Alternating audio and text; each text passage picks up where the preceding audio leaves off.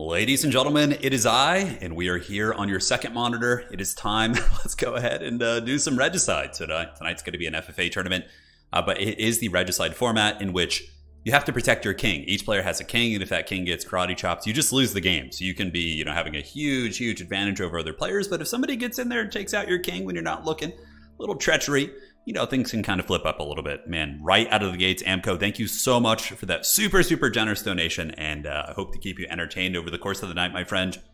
Yes, the die is cast, the good times are rolling, and we are going to be casting Gunhound's pod tonight, and we have a special guest. The Dreadlord Professor Pone, the meme himself, has finally appeared to play some Age of Empires, so he's going to be playing in Gunhound's pod, and it's going to be absolutely ridiculous. Moochie, thank you for becoming a member. Welcome to the Dukes of Haggard. Yes. And these tournaments are open to anyone to join. Anyone can come in and party. Anybody. But you just need to be in our Discord, and usually it gets announced like 4 or 5 days out, and you just sign up and that's it. Coordinating there. That's all you got to do. We are here on your second monitor. How did you know? It's just the way of things, man. It's what I do when I'm watching streams. I'm usually playing a game myself, and yes, let's find the pod. I don't believe they've started quite yet, but going to be starting soon. Here's Gunhound. All right, so we know to spectate his lobby. And yeah, I know. I couldn't believe it. I saw Professor Pone is playing tonight. It's like the prophecy has finally come true. The prophecy has finally come true. We're back, man. Some Age of Empires. How's the Age of Empires stuff been going, by the way? Any fun events going on? I think there was something, the Octagon or Outback Octagon, I think. Drongo hosted that, I think is his name. Fun stuff. The Tiny Wizard King will return, yeah. I'm excited to see this pod, though. It's going to be really fun. Pone, I don't think, has played like any games. I think he just did the tutorial, so I'm not sure how it's going to go for him, but nonetheless, it should still be a very good time. Arena Emperor says, I'm worried about Uravity, Smeagol, and Ezra being in one pod. Oh my god. Yeah, it could be a stalemate real fast. Yeah, that's a loaded pod. My goodness. Those are all players who've won our tournaments before, right? Just like thrown into the pits. Professor Pone says, I was going to ambush turn into the game, but decided to just cast. Yeah, man. That's pretty hilarious. Pone is going to try and ambush me. It's okay. We'll have you ambush me next time. Just show up on my base with 500 French Knights. I would ride to your aid, Pone, despite the fact that you want to ambush me. If you called for aid, I would come to your assistance. Yeah, it's gonna be good. It's gonna be good, man. The good times are rolling. Prophecies have always been multiple parts. Yeah. I know. What if he just wins tonight's tournament? Just crushes all the top players who usually win? That would be nuts. So at this point, just waiting for the event to start. Should be getting our pod going in the next couple minutes. I'm sure Gunhound just organizing, doing a great job as always. Getting the players together and making sure the pods are all set. And just checking here. So yes, Regicide is going to be the game mode. And that's that. That is that. Okay, yep. He's just doing a little bit of last minute stuff. Hunting down players. And letting the good times roll. One Punch Man stream. Unfortunately, if I streamed that, I would get my channel karate chopped. Yeah, I will be watching it, though, in honor of Professor Pone. I know Gunhound already made the sacrifice and watched it. So, we're fulfilling our part of the oath as well. How can we enter to play in these tournaments? If one of our mods could drop a link to our Discord, you just join our Discord and then you just pick the role. There's like a section where you select the role that you want. You pick Age of Empires. And then you'll see the Age of Empires channels, and Gunhound just announces them there. And we also have several other hosts who are hosting Age of Empires events, including 1v1 tournaments. So you can get a lot of good Age of Empires reps in there and playing tons of fun events with great people. It's a really nice, welcoming group of people who are constantly playing and practicing and just having a good old jolly time. Hey, g'day. Been watching our AoE replay. Super stoked to catch a live one. Hey, happy to have you here. Yeah, it's going to be a lot of fun. It's going to be a lot of fun. I expect Professor Pone to just do whatever he does in Company of Heroes 3, but with elephants. Yeah. So, yeah, I don't know. I think Pone has expressed interest in playing French. I think that's kind of his jam.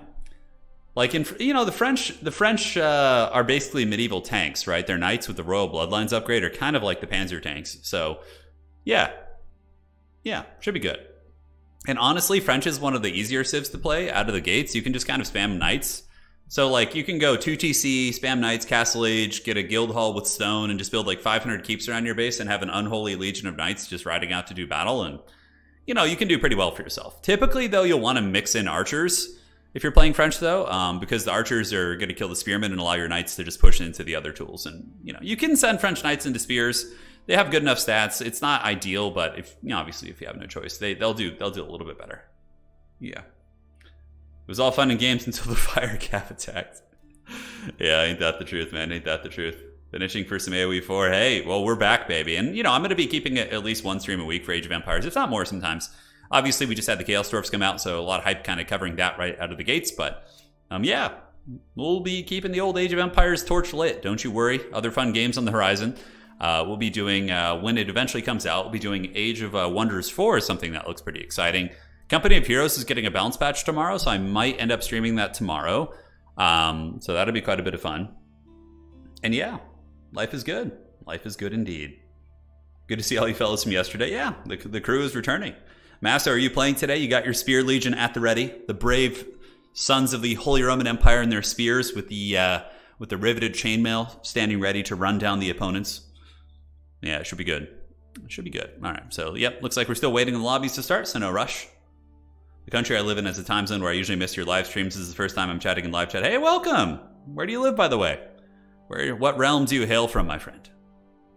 What are you playing yourself? I'm not playing tonight just because my hand is a little bit beat up. I've been having, a bit of a flare-up with it. Playing a lot of Total War games and tournaments and stuff like that. So just kind of taking it easy for tonight. But I will play in the next one. So the next Age of Empires tournament we have.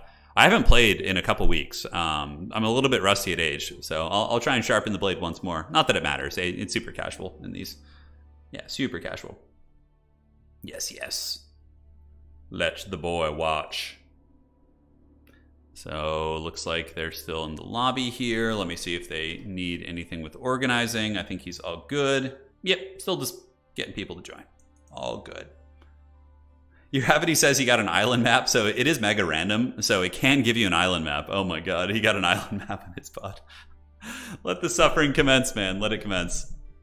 Sigma, preserve us. Man, what I would love to see today would just be a duel of fates between Professor Pone and Gunhound. That would be the funniest thing. Just to watch them just clash. Their steel clash. You guys will probably get a good laugh. He's definitely going to try and backstab somebody, I think. Yeah, I think he's going to try and backstab somebody. Yeah. Masso said, I decided to let the spheres get a breather tonight, so I'll be lurking. Fair play. I get that. You need a breather every now and then. Dude, a lot of people in chat believe in you. Dude, look at Harley. He's backing you up, man.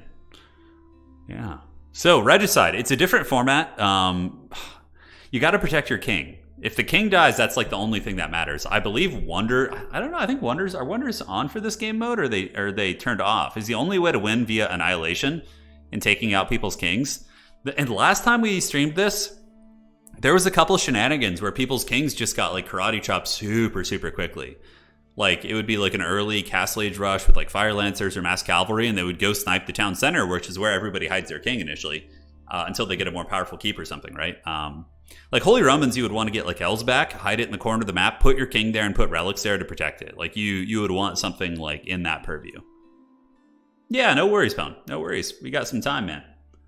Wonder and Sacred still work? Okay, I wasn't sure. I couldn't quite remember. It had been a couple weeks. So yeah, you can still win with all the traditional win conditions, but then you have an additional thing you have to kind of safeguard, which is your king, which is great. It's your first Regicide tournament. It's really fun. I think it's one of my favorite formats because it's faster. It's a little faster. If like your base kind of gets karate chopped and your king isn't able to waddle away, or it's tough. It's tough. Landmark sniping is the only win condition off the table. Got it. Understood. Do you have any lobbies for beginners? Yeah, Suleiman. If you join our Discord, you can find tons of players at different skill levels to play with. And here's the thing, Suleiman. Even if you're playing, and apologies if I'm saying your name incorrectly, if you are in our Discord and just playing FFAs, yeah, there's going to be Terminators, but FFA is a very casual format, so even if you're not the best player in there and you're learning, you can tell people that and just kind of, you're going to be fine. You're going to get to have some fun. You might not get attacked. You can just mass up and backstab and just kind of slowly learn the game and all that stuff. So, yeah, it should be good. The king has no defensive capabilities. He just waddles, yeah. So usually you can embed him in buildings, though. So what everybody will do initially is they'll just hide him in the town center, right? So he just kind of chills out there, and yeah, that's pretty much it. He's just hanging out, and you got to protect him, though. So if your town center is going to go down and you see the writing on the wall, you got to abandon the keep and have your king flee somewhere safe. You can hide him around the map, but of course he can be rode down and hunted by cavalry and archers, whatever. So it's a bit of a different beast. It's very fun. I think Regicide is a very exciting game mode. So yeah, we're just waiting for the players to start, and then we'll be getting going. Should be good. All right, Gunhound getting it rolling. Very, very good. He's basically doing all the admin work for the tournament, which is great. I really appreciate it, Gunhound. Usually something I've had to do in the past, which is tricky when you're trying to, do casting as well. So really appreciate you, man. He says, any questions before I start my pod? All right, man. The die is cast. My internet will hold, I'm sure. And we'll cast it. Hey, Wookie, how you doing? Welcome back to Age. Hey, we were always coming back, man. I love this game. Age of Empires is a great game. It's really, really good. I'll do some training with Pwn in the after hours, too. And we'll do we could do a dreaded 3v3 steam. Me, Gunhound, and Pwn, just the unholy trio. Yeah, it's just feeding on ladder. It'll be great. Less people just farming for wonders. It's true. Yeah, it's a little bit more, there's more aggression in this one, because you can quickly alpha strike somebody. Like, we saw top tier players last time, like, entrenched in combat with another player, and then a backstab attempt came in and, like, took their kings out, and then it just straight up eliminates them, right? I think did that happen to Gravity last time? I can't remember. It happened to somebody in one of the first games. I can't recall what was going on there, but how many pods? We have 8 pods. This is a full house. It's a big tournament tonight. We have a lot of people playing. Hey, Patty, right back at you. Right back at you. It's going to be fun times. Going to be good old times tonight. All right, so just checking, and looks like, yep, everything's good. So Company of Heroes tomorrow, most likely. New bounce patch is coming in, which I just found out today. Over the weekend, we will probably have some sort of a Total War tournament on Saturday, if I'm not mistaken. A lot of good stuff on the horizon. Whatever your power fantasy is, whatever you want to see for RTS genre, I will be there, and we'll keep it going. We'll keep it going. Maybe a little bit of Warcraft 3 sometime in the next week as well. I didn't see that, the new Mario movie. I heard from some people it was actually good, which I had really low expectations. But yeah, I heard from some folks that it was actually enjoyable, so. I haven't seen a Wonder once in the new map pool. I haven't seen a Wonder once on the new map pool. Are you talking about in 1v1? Wonders are pretty rare in 1v1. In team games, you'll sometimes see it, like 3v3, 4v4. You'll see somebody, like, it'll become a real heavy stalemate, and, like, certain maps really are conducive to that. So you can see wonders and combined defenses and things like that. Especially in team games because of trade. Like, you can trade through allies, so you get, like, a big economic, like, boon of sorts. So, yeah, Warcraft 3 is always fun. They are updating Warcraft 3 soon with, like, observer features and in-house tournaments, so I think I'll get back into it then, once Blizzard does the update, which apparently they're bringing observer features and tournaments, in-game tournaments back to Warcraft 3, which is really exciting. And that was, like, some of my favorite stuff when I was a kid. So I think it'd be fun. Oh my god, the 1990s Mario movie? Yeah, that was with, I don't know how to say his last name, but yeah. It's good times, man. It's good times. Hey, Tyler, appreciate that, man. Those are some kind words, dude. All right, so I don't think he started quite yet. Let's see. And looks like, yep, we got one last minute addition to the pod here. Outstanding.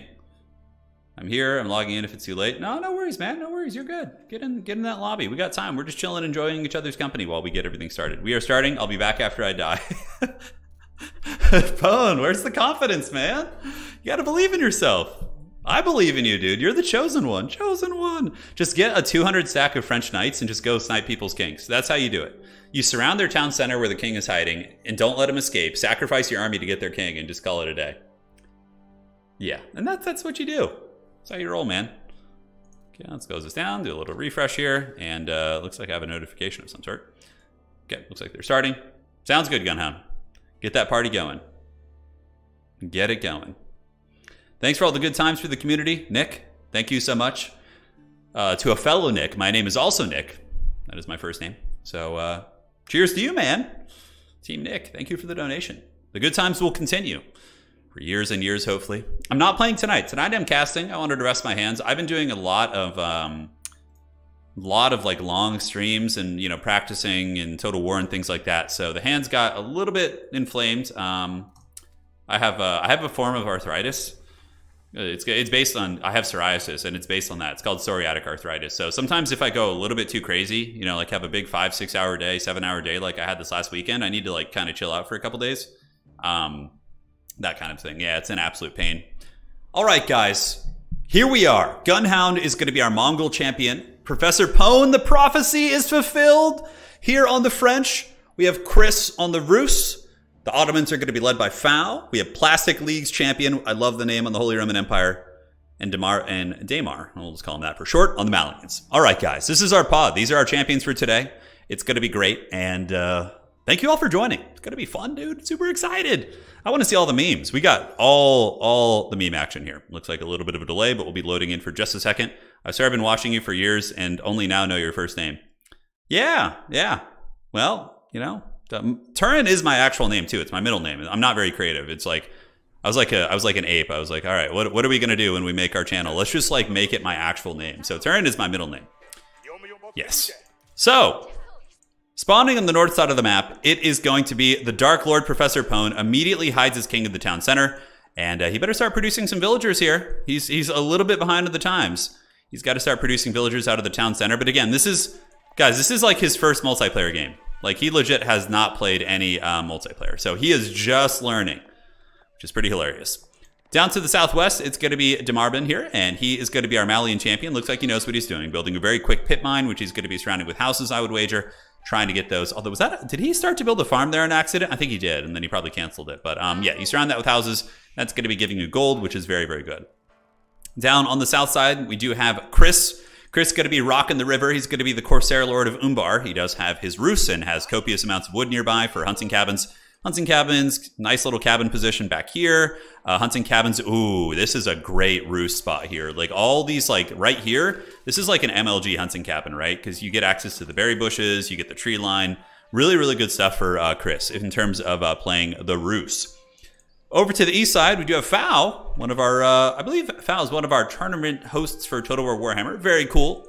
See them in action here. It is going to be the Ottoman Empire coming in, so the Ottomans going to be getting an early. This is like a 1v1 strategy. Fao is like maybe going to be looking for some early blood. We already see a spearman coming out from the military school. This is like what you do in 1v1 as the Ottomans. Typically, I don't think you would see this in like FFA games as much. You just kind of save the resources and, save them for like maybe a tier 2 second TC. But again, it does build you up a decent army early, and it can, pay dividends as you get a little bit later into the game. Then we have, of course, one of our hometown heroes, the great host himself. Gunhound has been basically taking it all on his shoulders to organize these events. So, big shout out to Gunhound. He's done a lot for the Age of Empire communities here, and he's our Mongol champion. So he is continuing to set up his old TC, and just going to be having a duel here with Plastic League champion, the Lord of the Pits himself. I have a feeling he's not actually in Plastic League, although, okay, is he going to run out of sheep here? That's the question. If he runs out of sheep here, maybe then he'll be a little bit more true to his Plastic League name, but the Plastic League, going to be doing Mortal Kombat here with Professor Pone. So Pone getting a lot of lumber early, which is very interesting. Not normally what you would do with French. Usually you would want to get, obviously, food and gold and hardtech and get that, School of Cavalry out. But if he's going to be going for a fast second TC, that certainly makes a little bit more sense. Looks like he's going to be setting up a mill near these berry bushes down here. So Pone with a very, very unique build order. But, if he's going 2 TC, it's not the worst thing in the world to get this, surplus of wood. We'll see what he ends up doing with that for sure. So, over to the west side, Malians are already getting the Mansa Quarry. So, they are going to be teching up and are going to be opting to get the quarry, which gives them golden stone. I think this is the preferred landmark in FFA. The fact that it can give you an infinite source of stone, which in a 2-hour grind fest can make a huge difference in terms of fortifying wonders or being able to wall your empire, all that kind of stuff, I think is going to be the sweet spot for sure. So all's calm so far. No serious action, no harass. Roost's going to be utilizing the river, which is going to be a big advantage for our boy Chris here. Chris is going to be chilling, just building up the Lodia fishing boats, I would imagine. Not a ton on lumber. Did we see a hunting cabin yet? We don't. Okay, there's his first hunting cabin. I was going to wonder where that was. Usually it's one of the first things you want to build if you're playing the Roost. You want to get that sweet, sweet hunting cabin, start getting that gold surplus, because then you don't need to mine gold. Technically, Roost players should not even really mine gold. You just use bounty and then you use hunting cabins, and that's enough. I mean, he did opt to go that route, so not the most optimal, but even still, it's not terrible by any stretch of the imagination. So Pone could be going for early farms. Yeah, that's a lot of wood he's banking. He's got 400 wood in the bank, which is pretty insane. So it's going to be a super slow age up. He almost has enough gold, but yeah, I mean, he's going to have a lot of wood. I don't know what he's going to do with it. And maybe he's going to meme. Maybe build 1,000,000 towers over his base and just try and have the Helm's Deep. I have no idea what dark schemes. He's watched a lot of my Age of Empires streams. He must have some ideas about what are the general strategies, even though this is quite literally probably one of his first FFA games he has ever played, and first games in general. We got Dark Hunter Ezra in chat saying, I got sniped by your Avity when I was setting up my Red Palace. Oh no, you were moving, so you were moving your king to the Red Palace and he just rolled in and got you? Oh no. Hey Ezra, don't worry about it. We'll see you back. You've won several tournaments. You hold your head up high and don't let it get to you. It's totally fine. Happens to me all the time, man. I get cast back to the pits from whence I came. All right, so early stable, probably going to be either scouts or the dreaded sofa. I don't know what you would get if you would want to get the horseman and start. It would be pretty cruel to start raiding Professor Pone this early. Granted, you know, you got to do what you got to do, man. Pone's king, of course, hiding in the TC. And is he going to be aging up now? It looks like he's going School of Cavalry, so he is going to be grabbing the School of Cavalry. Down to the south side, looking at Fao. Fao is the Dark Lord of Spears and is also a Corsair Lord of the River. So Fao does have a dock, but currently is not going too hard on the paint as it pertains to building a navy here. So the twin Madras is going to be coming up. So this is the Berry Bush building. This is the landmark you typically want to go for if you're expecting early pressure. I think the trade post landmark is probably superior, generally speaking. But, you know, this one's not bad either. It does give you a safe source of food. Granted, with him being on the river, I do think that the other landmark could be a little bit better for sure. Now, up to the northwest, we do have the town centers. The Rus are cackling. Golden Gate's coming down. The best landmark the Rus have. Kremlin is a terrible idea in FFA. The Golden Gate is super good. It basically gives you sustainable stone and any of your primary resources as the games do go on. Up to the north, we do have the Manticore and a blacksmith. Okay, this makes me think that somebody's going to be getting a little bit crunk here. I think we could see an Iron Undermesh upgrade, which of course is the ranged armor upgrade, in conjunction with like mass warrior scouts. We see Pone being raided. Oh no. Oh, it's so cruel. Look at him. Pone's getting raided by the warrior scouts of the Malians, and he's going to be pulling back to his base. He does have some sheep, and he only lost one, but is going to be getting torched here. So what Pone wants to do in this situation is take his villagers and go to the sheep. I don't know. It looks like he still has a villager rallying over there. Oh, man, the cruelty. He's going straight for the kill. Dude, he's doing like, oh, no, Pone's going to die. This guy kind of looks like he knows what he's doing, and Pone is like literally in his first multiplayer game ever. He does have the School of Cavalry coming out, so he is going to be hard-teching here. We have a lot of villagers on that, and he does have his sheep. He's only got one on food right now, so definitely needs to... He has 1,000 wood, which I'm not sure what his plan with is with that. I'm probably going to want to build some walls or something, but yeah, I think overall Pone is in some serious danger here. It's looking pretty grim as the Malians look like they're going to be trying to snipe his king by getting the arrow upgrade and spamming warrior scouts and just going balls deep and attacking. Now, if Pone were cunning, he would call for aid. Say, help me, I'm too weak, you know, I'm a noob. He's immediately getting the chivalry upgrade, which of course is going to be giving his knights regeneration, but he should be just getting a knight out on the field right away. Something to try and stop this, right? He can obviously garrison his TC and run back to that, but the scouts are going to be trolling, and he's going to want to retreat these villagers, and it looks like he does. So he is definitely just getting harried super hard here. I wonder if he knows how to garrison things in the town center. It looks like another villager is going to be moving out. And overall, yeah, he's back on the sheep, which is good. And yeah, normally you would want to skip the chivalry and go straight to the knights. That would be your game plan. But the Malians are going to go ham. They're definitely going to kill him, probably. Although, they're not building more stuff. It looks like they might feel a little bit bad. I wonder if they feel like pity for him, like, since he's so new. I don't know. It's hard to say. Anyways, Chris down in the bottom. Looks like a solid roost start. You know, just getting nice hunting cabin action, getting the berry bushes. A little bit of fishing as well is going to give them a very smooth castle age transition. Down in the bottom side, one of our Corsair Lords, Fao, is looking quite comfortable. A lot of spears. Nice little river economy being formed here by our Ottoman Empire player. Gunhound just kind of chilling out, you know, getting pastures. Very, you know, tame start here as he does start to expand his influence with these outposts going down. And Pone is continuing to be raided as he's setting up defensive outposts. Hopefully he knows that outposts do require you to put things inside of them. Otherwise they don't shoot. And he does. Okay, so he's going to be jumping in the outpost to kind of shoot. And his first French Knight is going to come out. And French Knights will dominate these guys in combat. So we'll see if he's going to be able to hold, man. We will see if he is going to be able to hold. So, first Knight is out. And we do see, look at this, Gunhound is riding to the aid of Professor Pone. The haggard alliance of the Pit Lords, the Lords of Bronzodia, rise. And they send aid to one another. So Gunhound literally, I think Pone must have called for aid. Because Gunhound rode across the map and actually came and drove them back. So that's going to be giving Professor Pone a little bit of time to get his bearings. And I would wager he's going to want to get a keep up. It looks like there is a raiding force coming in from Gunhound, but I think it's just kind of exploring the map. I don't know if Gunhound must have been coming to protect him. Yeah, it looks like Gunhound's protecting him, guys. Oh my god, I love it. He's protecting him. All right, so Pwn is banking 1,500 lumber. Dear God, he needs to get some stone or something. He's got way too much lumber. He could straight up build like 20 farms right now and just be like set for food. Wait, Gunhound is raiding Pwn. Oh no, he's coming for him. The unholy alliance has fallen. Okay, I was not expecting Pwn to just get like raided by 2 people this early. His one knight is here. He does have some horsemen out as well. Pwn, you just want to spam the knights, 100%. And also build farms. If you have this much lumber, Pwn, if you're listening, which he probably isn't, he's a very honest person. You would wanna spam out like farms all over your base. Yeah, Gunhound. I thought he was riding to the aid, but he kind of was. I mean, he kind of saved him, but the Malians are going to be diving pretty hard here soon, and that's going to be very tough for our boy Professor Pwn. He's setting up more outposts all over his base. These villagers just build farms at this point. He's got 9 villagers idle. Tough stuff. Now, over to the east, this player is looking very strong. I think that our boy, Plastic League Champion, looking to be a tyrant for sure. He does have the Regnitz Cathedral, which is going to be coming up here. And in terms of relics, there are several contested relics in the middle. So we got 4 that he's probably going to be able to get most of them. He has 2 TC with a fully functional Aachen farm economy. Plastic League Champion is looking to be a big, big contender. And the Ottoman player, not Ottoman, but the Malian player is also looking quite strong. He's got a fully functional pit mine surrounded by houses over here. The one downside is he did invest very heavily in an early military, which is going to be slowing down his tech advancement a little bit, but it's not the end of the world. It still is, useful to have these early militaries and different things like that. So we'll have to see.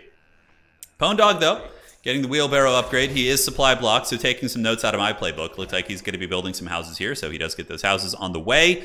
And now has kind of balanced his economy a little bit better. So a little bit low on food, a lot of wood. You would just want to set up farms at this point, though, for sure. Get those sweet, sweet farms going. Down here, Gunhound, the Lord of the Mongols, has fallen back. The middle's being a little bit contested. Holy Romans do have a vanguard of horsemen out, and they do have their first relic. But look at this, Gunhound's coming in for the snipe here. Wololo should be popped immediately to try and fend off those horsemen, but it looks like he's just going to get shanked down by those spears, and the Holy Roman Prelate is going to be dropping the relic as he does fall in open field, and the hardened Khan, he's no soft Khan, he is a hard Khan, and he is able to push them back. Now, Holy Roman's probably going to be upgrading their horsemen here, or getting some knights coming out very quickly. That's the most common strategy for Holy Romans, is to go fast castle with knights, and then just kind of dominate the map and get all the relics and all that sort of good stuff like that. So we will have to see. Down to the south side, Ottomans just kind of hanging out, enjoying their life. They have a couple Sipahi. They also have some spearmen. We do have the landmark generating berry bushes and the Mehmed Armory, which of course is going to be giving you free mangonels. No multi-TC, which typically I think you want to do. He does have a little bit of river action, but overall, not in bad shape. The Ottomans in the corner of the map, they're living their best life. So it looks like the Malians might be getting aggressive once again. We have the Grand Fulani Corral coming out, which is, of course, the food augmentation landmark, so it makes all of your cattle ranches better. So it's a good landmark. I do think it's the preferred landmark in FFA. I think it's a little bit stronger. Pwn Dog, he does have a couple French knights up here and still has a nice surplus of wood. But I would imagine, oh, that's the wrong player. Yeah, still a really nice surplus of wood. Geez, 1,800 wood. Probably would want to get some stone and build a second TC. I think that'd be really, really nice for, utilizing that wood surplus he has. It looks like he's going to be walled into the corner. So maybe, just maybe, his opponents will wall him into the corner and just leave him be. We will see. So the relics of Sigmar have been taken.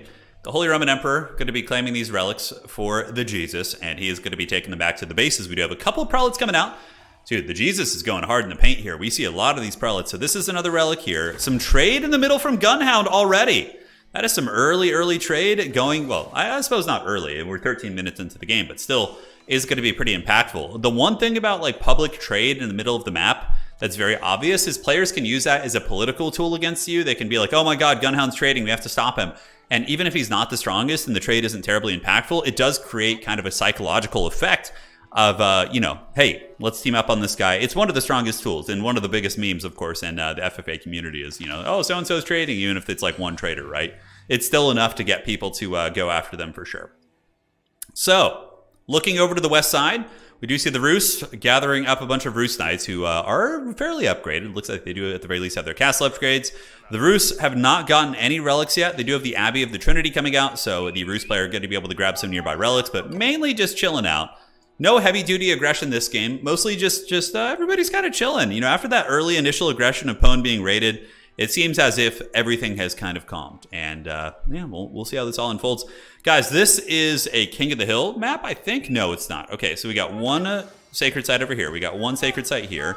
And looking around the map, let's make it a little bit bigger so my old man eyes can see everything. It looks like 1, 2, and I guess we could suppose just check the sacred site. No, we can't. Not with the mod on. But yeah, I believe there's only 2 sacred sites, so very doable. Like somebody could definitely secure this one pretty easily because it's on an island. You just like keeps here and you're in stone walls and it's yours, and then just kind of hold the other one in the middle, and it's going to be a relatively decent option. But yeah, Gunhound is trading well, man. He's got a fair amount of traders rolling up. 99 gold a pop is very respectable, certainly impactful.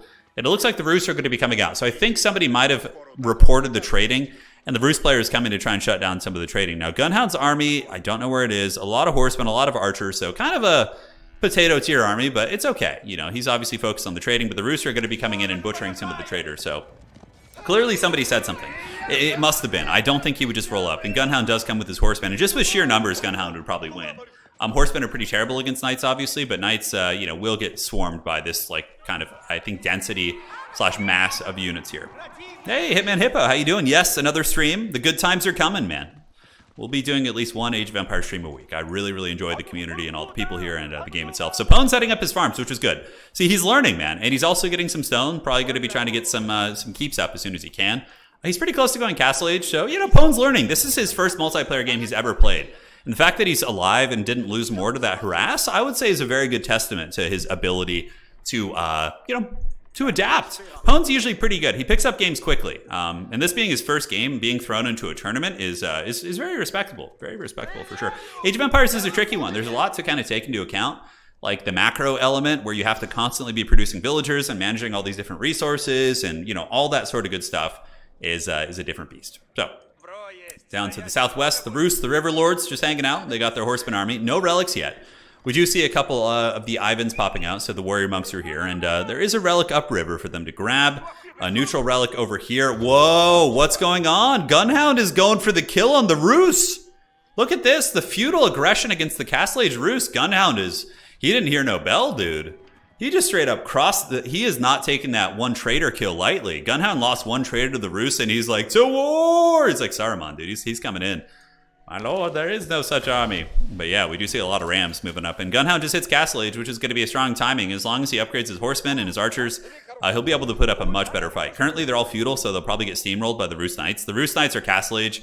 No upgrades or anything, but yeah, even still, he'll have a lot more success with this push if he upgrades his units at the Castle Age, which looks like he's got the ranged armor upgrade, which isn't going to be terribly useful against the Roost army, which is mostly knight focused. He really would want to spend his resources on upgrading his archers and his horsemen, which is, of course, the bulk of the army. So, for anybody who's wondering about the game mode, each player has a king, which I can click on, let's say, Plastic League Champion and click here, and you can see where his king is hidden. His king is currently garrisoned inside of his landmark. If a player loses his king, they lose the game. It doesn't matter about any other circumstances. You could have all your landmarks, you could have a wonder, like whatever. You know, if your king dies, you lose. The HRE player seems to be pretty on top of the HRE opening. We already have outposts with relics in them, and oh my god, I think Plastic League Champion is probably going to win this game. Like, looking at Plastic League Champion, he's got 5 relics with a Regnitz. He's already gotten an Elsback, he's got 2 TC, he's got just an absolutely beautiful amount of Aachen farms here. I think the HRE player is going to be the tyrant. Honestly, Gunhound, you know, getting aggressive over here, but if they do not unite against the HRE player, I think he's going to probably run away with this game. It looks like the Malian player is also quite solid as well in terms of like macro and just kind of, you know, doing multiple things at once here. Yeah, and Pone is just going to be the creature in the corner for now. He's kind of just, you know, learning the game. I believe he's got stone going. So yeah, he's going to be generating stone, which is good. It's what you want to be doing. Just so you can... If I were Pone, I would just like build... I would ignore everybody else on the map, okay? Everybody else.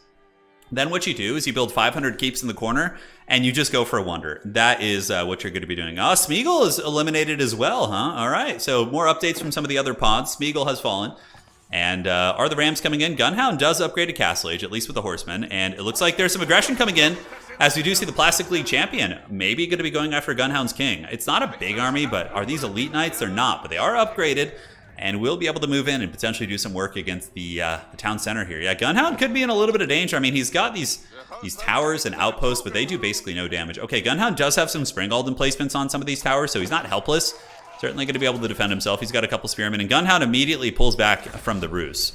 It looks like he was going to invade the Roost, but now that his base is being harried by Plastic League champion, who's hands down one of the strongest players in the game here, I think there could be a little bit of danger. Could be a little bit of danger. Yeah, Plastic League champion's looking to be a menace. He's getting keeps up. He is looking really strong. I would wager, based on just watching him develop and like how he's building and microing and everything, I would say that Plastic League champion is at the very least a diamond player, probably like mid diamond, which is very, very good. That's incredibly solid. It's like the top percentage of players, right? So, yeah, he's going to be a problem, and that is a lot of armor, and Gunhound is not going to be able to deal with it. His army is archers and horsemen. The Mongols should definitely be switching to crossbows and lancers of their own to fight this army. A crossbow lancer composition with a couple spears mixed in for the Mongols would hard counter this HRE Knight spam. But overall, Gunhound's army is going to be absolutely butchered here by the hordes of Sigmar as the Knights are able to just cut through. And, Professor Pone probably happy that it's not coming his direction. He, of course, has his veteran Royal Knights. We do have the Guild Hall, which is, of course, banking stone, more stone being gathered. And the French are going to want to get a keep set up. Like, a keep, like, right in the front here for Pone would be nice. But look how close his border is to the dreaded HRE, which is going to be tough. Yeah, wonders are still an option. But, again, you have to protect your king. Your king being protected is hands down your most important asset. On the bottom side of the map, Fao able to get the Imperial Age. So very, very nice. Kind of having a very chill experience here in the corner. They are going to be getting Imperial, which, let's see what the landmark was. It was the Istanbul Observatory. So acts as a university, improves the influence provided by the university and blacksmith to 60%. So that's very nice. So you can get just faster things in general. And it is a uni as well. So very cool. Now, looks like aggression's coming out. Fao going to be setting up a blacksmith, archer ranges, barracks, all that sort of good stuff with a forward keep, which appears to have been sieged a little bit by the Rus. And we do have a bit of a border skirmish as well. So we have the two keeps kind of setting up right here. And it looks like there is going to be a duel of fates here between Chris and Fao on the bottom side. So the Ottomans versus the Rus. We will see who comes out here. We will see. It is time. It is time.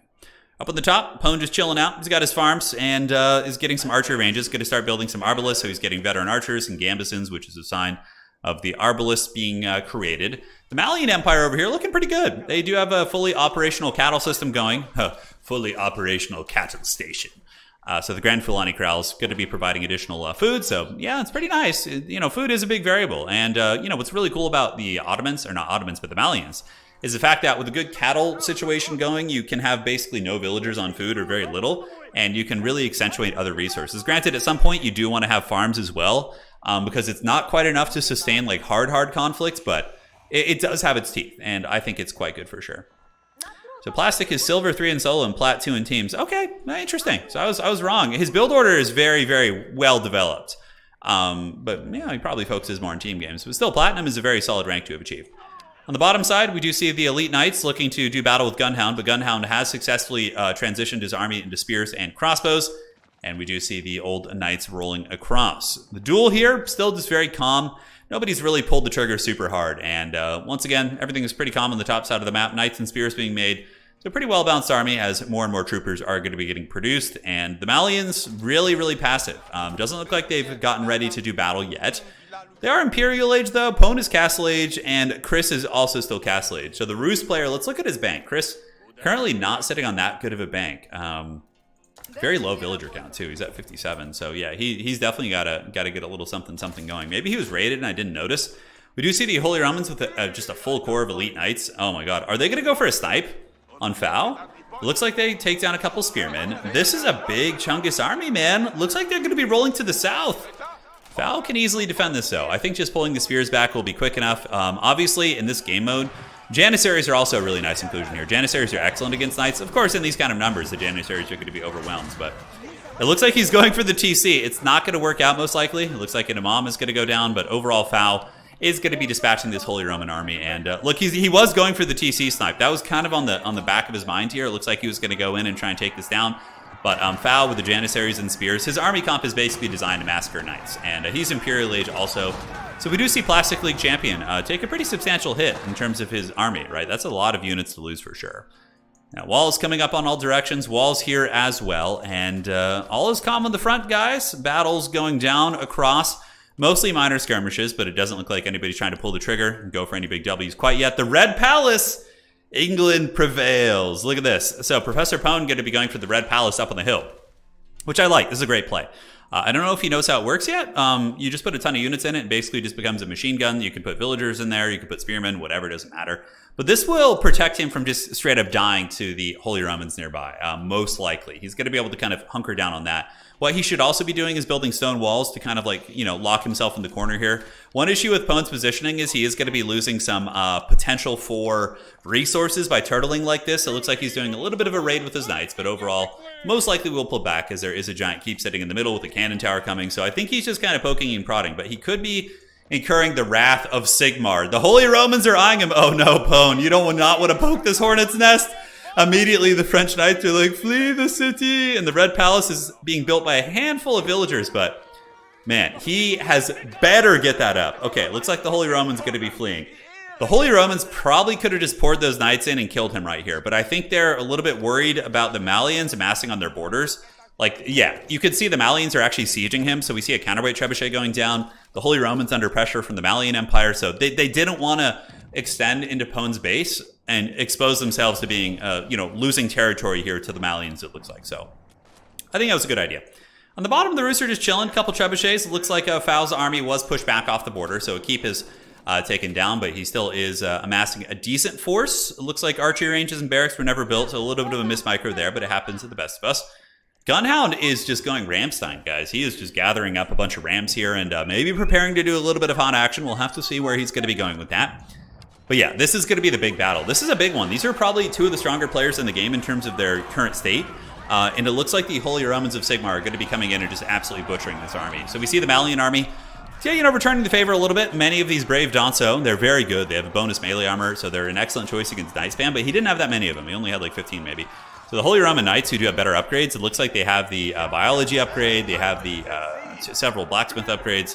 They were able to steamroll through the Malian army, which is going to be wanting to, prepare more Danso. The Danso are elite and have a lot of upgrades as well. I think they should be able to hold, especially with the Fortress of the Hunt here. It is, it's just a standard keep, but even still, a keep is going to be quite excellent at fending this off. But what you would see from, a very sweaty play would be these knights splitting up into like 2 or 3 groups and fanning out amongst the base, butchering villagers, and really just crippling your opponent. But it looks like he's just going to be taking a fight and still doing a little bit of raiding. A lot of Danso in this army with the keep here. It's going to be a tough hold, man. The biology upgrades, these knights are absolutely sauced. These Holy Romans have certainly been eating their breakfast, and they're going to be getting in there, mowing down this army, man. Absolute butchering coming in from these knights, as the last of the archers are going to be making a valiant stand. Many of them did fall, and, sustained combat against the keep would eventually get them. But at the end of the day, there's going to be some heavy raiding here, and now we're going to be seeing the horsemen and the elite knights just rampaging through the Malian base, which is going to be pretty devastating for sure, as the Plastic League champion has a completely uninterrupted economy, which is beautiful farm situation, also has control over the middle of the map with several keeps. So all of these giant gold nodes are going to be going to the Holy Roman Empire. Professor Pone does see the walls coming up on his border. He does have the red keep up in the hills. Burning Oil coming in. Professor Pone with a little bit of raiding. Going to be trying to put some hurt here and stop the walls from being built. And is he going to ride further into the base? It looks like he's going to be trying to torch down the walls, as he does bring in his arbalists and some of the other units and is able to disrupt that. Now, there is not going to be too much disruption coming in because obviously the Holy Romans are a little bit more busy basically just butchering the Malian Empire here. But the Malians going to get some good units. You have Musofati gunners coming out, as well as Danso. And it would appear that former enemies in Professor Pone and Darman here, they're going to be gathering up and trying to fight the unholy emperor here together. A little bit of a raid coming in, but the French should be able to get this. Really, really nice play there by Pone. He actually garrisons all of his units in the Red Keep, which is going to be exponentially increasing its DPS. And it looks like the veteran Royal Knights, with the support of the Red Palace, are able to fend them off. So, you know what? I'm actually pretty impressed with Pone's play so far. He's not doing bad at all for his first multiplayer game ever. Really, really picking it up well. And even though it's not like his opponent's full army, like the instinct to put things in the Red Palace, clearly he has some game knowledge here, and it's not bad at all. Now, down to the south, let's take a look at the Roos. Rooster just chilling, building more TCs, not really under much pressure, so not too much to analyze here. Still Castle Age, which is a little bit strange. Definitely should be Imperial by this point in the game. But I suspect maybe he's trying to lumberjack his way through and build his last landmark like hidden somewhere. That would be the only reason I could perhaps see for that kind of action. For Fao's just chilling. Yeah, just building up an army. Very, very passive stuff on the bottom side of the map. It looks like these two players kind of just chilling out, not up to a whole lot, but you know, they're just kind of living a peaceful existence. Gunhound kind of in the same boat. Gunhound just amassing rams, which is pretty hilarious, and building a lot of crossbows and not a whole lot. Really, the top side of the map is where all the action is happening, and it looks like the Holy Roman's going to be gathering a big army. Pwn better be careful. He's very unupgraded, and he has like no gold left. Yeah, he's got no gold, so he's not even able to really upgrade his units. He does have stone being gathered. He does 4,000 stone, so if I were him, I would probably just build like 500 keeps. I would probably build 5 or 6 keeps right now and then switch it to gold, because yeah, he's starved in the corner, and now the Holy Roman Empire is going to come in with fully upgraded knights and push the French back to the shadows. The Red Palace is going to be the anchor upon which he tries to stand. And the Red Palace is a nasty machine gun. You'll notice it's just going to mow down knights like it's nobody's business. But the problem is the knights can just run into the rest of his base and kill his king if they choose to do so. We do see some units coming out. We do have another keep here. So he is relatively entrenched. Red Palace just being an absolute raid boss of a landmark. You can see it just mows things down. That could be his saving grace. But he's going to need some help from the Malians. If the Malians don't push out, Pwn is going to die. He's going to get taken out here by the Dread Lords of the Holy Roman Empire. So we'll have to see. Veteran Spearmen on the way. The keeps of the French are kind of keeping him going. And it looks like the town center is being attacked here by the Plastic League Champion. But Plastic League Champion is hands down the biggest menace on the map. He has got the best, basically, source of infinite gold, right? He's got just a hell of a lot of relics. Everybody else without trade being on, and I don't see any trade going on, really is going to be a problem. So, but it looks like the hordes of the old world might unite against Red. I don't know if they're sharing intel. I don't have any like in-game correspondence, but it looks like Gunhound is coming to push him out of the middle. And Gunhound is here with the Legion. He's got crossbows and spears, and the Du Hast is coming, dude. He's going to be making him listen to some Ramstein, and he has his own interest in doing this, right? By clearing him out of the middle, it potentially frees up the trade post, right? And it looks like Professor Pwn is going to hold. Uh-oh, he's in danger. The Malians, what is this? The Malians are going after him. That's weird. I don't know why they would go after Pwn, considering that, he does have the, yeah, it looks like the keep is going to be salvaged, and the Malians are not going to be able to make progress with the keep being here. The villagers and whatnot will be able to push them back, but, yeah, I don't know why they would go after Pwn. It's a strange choice. I mean, he was just being heavily attacked by Red, and clearly, the French up in the north are very, very weak and aren't really a threat to you, but nonetheless, he's just going after him, man, which is pretty wild. The Ancient Blood Feud lives, man. The Ancient Blood Feud lives for sure. But Gunhound getting some work into the middle. Look at this dude. He's got those rams, and he's taken out a keep of the Holy Roman Empire. Probably going to be able to push through a lot of these buildings. The Holy Romans are going to react with a swift vengeance, I would wager. They do have some knights coming back, and the Holy Romans, like I said, have like infinite gold. They're getting 1,300 gold a minute, and they're not even really mining that much gold at the moment. So, yeah, Trixie Hobbitses, we got 14 villagers for Pwn sitting in to keep. Definitely needs to get those guys working once again. The Malians, how are they doing on gold? Malians are pretty good. They have a 6,000 gold bank, but very low on food. The Malians need to get some like proper food. They do have their cattle ranches, but it's not enough to sustain like constant military. It really, really isn't enough. Now, looking around here, guys, we do see the Gunhound still ramming through, and Gunhound is doing some work here. He's really going to be slowing down the Holy Roman war machine by moving in like this, because there's still plenty of wood around here, I suppose, but taking this down, it's going to be taxing the wood economy of Plastic League Champion, but he does have a lot on wood, so it shouldn't be too big of an issue, but, every little thing can certainly buy you time. The Red Palace up on the high ground. Pwn needs to repair his keeps. Right now, they're doing great, but they're not being repaired. Many of these elite knights are being dragged down by the valiant spearmen here, and it looks like they are going in to try and take down the town center once again, so very aggressive dives on the TC, but I mean, Pwn should just be able to repair this, as well as the palace up on the high ground. Is it being trebucheted right now? It does not look like it. And, yeah, looks like Gunhound in the middle, though, making progress, even still. The Rams taking down yet another keep. Gunhound's Mongol horde. Certainly getting some good bounty. Mongols, it's really, good to be aggressive typically because you get a gold bounty for destroying buildings. So if you're a Mongol player, whenever you take down a building, it gives you a bounty. You get resources, which is one of the main reasons why you want to be kind of aggressive. You'll notice some food and gold just came through right there. And overall, not bad. And it looks like Pwn is going to be stabilizing. Hasn't really repaired many of his landmarks yet. Again, it's his first multiplayer game, so I'm sure he will learn that in due time. Now down to the south, we do have Fao. Looks like Fao, the Ottoman champ here, able to roll over the Rus defenses. So unfortunately, there was a lot of action going on in the north.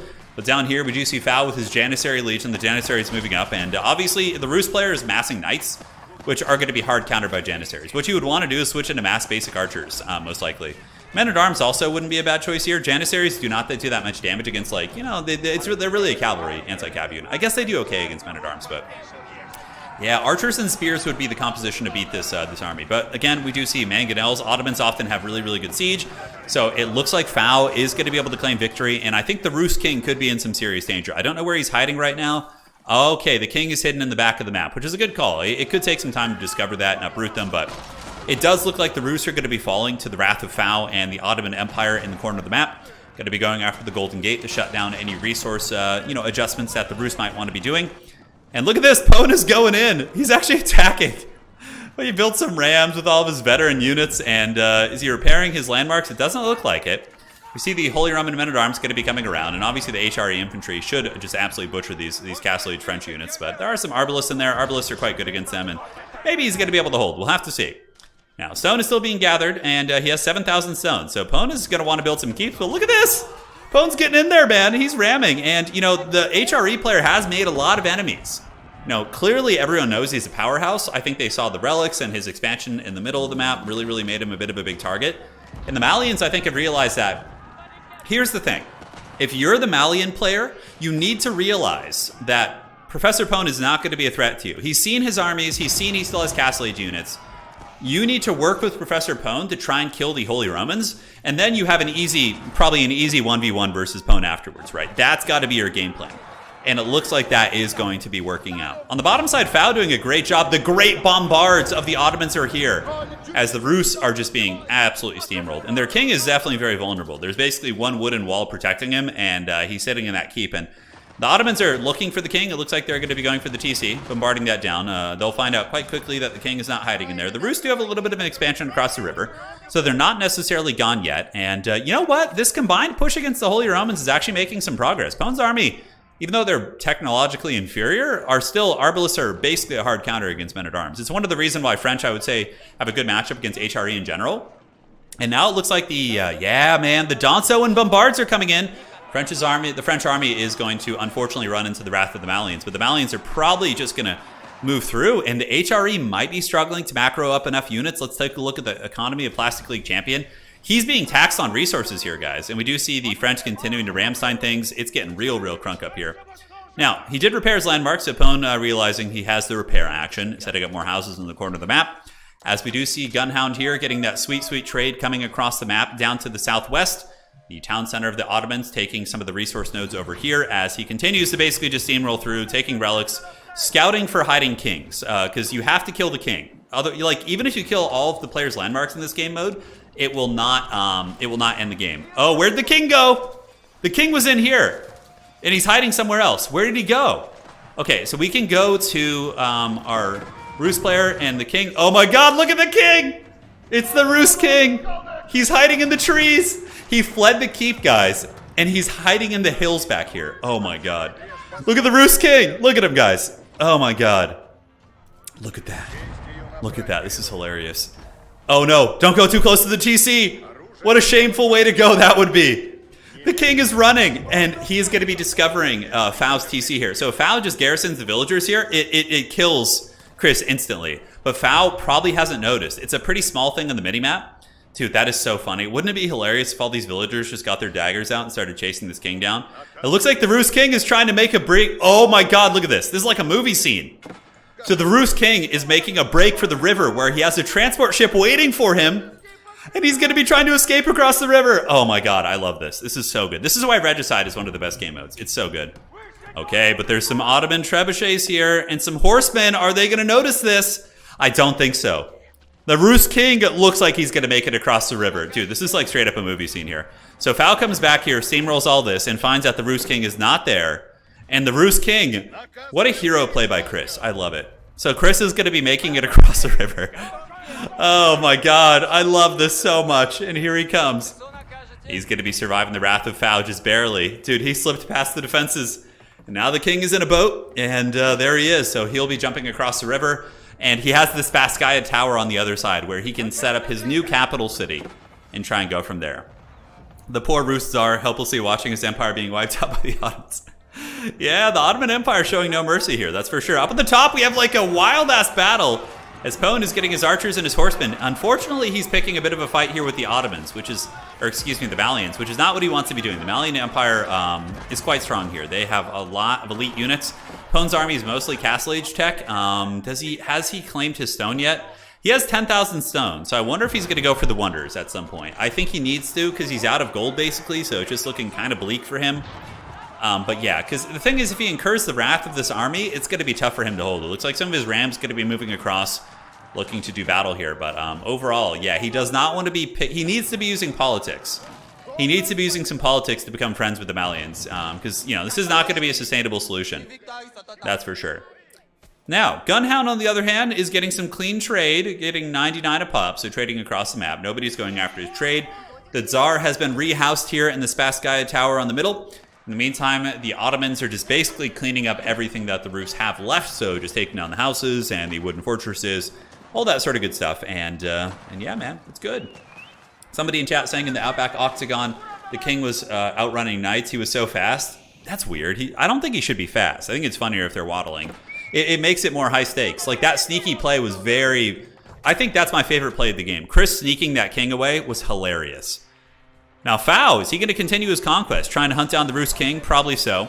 Most likely will cross the river. Is there a river crossing? There is. And the Rus have reestablished a respectable empire in the middle. A lot of men-at-arms coming out. And looks like he is going to be shutting down Gunhound's trade route. Gunhound actually attacking the Holy Romans. So it looks like the Mongols taking some crossbows in their Khan and doing battle, but the Holy Romans are able to endure. I think Holy Romans probably going to turtle and go for a wonder victory at some point, would be my guess. Just with the way they're playing right now. But yeah, look at this, the Malian Empire dude. Damar is what we'll call him. Yeah, he's got a long name here. But Bombards are now sieging. Professor Pone just building keeps up on the border, so he's going to be setting up another keep here and, you know, just doing French things. Did he eventually claim his stone? I think he did.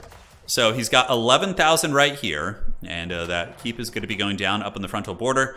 This is a little bit of a threat. Not a threat, but it's a little bit antagonistic because it's going to be drawing the aggro of many of the Malian units. So it could just go down. I think building a deeper set keep would have been smarter. But even still, he's just learning. So it is all good. It is all good. Now, looking around here, do you see the Great Bombard cannons hanging out? Looks like round 2 of Mortal Kombat's going to be coming. The Rus and the Tsar trying to, the exiled Tsar, going to be trying to get his elite men-at-arms to defend against the Ottoman incursion.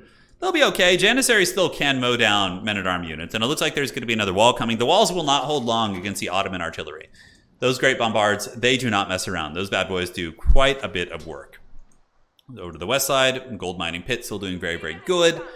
Mongols, Imperial Age, the White Stupa is here. Typically, you want to put the White Stupa with your pastures to get the double sheep production. It's not a huge deal, though. He probably still has enough sheep and is chilling.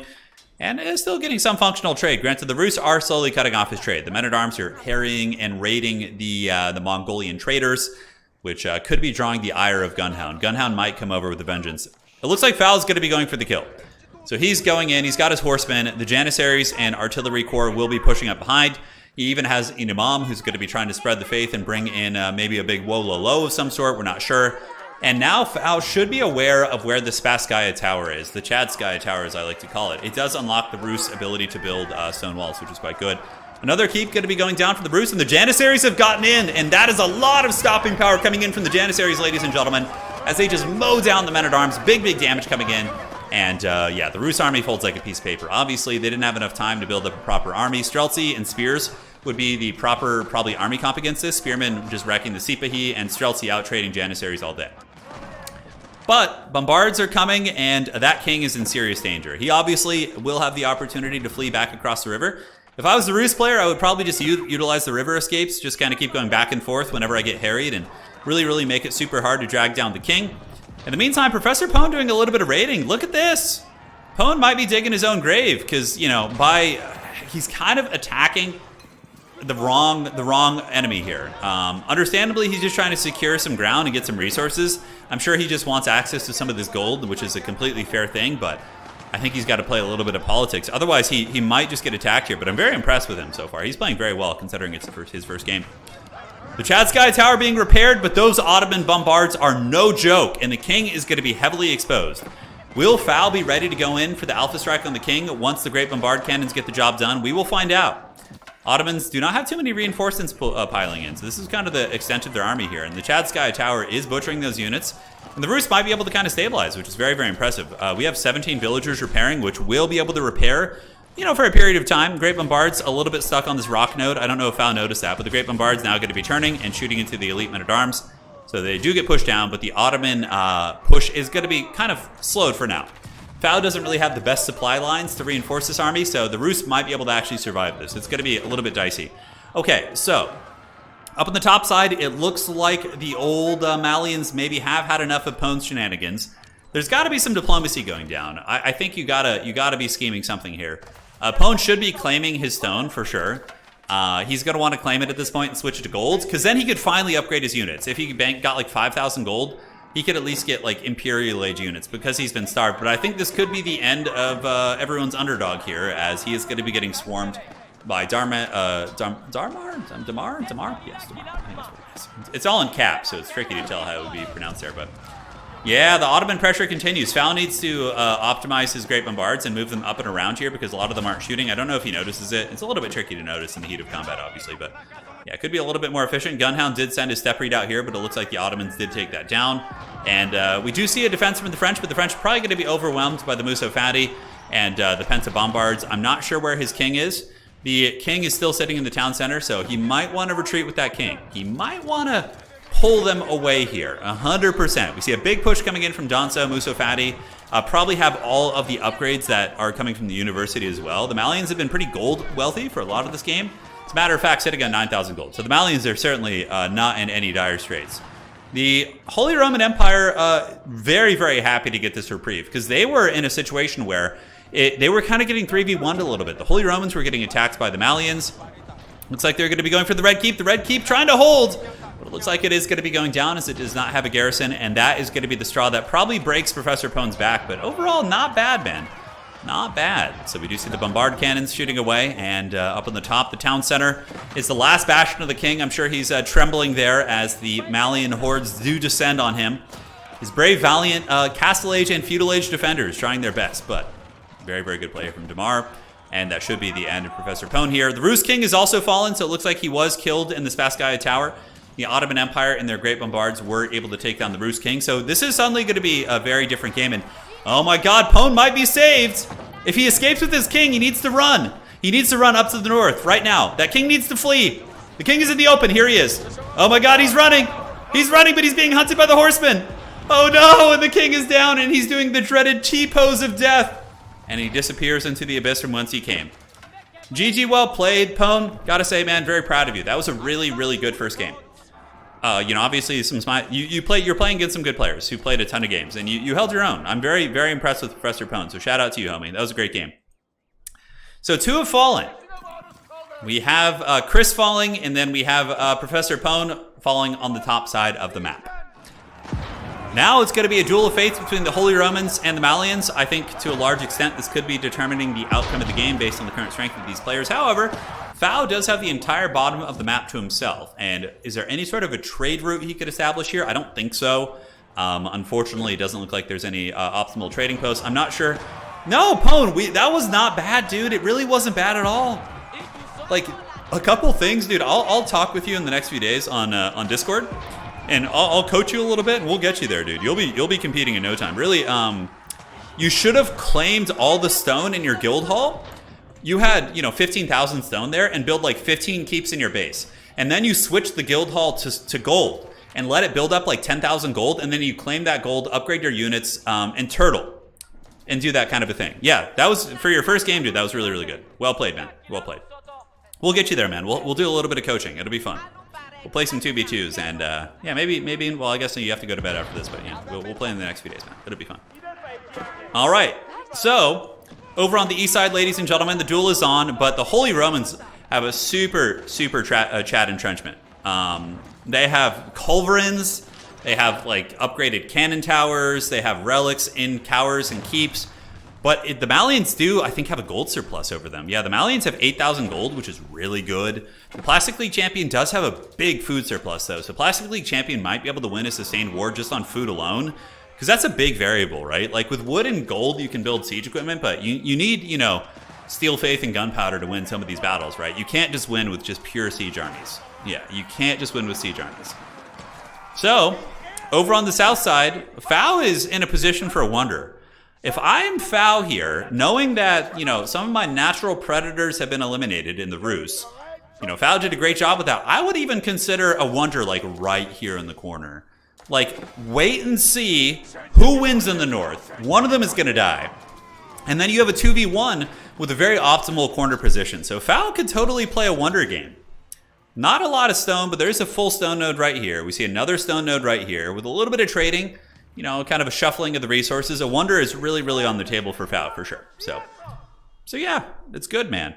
My favorite was the Rus King fleeing across the river was really good. So if you guys missed it, you can rewind. The Rus King basically was in a keep. He fled Mission Impossible through the woods and then came up and got into a boat on the river and fled. It was super, super good. Professor Pone says, my king would give his life to save the citizens. Not his fault. A plague wiped them out right before he died. Yeah, of course. Of course. Great stuff, man. Great stuff.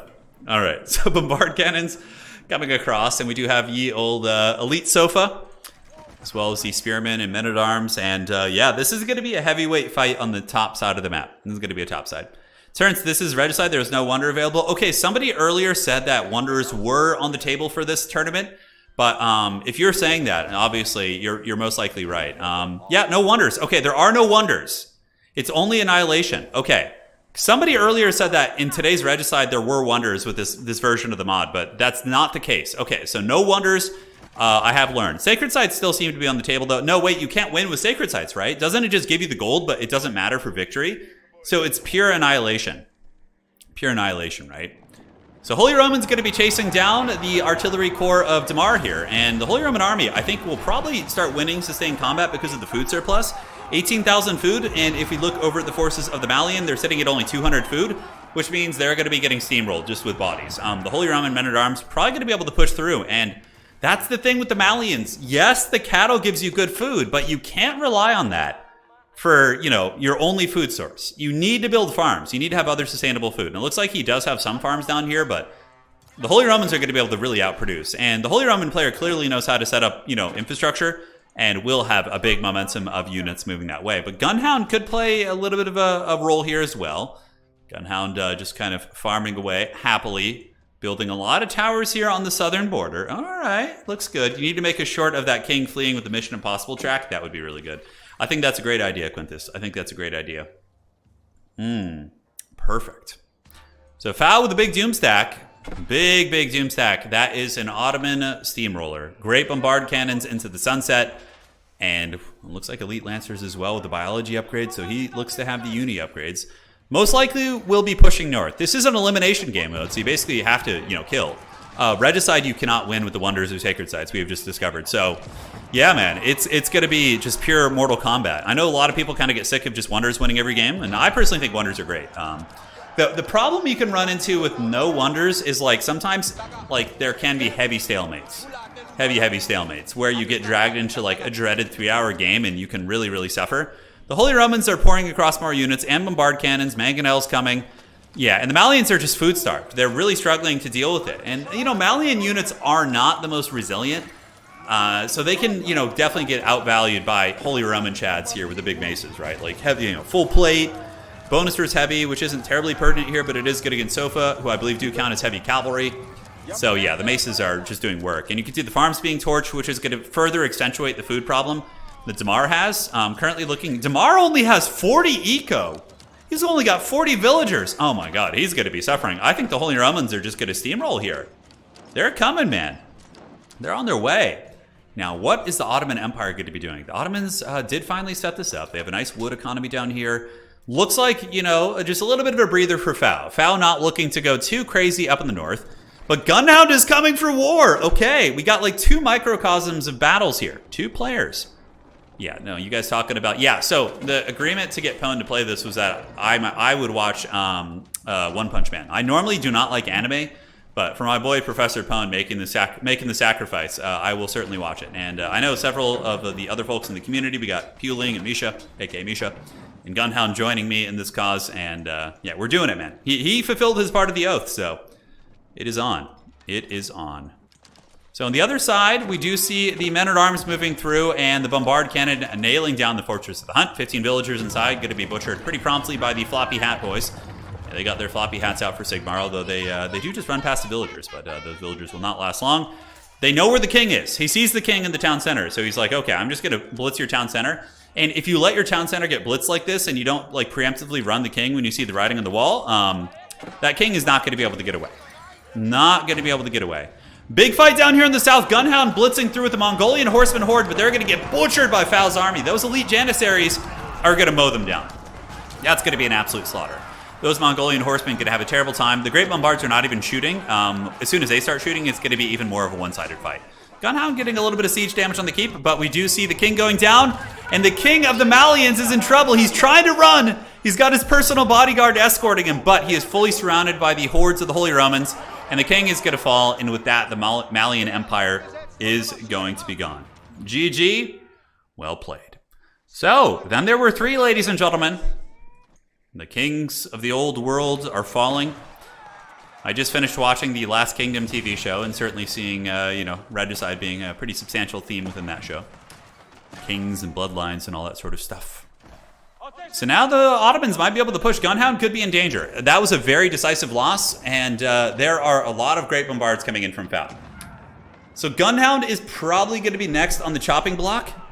So where did everybody get all the gold? So Pone, all the gold was in the middle here, like of the map. So you were up in your corner, but the other players like fought over the middle a little bit more. But here's the thing, Pone. You can get gold from your guild hall, even if you're starved, and just collect gold. It's not the best, but yeah, you were a little bit trapped up in the corner. So you kind of paid the troll toll a little bit. The Holy Roman Empire really expanded and took a lot of map control, which is a big variable. The kings keep T-posing. T-posing's great. We love T-posing. It's hilarious. But guys, this army's going to be really nasty. Gunhound does have elite lancers, but his army's basically hard countered by this Janissary army. Janissary's hard counter lancers, spearmen counter lancers. It's really, really tough. Yeah, the wife and I are going to watch the Last Kingdom movie tonight, so no spoilers. We're gonna enjoy that tonight. It's going to be great. So, what's going down? I think that Gunhound's in major danger because he's basically sandwiched between the last 2 standing empires. So he is really going to be paying the iron price here. He's engaging in combat versus the old Ottomans, but those Great Bombards are going to make quick work of these towers, basically one-shotting them, I think. Not one-shotting, but like 2-shotting. They do 580 damage versus buildings, which is nuts. So yeah, they're going to just thump down these towers methodically, and that is going to be the end of the road for Gunhound. Probably the Mongolian Khan will... It's not so much a king, it's more like another Khan. It's the actual Khan. We have like Genghis Khan hiding in here, and then like, I don't know, one of his descendants or children is the Khan running around the battlefield, you know? Got like Subutai out there, something like that. Great Bombards rolling up though, slowly clearing through the tower works. The Holy Romans are going to be shutting down the trade. Gunhound... If you were a Gunhound here, what I would probably do is pack up my entire base and run to the corner. I would like go hide over here with my king and hope that the 2 other superpowers would collide in the middle and ignore you. That would probably be the best bet.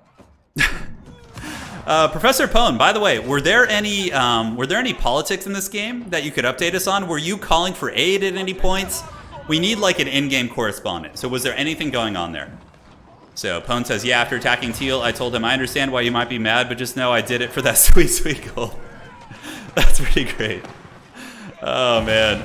That's pretty great. Sly, been loving your content, wanted to show support. Great job casting the spring finals and all you do for the community. Thank you so much for the support. We're going for you. It's been a great tournament so far. It's been a great event. It's a good time. So bombard cannons are going to be rolling out. Holy Roman Empire are going to be descending on the north. And it is on. So we have an update from chat. In another pod, Uravity is burning his own boats behind him in the English invasion. Chat move. He's doing what? He's burning his own boats down? Okay, that's pretty funny. A big horseman army, which, you know, if there's not enough Janissaries here, these Great Bombards could be compromised. So Gunhound with a valiant defense, going after all the artillery pieces, but oh my god, they're going to do so much damage. Horsemen going to get melted by that AoE, but they are going to drag down a couple Great Bombards with them. The Holy Romans are slowly clamping in on the north, though. Gunhound is losing infrastructure, he's losing inventory, and he's losing towers as well. So there it goes, man. Those elite land snakes and men-at-arms, they are certainly trying their best. So the battle rages on, ladies and gentlemen, as the hordes of hell continue fighting elite spearmen. Going to be grinding here, taking down these outposts, and we do see ye old men-at-arms pushing down these towers up in the north. So Gunhound is putting up a great fight, considering he's being 2v1, but he is surrounded by two very powerful armies, and I think the Holy Roman player has to have the advantage. With Penta Relics, you know, I don't see... The Ottoman army is going to, you know, have run into financial issues with gold at some point. In sustained combat. Granted, his army's very good, Janissaries and Bombards and all sorts of stuff like this, but that Holy Roman player does have a ton of gold and is securing the middle of the map. So he's going to be taking just all this gold, right? He's going to be taking all the goodies, and he's going to be cackling like the heathen kings of old. Yeah, the Great Bombards, they do a lot of splash damage. They can do some work. And it looks like Gunhound's going to be kind of trickling in the dreaded Reaganomics to try and take down some of these units, but overall, not going to work out too well. Janissaries, again, hard counter most of the cavalry-based armies. And yeah, we see men-at-arms in his base. Where's Gunhound's king? So we can go to Gunhound and see where his king is hiding. His king is in the far back corner, which is great. Although he's a little bit danger close here. It looks like the Holy Romans have almost lumberjacked all the way through here. So there's an opportunity where they could just ride through. And the king is actually not within the town center. He's chilling out in the open here, so he could get picked off if Gunhound isn't paying attention. Yeah, HRE has this whole middle of the map. They have the trade posts, they have all these gold nodes. There is a lot to be had in terms of the middle of the map.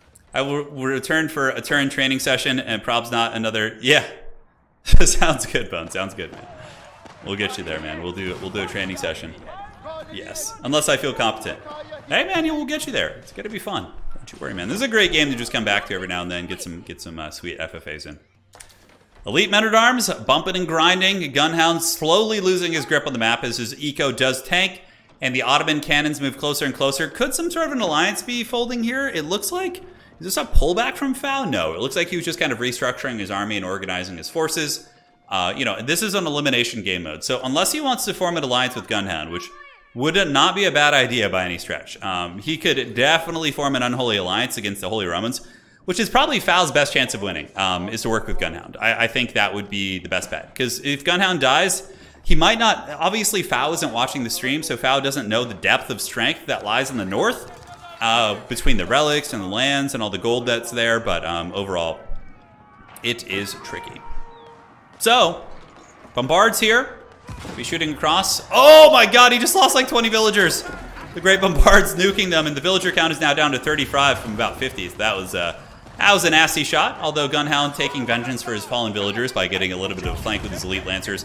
You can always tell somebody's a big FFA veteran with like artillery diving, right? It's like, I mean, obviously that's a very common skill for 1v1, but in FFA, that's like when you're defending wonders. I think FFA players have this weird special skill of diving artillery because of how often you're defending a wonder, right?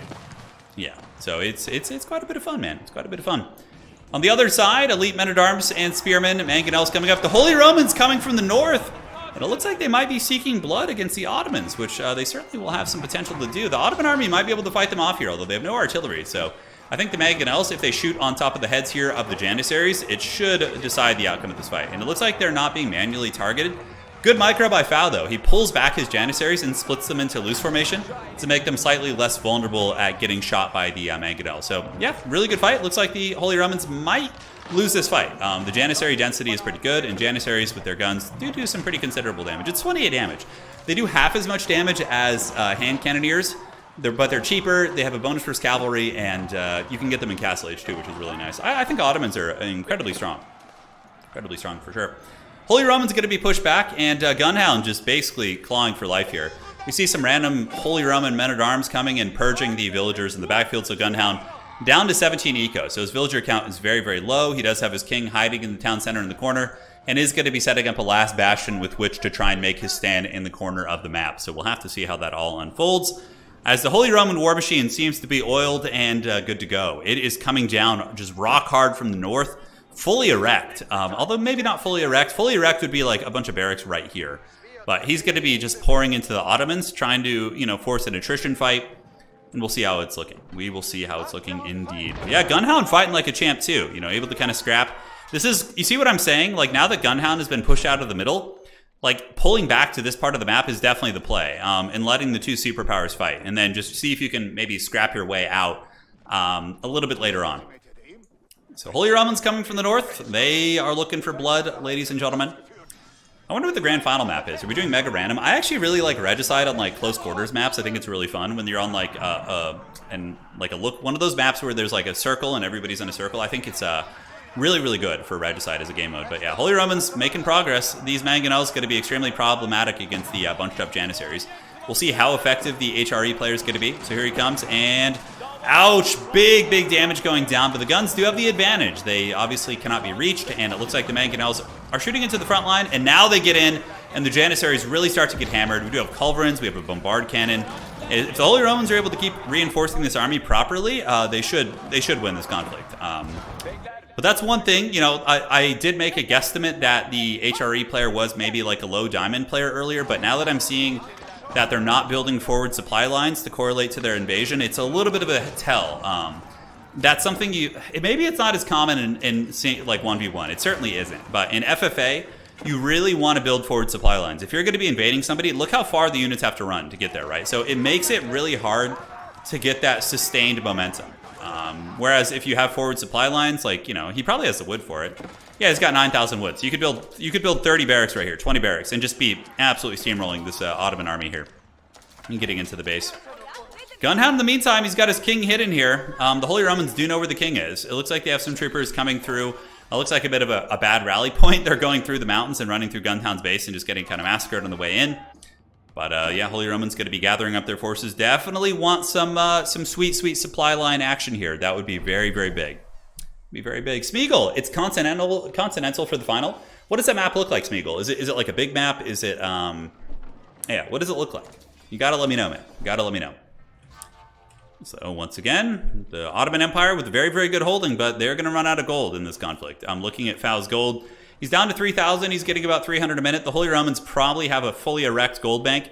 So Holy Romans are not even mining gold right now, which is a mistake. Probably if there is some, yeah, they should be just purging all these gold nodes and taking them. Just in case the Holy Romans lose this ground, you're going to want to get this. Okay, Holy Romans do have some proxy infrastructure here. So I was a little bit wrong about that. So it certainly makes me eat my words. But yeah, we do have some proxy infrastructure here. So it's not the worst. Gunhound is just basically trying to get back on his feet. Rebuilding villagers here and trying to hold on as the Holy Romans continue their push on the south. So here they come, going to be swarming across. And once again, fighting at a choke point, which isn't the best for them, especially against all these guns and the Great Bombards. But the Holy Roman troopers are very cost effective. Looks like they're going to be trying to storm the keep. The keep does have burning oil, so that is going to be doing a little bit of work. As the Culverins easily could park across this river and snipe down the Great Bombard. I think they're in range. It's a little bit hard to tell. Mangonel's very, very good here. Looks like they're going to be switching their focus fire into the Janissaries and the HRE troopers basically sacrificing themselves to dive the artillery. This is a tough choke point to push. Certainly HRE could win it, but you know, they're going to be taking big casualties every time they try and push this choke point. As the men-at-arms do move through, might be able to take down some siege equipment, but you know, diving that entire army to kill 1 or 2 siege pieces definitely is not worth it. So Smeagol says it's a large center island with 4 corner islands and 2 relics. Oh, that one. Yeah, I really like Continental. That's a really good map. It's always fun to see people flee and go to the outside islands and like abandon the middle and take their kings and all that kind of stuff. I think that's going to be really, really fun. It's going to be really fun indeed. You know what game I know you guys in chat are talking about games, but you know what game I'm actually looking forward to quite a bit is Age of Wonders 4. I never played the original ones, but looking at some of the stuff for the new ones, some of the trailers and stuff they put out, it looks like it's a lot of fun. It looks like it's going to be a lot of fun. So we'll have to see. We will have to see. So some updates from other pods currently getting double teamed and they refuse to attack each other. Uh-oh. Yeah, it's the nature of the beast. You're probably in a bit of a tough position, maybe a little bit surrounded or something. You know, it can happen to the best of us. So the Regicide continues. Gunhound continues to rebuild. He's got Springalds and Horsemen. Going to be trying to anchor down here as we do see the Bombards and the Culverins preparing for another battle. See, his supply lines are okay. Now let's look at the eco. He's got 117 eco. Well, it's not bad. What does it look like in terms of villagers here? Yeah, so now he's mining some of the gold on the map, which is good. So he is actually going to be purging the gold off the map, which is a great choice. And building docks, interesting. So maybe the Holy Roman's going to be going for a little bit of a naval play? We'll have to see. We will have to see. Maybe going downriver, getting some big... Oh my god, could a river play actually be good here? I feel like the Ottoman artillery will be very cost effective, but nonetheless, we'll have to find out. So some of the walls being shot and the Holy Roman infantry just being smashed by the artillery. Looks like there's a lot of mangonels coming in. We do also have the Great Bombard. And the culverins don't quite have the line of sight they're looking for. It looks like now they might just be in range. Holy Roman troopers showing their mettle, of course, with the elite army tactics. Holy Roman men-at-arms become absolute linebackers. But yeah, it's a close fight. It seems like these guys are having a very, very close fight as it pertains to these trades. Let's look at the bank of FFA. So FFA is still creating a surplus of gold, despite, all the circumstances here. So I think FFA should be able to hold for quite some time. Yeah, we'll have to see. What's going down to the river? Are Holy Romans going to be getting some upgrades for their navy? They don't have any naval upgrades. They could be preparing like a landing invasion where maybe they collapse down here and like purge all this. I mean, that wouldn't be bad. Really pushing their opponent to the corner, but I don't know if they're aware of the situation. So a little bit of a lapse in micro here from Plastic League. He's not using his culverins to snipe the artillery. It seems like maybe a little bit overwhelmed the micro and the macro. Now a little bit of targeting there, but they're just kind of shooting random targets. He could have easily killed all this and really had a big artillery advantage, but yeah, we'll see how it unfolds. A lot of Holy Romans pouring down. Ottomans might struggle to keep up with it eventually, but FFA is honestly doing a pretty good job macroing up as well. And FFA is not light on bank, and Gunhound is going to be a wild X factor. We don't know. Gunhound could do some raiding into the Holy Roman base. He could take his horseman and go and try and get some villagers, but it seems the Holy Romans are ready for it. They walled the back of their empire. I mean, yeah, there's some villagers here, but there's a keep with cannon upgrades, so I don't think Gunhound's going to be having a super, super good time. Yeah, Gunhound just chilling. I think that the Holy Roman player perceives Gunhound as, not too much of a threat after some of the damage he did to the eco of Gunhound, which there's some truth to that for sure. But killing FFA is probably going to take some time. It's not going to be an easy feat. Looks like they're still producing.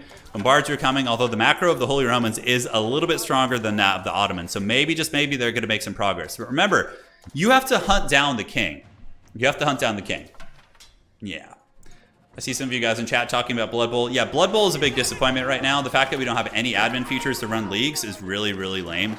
But when they eventually add that, I will run a league, and we'll have at least one Blood Bowl stream a week where we do, play those games and whatnot. So it should be fun. Yeah, keep's going to be falling here. Bombard cannon should be shooting it. Yeah, there it is. It is shooting, and that is going to be, the first breach. Getting closer and closer to getting into the central core of the Ottoman Empire's base. They do have the Istanbul Observatory back here. Their landmarks, obviously. Landmark sniping doesn't matter in the Regicide game mode. You can only win through killing their king. Or, yeah, just complete annihilation. Or somebody leaving, obviously, as well. Yeah, kings, I believe, do have the ability to find other kings. I'm pretty sure there's a button that does that. Not 100% sure, but I think it is the case. I do like this keep crawl. Like, the way he's building keeps like this is a good play from Plastic League Champion. I think that's great. It's going to make it harder for the Ottomans to push him back, especially now that Ottomans don't have like a critical mass of artillery. FFA still has 4,000 gold. He's really just utilizing his free artillery from the Mehmed Armory, and that's where he's getting all of his artillery from, which is great. So that's how he's able to kind of keep these good quality armies. And on top of that, the Ottomans can use their military schools to produce gold-intensive units, even when they're out of gold. So Ottomans can constantly have these decent quality armies, even if they're a little bit starved of gold, which is quite good for sure. So, Holy Romans with the Carax. Oh, wow, look at that. We got Carax coming down river. All right, I kind of like that. Does he have upgrades for them, or are they just going to be terrible? Yeah, he doesn't have any upgrades, so they're probably going to be pretty mediocre, to be honest, but it certainly does send a message. So 400 gold is the cost, and you can see other kings for 10 seconds. Okay, that's pretty cool. Carrick going to be trying to shoot down some of the walls, I would wager. I'm not really sure. It's not going to last too long. It's completely unupgraded, so it's going to be pretty subpar. I mean, it will blast some units. But the Janissaries and Archers might even be able to get it down. It does have 5 ranged armor, but you can see how quickly it falls. I mean, yeah, it's going to do a little bit of damage, but overall, without the upgrades for it, it's really probably not worth it. It does pull back, rips one more shot, kills like 2 Archers for its cost, but certainly not paying for itself. Holy Romans are sending a lot of spears down here. Why are they sending spears? They have plenty of resources. If they just sent men-at-arms and, good quality units, yeah, men-at-arms and archers would be very good against this army comp. With a couple of spears mixed in, maybe, to try and deal with the CPE, although CPE will get crushed by men-at-arms, especially the HRE ones. Yeah, the warships, I don't really like that idea. Plastic League Champion is a little bit heavy on eco. You could probably cut down some eco with this bank. Move in, but even still, there's going to be another Holy Roman keep, which is really, really strangleholding here. And Gunhound is sieging. Dude, what if Gunhound comes in and just like snipes the king of the Holy Romans? That'd be so funny. But that's not going to happen in a million years. A million years. We have a fully erect Elsbach Palace.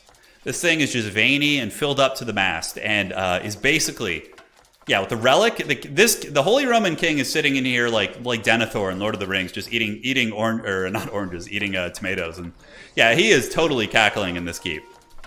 Yeah. HRE army moves in, but once again takes a pretty big beating, and it looks like the forward keep is pressed. We do see some offensive infrastructure coming in from the outposts, so outposts going to be set up in the rivers, which if he could deny some of the fishing, that would certainly, put a slight dent in the eco of Fowl, though Fowl does have farms as well. He's got a pretty healthy little farm economy over here. I would wager has some farms in his base. Yeah, he's got plenty of farms, and Fowl also has 3 relics with tithe barns. So the Ottomans are, they're in good shape. They're chilling out. HRE seems to have kind of slowed down on its macro a little bit. We do see more units coming, but really, really long supply lines. The problem is, even though he does have forward infrastructure, he's also producing from his base. What you want to do is select all of your forward infrastructure that isn't in your base and set it up in its own hotkey and produce your units from there, instead of producing them also from your base, because it's really slowing down the Holy Roman aggression. They're not quite able to get there as much as they want. So it's quite the description. Yeah, we maybe took that one a little bit too far, but it is what it is. It is what it is.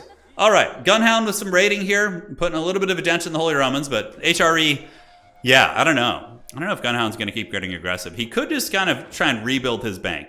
We'll have to see.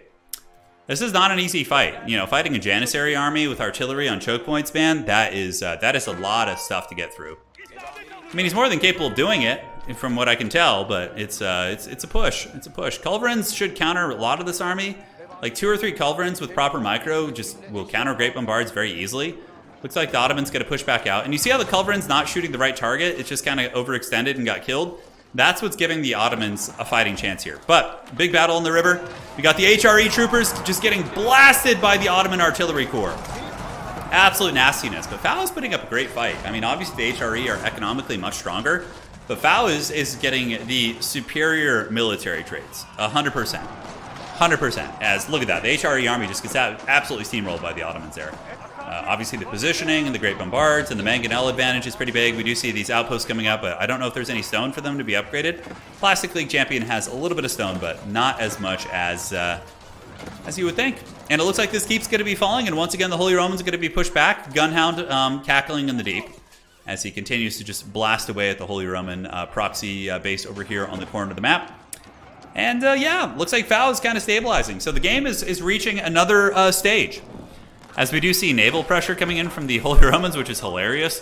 Granted, Carracks get killed very quickly by keeps and do not trade cost effectively at all. Keeps do get a bonus for ships. They get plus 40 damage, and that's going to be incredibly nasty. So on the Springald, it's plus 40, and each of the arrows gets plus 10 damage, which really, really adds up. So overall, a little bit of a wasted investment here. I don't think the Carracks are going to be super good. Although I do think aesthetically it's very badass. I just don't think it's going to be terribly effective for sure. So it continues. Elite Knights butchering through these. More men-at-arms are on their way in. Triple Culverins being brought, which is the correct answer. And it looks like Fowl is going to be losing a lot of those siege pieces. And for the first time in the game, we do see that Fowl is starting to take a little bit of a hit as it pertains to the old gold. He was up to 4,000 and was kind of like going steady, but now it seems like his gold bank is being expended a little bit as it does run a little bit drier. And the HRE are basically just playing like the Zerg. They're just moving in and definitely causing some havoc. Do we see more Carracks? Yeah, the Carrack ships are still in production, so they're still being used. HRE army is making progress, so the Holy Romans took a big L earlier in that last fight, but yeah, now it would seem as if they're making a little bit of progress. Culverins across the river need to get in position. The Culverins should be backing up the army, like right here, and just sniping that Great Bombard. The Great Bombard is going to make a big difference with its flash attacks and really, really will do some work. This could be an Iron Bladder game. We're an hour in. I suspect this game will be going... You know what? Let's actually put it to a poll and see how many of us... So we will start a poll, game length. So less than an hour 30, more, less than an hour 30. Let's see, so, and 2. Let's add some more options, or let's see, 2 hours plus, or 3 hours plus. My vote is a 2 hour plus game. I think it's gonna be between the 2 and 3 hour mark. I think that's gonna be it. Yeah, I do think it is.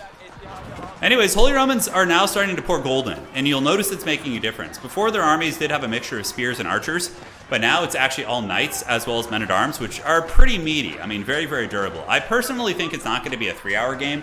I think that this game could go between like just over 2 hours would be my guess. I think like 2 hours and 15 minutes is going to be how this game goes down. Because the thing is, if Fowl falls here, the game's going to be over very quickly.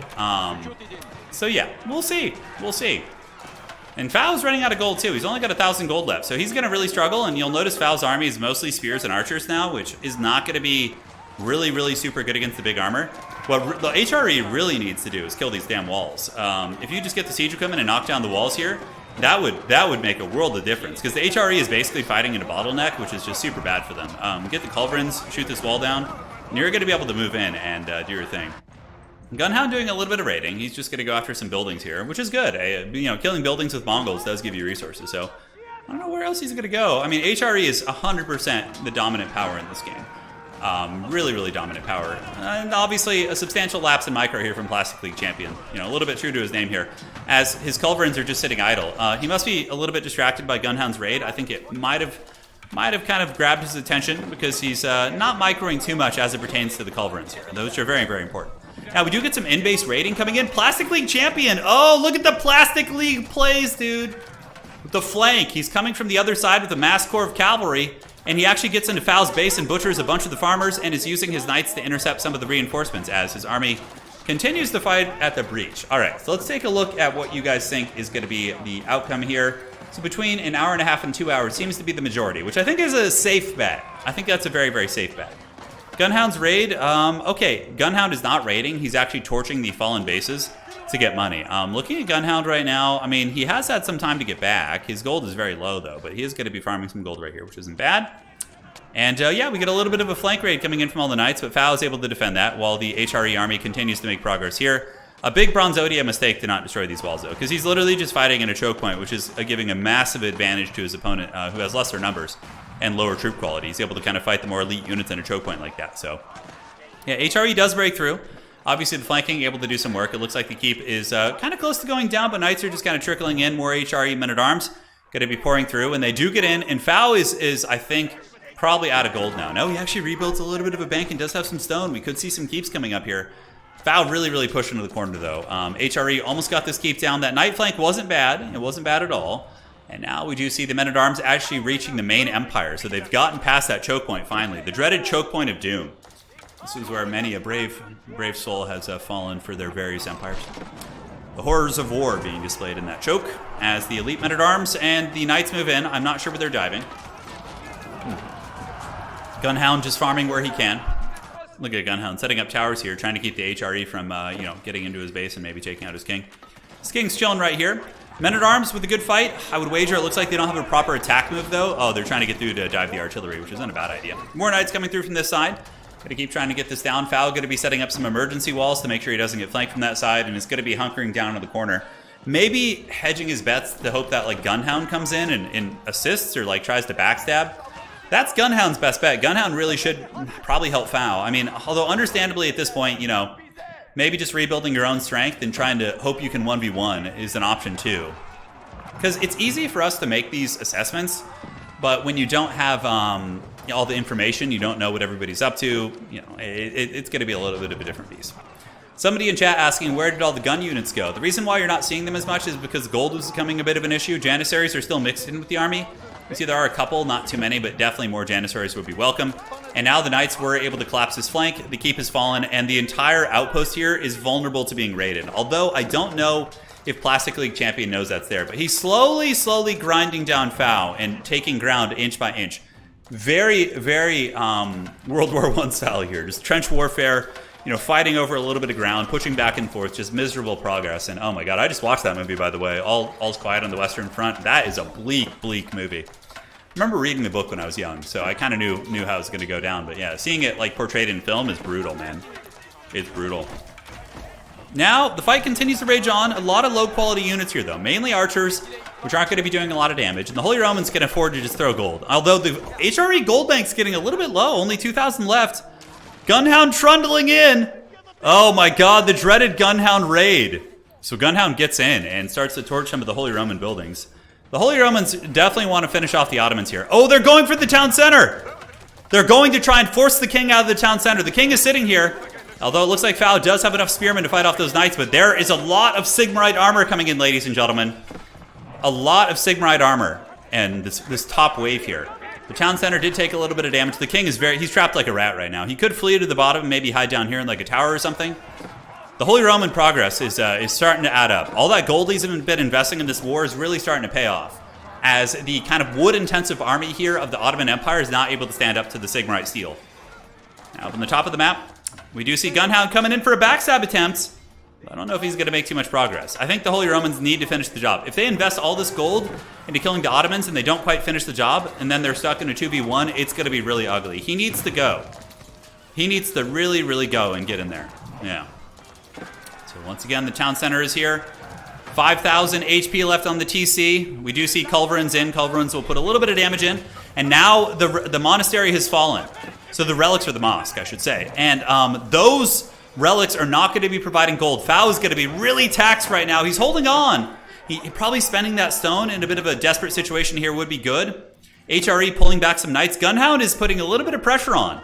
So Gunhound could be prolonging the game for sure, giving Fao a little bit of a fighting chance, as the Holy Romans are going to have to turn their eyes to their own defenses. Maybe go in and try and kill Gunhound, which will give Fao a lot of time to rebuild and re-entrench. So Gunhound might have changed the dynamic of this battle, for sure. The Holy Romans are still trickling in some units, but they've kind of pumped their brakes a little bit. Looks like now he's going to go in and raid Gunhound's base. Yeah, he is. He's like, I've had enough. Plastic League champion going to get into Gunhound's base, going after some of the siege equipment, but clearly he's going to be looking for the economy and the villagers and whatnot. A big batch of villagers right here. We do have 22 villagers, so obviously these elite knights could roll up there and just butcher them. He could go straight after Gunhound's king too. That could be a viable play. Maybe he's going to. I'm not sure. It looks like he's just kind of torching random buildings here, so not going to be doing too much damage. And it looks like Fao is going to be stabilizing here with the support of Gunhound up in the north, attacking. Although the Holy Romans are... This is like Reaganomics, the definition, just the trickle-down theory, right? Not able to get enough of a critical mass to really make a difference, but yeah, even still, you know, it is taxing Fao's economy. And Fao only has 1,000 food now. He's got a couple farms working, so food's going to be a problem. Gunhound is being harried by a couple knights as he continues to move in, and the HRE base, he's going to have to do something about this, guys. That is a lot of men-at-arms on this backstab. You know, they can torch the buildings down. Are they elite? They're veteran, and they're Castle Age. So all of his units are pretty much potato tier. It looks like the HRE is going to be gathering up some men-at-arms to try and push this off. He does have a decent mass here. It looks like 21 men-at-arms, which would be very good against these unupgraded men-at-arms. Honestly, that might be enough to just stop this on his own. Though Gunhound has a lot of traction. Trebuchets here, he's got a whole bunch of those, and it looks like Gunhound going to keep advancing and killing infrastructure, which is giving him money. And the entire time, Fao is pushing back the Holy Romans. So the Holy Romans have been repelled. He was very close to dying there, very, very close. Without Gunhound's intervention, he probably would have died. Now, the men-at-arms going to be doing battle here, and Springalds, they do some damage. I mean, they do 30 base damage, so they can help wear down the men-at-arms. But the HRE troopers probably will be able to repel this, assuming they keep sending in some reinforcements. But now he's going to be going in to try and kill Gunhound. He doesn't want to deal with the backstab. He probably knows that he can outmuscle the Ottomans in the corner, but what the Ottomans need to do, what Fao needs to do right now, is move up and just go balls deep and attack Red. He needs to just push Red back and take as much ground as he can. Maybe try and secure some of the gold nodes in the middle and work with Gunhound. Otherwise, he's doomed. He's not going to win a 1v1 versus Red as it is. He needs to defeat Red with Gunhound and then win the 1v1 versus Gunhound. You know, that would be his path to victory. Because Gunhound is probably not going to have great chances of winning. He's really, really being harried and attacked. You can see his TC is being threatened here by some of the HRE troopers, which are actually getting some okay damage on it. But I think they'll be able to defend most likely. And we do see the HRE fighting battles on multiple fronts here, guys. Multiple fronts. Yes, but the HRE is still able to get some progress, and Fao is going to be pulling back to his empire. And Gunhound's forces, the Mongols with the back door, man. They've gotten in, they're torching a lot of infrastructure, and we do have a lot of trebuchets. The king isn't like, I mean, he's going to be hard to get in that keep for sure, but I mean, it's not outside of the realm of possibility that like a haggard king snipe could come in. And that's the thing, man. That's the thing. We'll see. More HRE raiding. He didn't discover this little outpost down here, so Fao is able to maintain his food economy. HRE parking some boats and doing a little bit of coastal raiding, which is going to be doing some okay damage. Are they upgraded? He never upgraded his Carax. If you got them fully upgraded, they would actually probably massacre most of these units here, but considering they don't have any hull upgrades, they only have 700 base, they're going to be hurting a little bit. So yeah, it looks like HRE is still putting the lion's share of their efforts into trying to finish off the Ottomans. The Ottoman army is 92 archers here. Man, a horseman switch would be brutal. That would just probably steamroll this army, although there are spearmen and janissaries, so maybe not. But HRE men-at-arms, they cut through the front line of Sipahi, which aren't the worst kind of screen in the world, but the archers aren't going to be doing a whole lot of damage against them. In the meantime, Gunhound making some good progress. Gunhound actually making really considerable progress. I was not expecting this. But Gunhound's eco is going to be paying the troll toll here, as they're currently sitting at 33. Gunhound's military is huge, actually. He's got 134 military supply. Men-at-Arms moving in, mostly Castle Age units, but now we see the HRE trying to fight back, but they're not quite able to get a critical mass. I think the HRE is splitting up a little bit too much. Like, it's kind of like in Tabletop 40K, when you split fire and you do like, 90% damage to both targets, but you don't quite finish them, and then they come back to get you. I think he needs to go all in on finishing one of these two players, which, yeah, probably at this point should be Gunhound. Just get in here, take out Gunhound, and then resume your efforts of going down to the south side. So we'll have to see how this goes. Up at the top, Gunhound's Trebuchet Legion is moving in, baby. Men-at-Arms butchering and killing a lot of Plastic League Champions food eco. Plastic League Champion's in danger, guys. He only has 600 food left.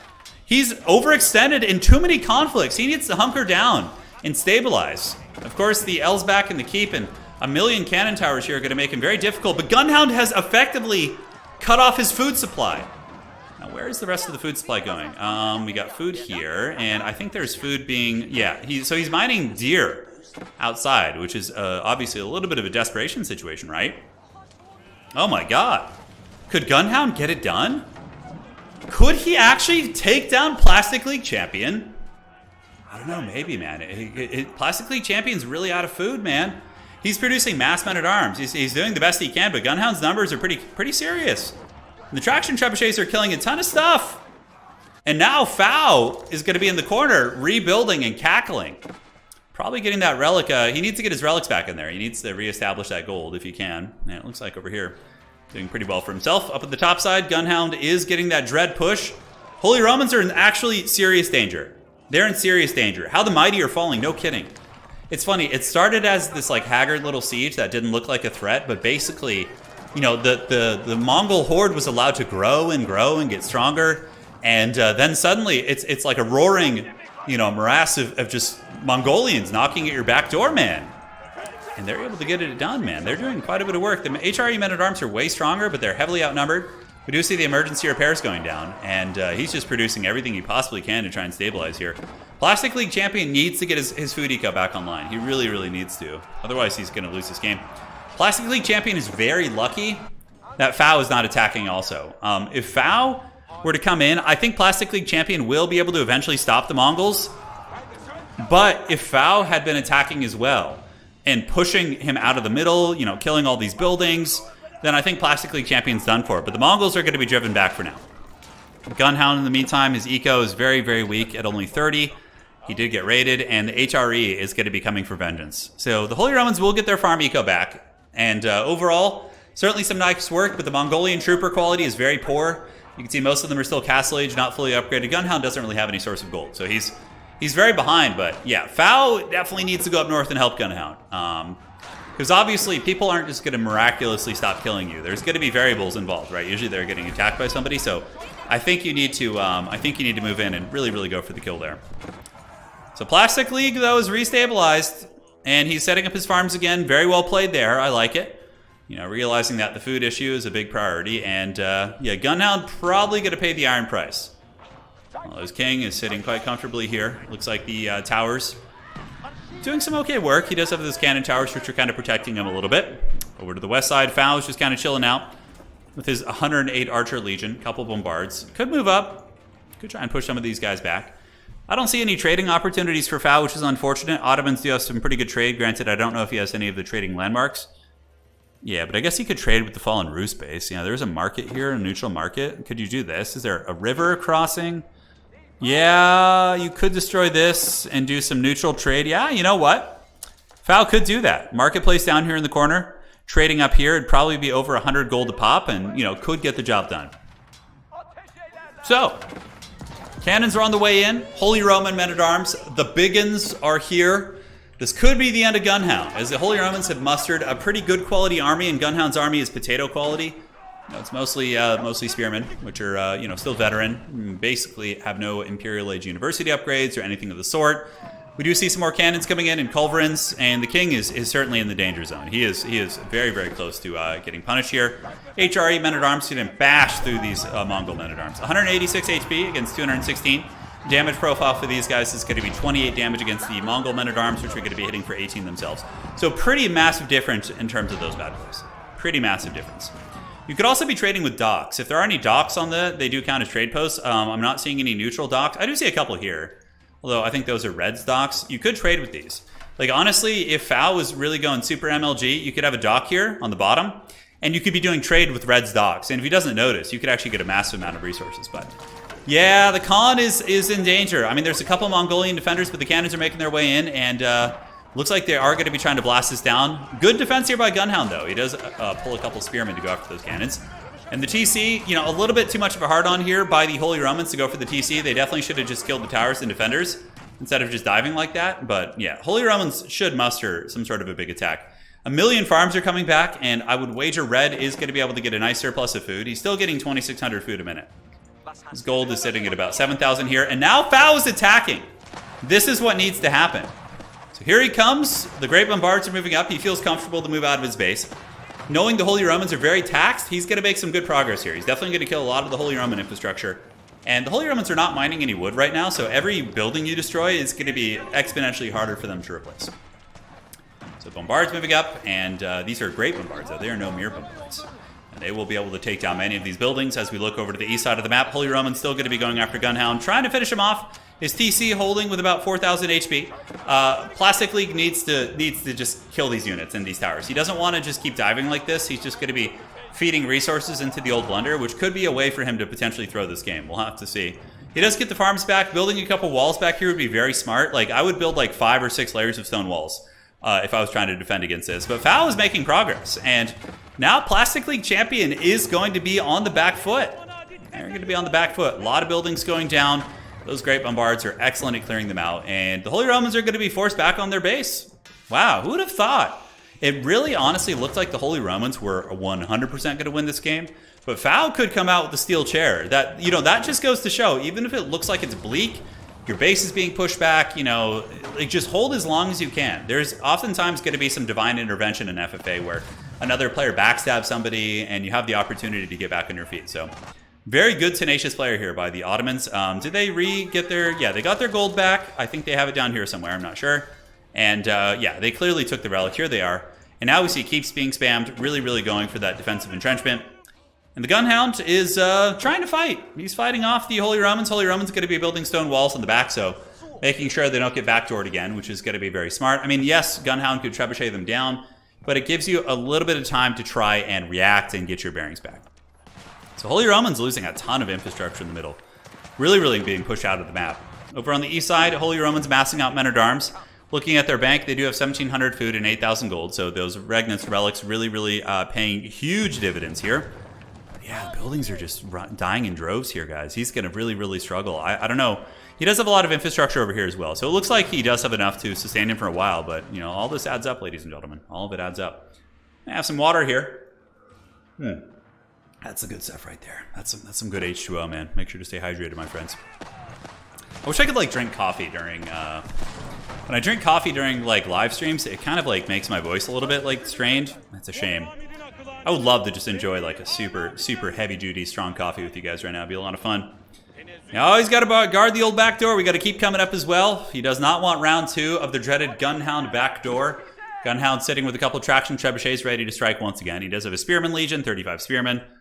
HRE do have 38 men-at-arms. Honestly, Rams wouldn't be a bad idea. Like, if the HRE player just got siege engineering and built, like, maybe, like, 15 battering rams outside the Mongol base and just attacked in, Gunhound's dead. It would just be over. It would just be 100% be over. There's only 2 sacred sites, but on this game mode, you cannot win with sacred sites. Because we were playing Regicide, where you have to destroy the enemy king to win. So it's a little bit of different. It's like FFA with domination. You have to, like, get a domination victory where you just straight up, like, take down the other players. Yeah, but they're not a win con, but they're still really good to get because it does give you 100 gold a minute. So in a game where, you know, gold is pretty much gone off the map, it's going to be a big variable for sure. So that is a thick army, man. 108 archers. And it looks like FFA's going to be setting up shop here. Yeah, just getting all the keeps ready for the inevitable attack that could come on his base. And over to the east side, you have the elite men-at-arms and the land snakes coming out. Might be able to fight off this army. It depends on how good FFA's micro is with the Great Bombards, right? Plastic League champion getting a lot of upgrades, getting cannon emplacements, getting the incendiary arrows, which is that, were they not done before? Yeah, I guess he didn't have the incendiary arrows, and I mean, he doesn't even have any archers. So I don't know if that's really worth the upgrade at this point. It's mainly just shattered arms. Gunhound is preparing the backdoor of the gods again. So Gunhound moving in, guys. He's moving in. I wouldn't mind hearing Turn's voice. Oh, so when I used to, first started my YouTube channel, I used to drink a ton of coffees because I thought I needed the energy to have like an energetic cast. But sometimes it was like harder to focus. Like it would just like you get too fired up. You know what I'm saying? Archers do not counter men-at-arms. Archers counter spearmen and light infantry in general. I mean, yes, a critical mass of them can wear down men-at-arms with some good scoot and shoot micro, but it's not ideal. Okay, he's going for the kill, guys. The Plastic League champion has had enough. He's going all in. And honestly, Gunhound's out of position to defend this. Gunhound going for the back door again, ladies and gentlemen. Oh my god. Look at that. We do see the stone wall gate going down. This is a pissed off HRE army. They have had enough of this shit. But he needs to kill these cannon emplacements before he dives because he's taking so much splash damage. He's throwing away so many units to get this TC down, which I really disagree with. Gunhound pulling back his army, but that is going to be a lot of armored boys, and it might be enough to just straight up kill Gunhound. We'll have to see. He's going for the full surround, guys! He's going in for the kill! And it's immediately getting torched. Oh my god, that's a lot of damage. That's a lot of damage, and I think he's going to get it. Gunhound does have his king in there. The king's going to be vulnerable in a second. Town center's going down. Here's the king. The HRE player's going to go for him, and Gunhound is down for the count. And now, ladies and gentlemen, we have a 1v1. It is time. Looking over on the west side of the map. It is FFA versus the Plastic League champion. Plastic League champion has taken some serious attrition in this fight. Those great bombard cannons clearing out a lot of infrastructure, a lot of towers. The advantage, I still think, lies in the hands of the Plastic League champion, who does have the gold. If he micros properly and macros properly, I would say he would win this game. But FFA has been able to rebuild a nice military bank, which could give him a chance of winning this fight. 13,000 and 8,000 is pretty substantial. Gunhound, well played, man. Well played. You were a very fun player to watch this game. Shout out to you, Gunhound. Big cheers, man. You were great. You were a true champion. Elite archers crumping through, great bombards, knocking down buildings on pretty much every front. As over on the east side, we do see the men-at-arms and land snakes coming across to do battle.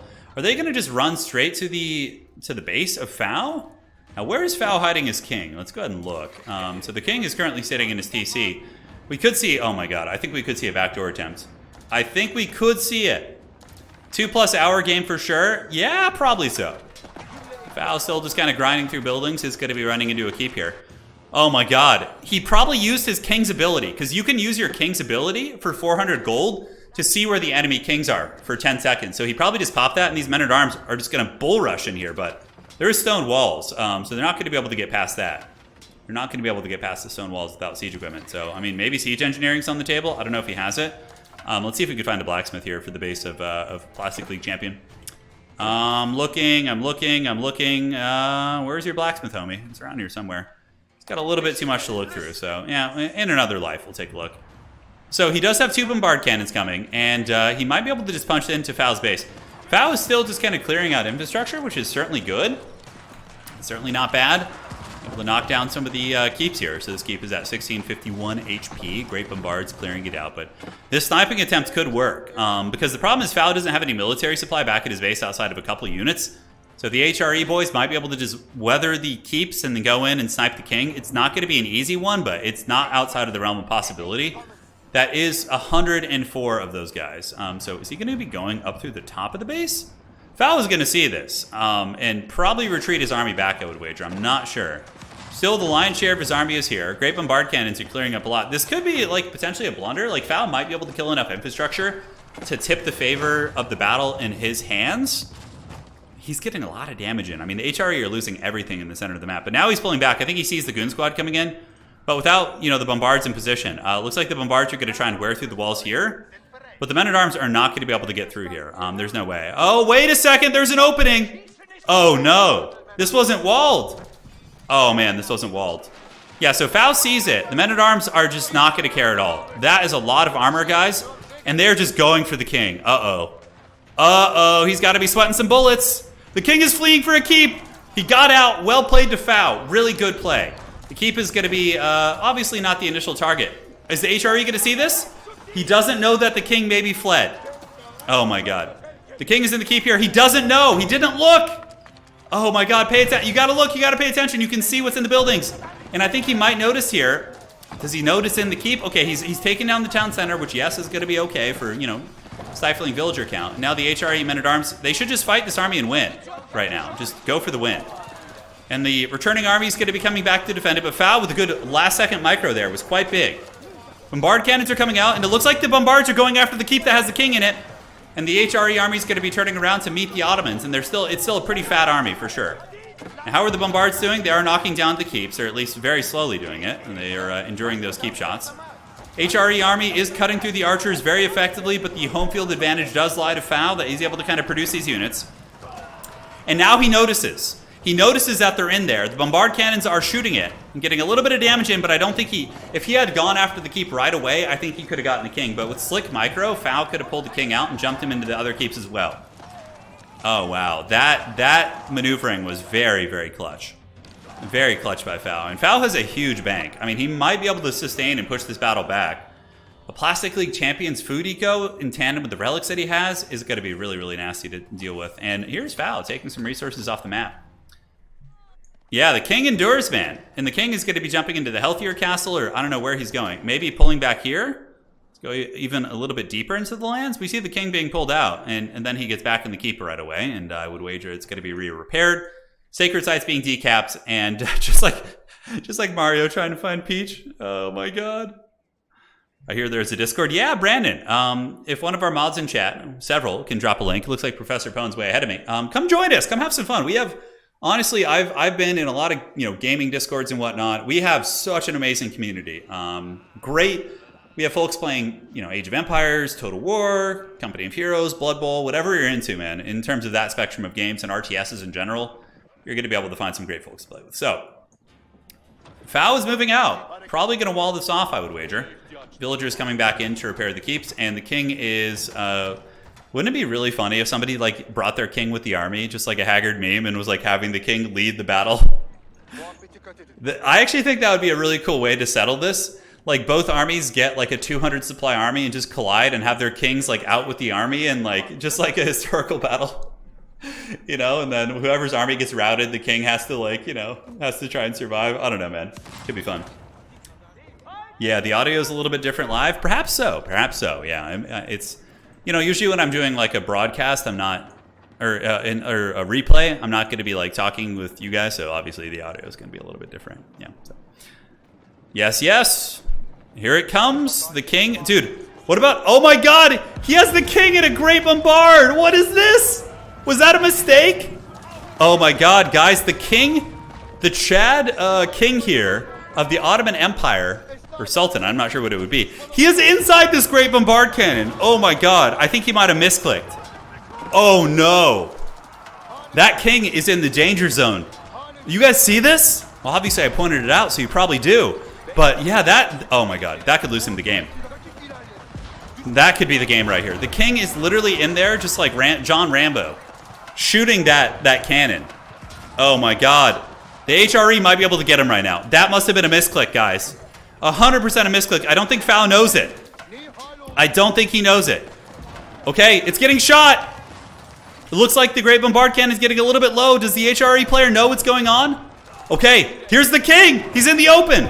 He's running. Foul just realized it, and the king is going to be fleeing the scene.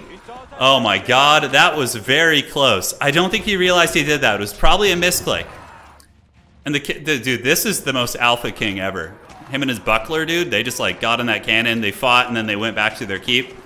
Holy shit, that was definitely a misclick. Because you can see he retreated it as soon as he noticed. That could have been the end of the road. Captain will always go down with his bombard, yeah. At least he didn't die when the bombard was killed. He popped out. He fought with his people. That king at least is a true leader of men. Yeah, that's hilarious. But HRE is getting some good momentum again. We could see a repeat of what we saw earlier. We'll have to see. FFA's bank is pretty substantial, but FFA's food is not. FFA does not have the best food economy, whereas the HRE has an exponentially better food economy with 2,800 food per minute compared to FFA, who's getting 1,300, a little bit less than half. So I think food is going to become the limiting factor for the forces of the Ottoman Empire as the HRE continues pushing. That's really funny, dude. I can't believe he did it. That made me laugh pretty hard, yeah. Me too, man. Just the king just battling inside his bombard. He gave a morale boost, and look, it's working. The Ottomans, inspired by the side of their king, fighting with the common people. And the land snakes getting in there, going to start butchering through a lot of these units. The floppy hats are pretty good here, but very weak against archers. They are light infantry, so they die pretty quickly, but they did put a decent dent in that army. Once this army kind of gets stopped a little bit, it's going to be tough for FFA to replenish it, I think. He had that nice momentum, but the HRE does have a critical mass of bombard cannons, and it looks like the great bombards of the Ottoman Empire are heavily limited. He should definitely be producing mangonels. Like mangonels and siege equipment, Ottomans and siege go hand in hand. They definitely do good. There should be a morale boost. I think that would be really cool to Regicide. Like a king buff, where your king gives like a stat buff to your nearby units, so it's like really risky to have him there, but it could be a really fun thing. It would be a really fun thing. It would also be cool if there was like an upgrade. I don't know about this, but what if you got an upgrade where your king could ride a horse? Like maybe it's like an Imperial Age upgrade where the king can be mounted on a horse and ride away. That would be hilarious. Like imagine a king, like let's say it's expensive though, like 2,000 gold, and your king gets a horse, right? And then he can ride around and cackle and all that sort of good stuff. So the HRE king has been eating cherry tomatoes while the Turkish king is loading the guns. Yeah, absolutely, man. I love it. Yeah, the HRE king certainly growing fat in his base. Now the bombard cannons are going to start doing some pretty good sustained DPS. We have 10 bombards here, so they're not like the best crowd clearing tools, but it does give you some really heavy sustained damage. And overall, the HRE army here is going to be paying the troll toll for sure. As we see, the momentum starting to shift. So the HRE army going to get that momentum, and I think once they lose it, I think they're going to lose it for good. Unless the HRE player really blunders or like lapses in their micro and macro, like I think 10 bombards probably will be enough to push through. For sure. We do see a little bit of flanking coming in as some of these units do come around the side, but yeah, HRE moving up, units pouring out in droves, looking at the military supply. Plastic League champion, for some reason, doesn't have his military maxed out. I don't know why. He should be producing archers as well. Archers would trade pretty well into crossbowmen, also trade very well into the spearmen. He's mainly just making spears and men-at-arms, which isn't bad by any stretch, but yeah, I don't know. FFA somehow got his food back, and it looks like during that, FFA built more farms, and does also have the berry bushes of the gods going down here on the twin minaret here, so he's getting a little bit of that. Bombard cannons still thumping away, and FFA was able to get that food bank back, but the food bank immediately diminishes as he's having to spend it just basically as he gets it. And the HRE player, a little bit of a lapse in the production. I don't know how he's not maxed out yet. To be fair though, the HRE player did lose a ton of his infrastructure. Like all of these buildings in the middle are gone. So he's producing out of his main base now, which is taking a long time to get there. The cannon's doing great work, and the keep is screening out the spearmen.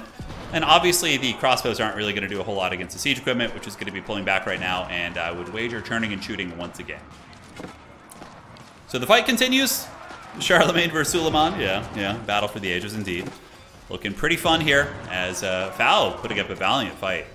You can see how this game mode, though, definitely can get into like more sweaty 1v1 fights. Like once there's 2 players left, there's no wonders. So it definitely is a more proactive playstyle. Like you have to do battle. For people who like to just turtle and play wonders, like French, for example, you have to be a little bit more aggressive. Granted, French are just such a dynamic civ. They can play super aggressive if they want to, too. They can play aggressive, they can play defensive. I think they're pretty good. Imagine the English with the Abbey of Kings. Yeah, that could be kind of confusing, right? Yeah, it could be. 10 bombards. Bombards are good, but mangonels would be a little bit better to mix in, like half and half. Like 5 bombards, 5 mangos would be stronger. HRE still very low in military supply, whereas FFA is sitting at basically a perpetual max military. He's just like constantly producing out. And the military, of course, is getting butchered. But FFA, looking at the bank here, 7,000 golds, of course, coming from the relics and the base. HRE might need to rethink their strategy a little bit and kind of rework and get that different army composition going, because it seems that they're really struggling to get a full army out. It really does seem to be the case. Looking at the military supply, it's only 52. Pretty damn small military, but FFA is basically just using the attrition warfare tactics, moving in and just getting, absolutely just mowed down. But, the attrition is working. It is keeping the HRE at bay, but I wonder how long this is going to be sustainable for. We'll have to see. Now, for some reason, I can't really see the production of these units. I can see the army size. I think it's because of the Regicide mod. Like, normally you can see what players are producing, so I could give you a little bit more analysis in that regard. Wait, 37 mangonels? What? Oh, he's producing 37. He has 37 mangonels in queue right now. Oh my god. Is that really accurate that that's the case? That's pretty nuts for sure. I think we need the king back out here. Yeah, the king needs to come lead the charge. Clearly his men are faltering without his presence. And the HRE troopers doing pretty well. Looking at the production, HRE does have this production node here, which is fully functional. They don't really have a whole lot of production buildings anymore. I guess they have a lot up here. I don't know if they're being used. It doesn't look like it, so maybe that's one of the reasons why the HRE are kind of slowing down. This is a real duel of fates, for sure. And as a matter of fact, I'm going to take a little bit of a break and have some water here. Yeah, an archer blob would be a hard counter against a lot of Green's army. Yeah, but men-at-arms are still good. Like, I think men-at-arms archers would be very strong. We have some Sipahi on there, but, you know, the Sipahi aren't going to be very good at getting through the HRE men-at-arms and whatnot, right? Bombard cannons, sniping the old mangonels. Plastic League champion, 2, 5, and 2 for his primary bank. Foul sitting at 5, 14, and 8. So food really is the big limiting factor, but we will see if he starts to drop below 200 military supply. Because he's just sitting at, you know, full military supply. As soon as something dies, it's replenished, whereas Plastic League champion is actually struggling to keep up with just the density of units that the old Ottoman Empire is getting. But the artillery critical mass that we're seeing here of all these bombards really is the big game winner. It's what's keeping the Ottoman army at bay. So, looks like we're going to be breaching the 2-hour mark as we anticipated. And we do see some HRE men-at-arms. This is a strong play here. Fao needs this gold to sustain this conflict, and yeah, losing all these villagers here is certainly going to be hurting. Fao currently looking at his eco. He's sitting at 62 economy. Going to be dropping into the 50s right now, so his economy really is going to be faltering, and the gravy train of gold is going to be gone. And it looks like HRE is going to be coming in to grab that. There's no gold on the bottom side of the map, so yeah, Ottomans will not have any source of gold at this point. But they are knocking down this HRE cape, and Fao is making a little bit of progress back. A little bit of progress. As we do see a lot of the old bombards here. Bombards going to be retreating, and more HRE men-at-arms desperately piling in, but Plastic League champion just not quite able to get that military supply that he really needs to defeat the Ottoman Zerg. The Ottomans are basically Zerging right now, and it's kind of working. Could we see the dreaded Fao come back? Just the sheer attrition and the bleeding of the HRE army, just bleeding units into the superior numbers of the Ottomans is tough. And honestly, if HRE somehow gets these like bombards like lost, that could be brutal, because Plastic League champion is actually struggling on food a little bit. He's not able to kind of just produce here. Looks like another keep's going to be coming down. Oh my god, that is a lot of mangonels, and the Ottoman steamroller could come into effect, and we could see a turning of the tide. If Fao is able to scale his aggression and continue building forward infrastructure to maintain it, he might be able to do something here, although HRE do get a little bit of a dive. Some men-at-arms coming around the side of the army and diving into the back. They were able to take down some of the siege equipment, and yeah, this is a really pitched fight, guys. Really pitched fight. Yeah, that was a very cheeky little flank here by these elite men-at-arms, and they killed like all the mangoes. Like every one of those mangoes except these two has gone down, which is really nasty. HRE building up another keep here to try and keep the Ottoman advance at bay. Fao is going to start suffering for gold a little bit, and looking here, we do see great bombards in production, janissaries, but both players, yeah, just basically fighting tooth and nail over here in this heavy war of attrition. The flank is on. Turin, may have been best you didn't play tonight. Your hands might have been, well, yeah, perhaps. It depends. This game might have been over quicker as well if I were getting aggressive in it. Who knows? But yeah, it's good to just cast every now and then. The Siege of Vienna, yeah. Yeah, it's a fight, all right. Well, then you would need the Polish to come and arrive. That is for sure. Mangonels heading out. HRE troopers going to be getting blasted with rocks on their heads, but the keep will be finishing. And does the HRE have enough for more keeps?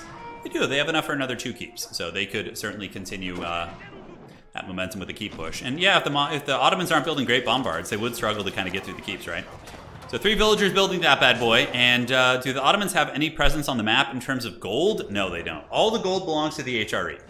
The only gold that the Ottoman Empire is going to be getting from here on out is going to be from their relics, which is going to be, what, 8? I think he had 3. So it's going to be, how much per minute? Let's see what he's getting. 300 per minute, yeah, give or take. So he must have 4 relics, I think, is what it is. Yeah, we see 3 here. I would imagine there's another relic hiding elsewhere. Bombard cannon's not shooting. Laps and micro. Both players might be getting a little bit tired. I would wager that this is probably going to be one of the last pods to finish. Gunhound, how are we looking, by the way, with the other pods? Are they on their way? Are they done? I bet you this is the last one. This has been a real knockdown, drag-out fight. For sure. For sure. Ottomans seem to be running out of steam a little bit. Fao is hurting! His military supply is so low, and his eco. Wow, if the Holy Romans keep this pressure on, they might just win here.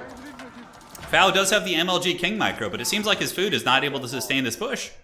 Now that he's lost his gold income too, he's really going to be hurting. Yeah, I think HRE is going to be winning this battle.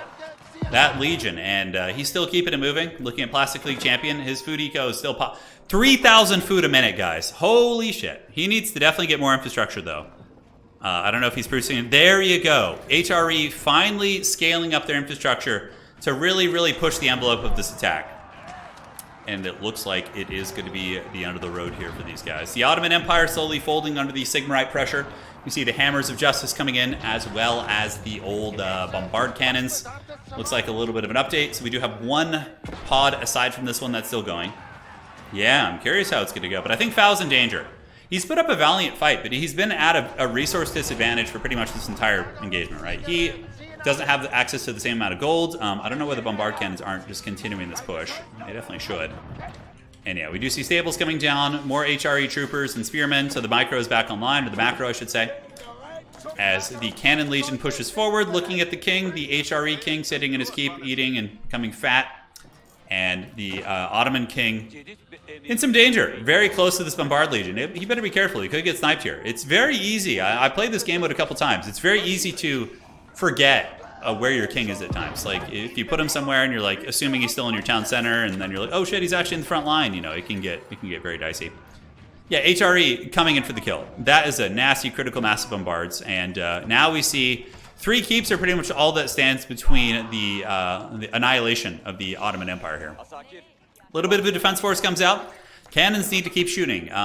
He can't have this lapse in micro. Every second like that, it gives Fao a chance to kind of restabilize and come back. And you know what Fao should be doing right now is building like 10 siege workshops and just spamming siege equipment. Because yes, he can't get a food-based army, but he could be getting a ton of siege equipment out, which would be very strong. So Bombard Cannons knocking down the walls, which is going to be allowing the men-at-arms to zerg in with greater numbers. A couple of horsemen trying to dive those cannons. But the HRE men-at-arms are just such superior quality compared to some of the Ottoman troopers here, like just basic Sipahi and archers. That probably is going to be it. So which elector count would this be? This I don't know. This could be a Balthazar Gelt's army. There's a lot of artillery. Who knows? Although I don't know. Yeah, hard to say. Keeps going down. The king is sitting right here, guys.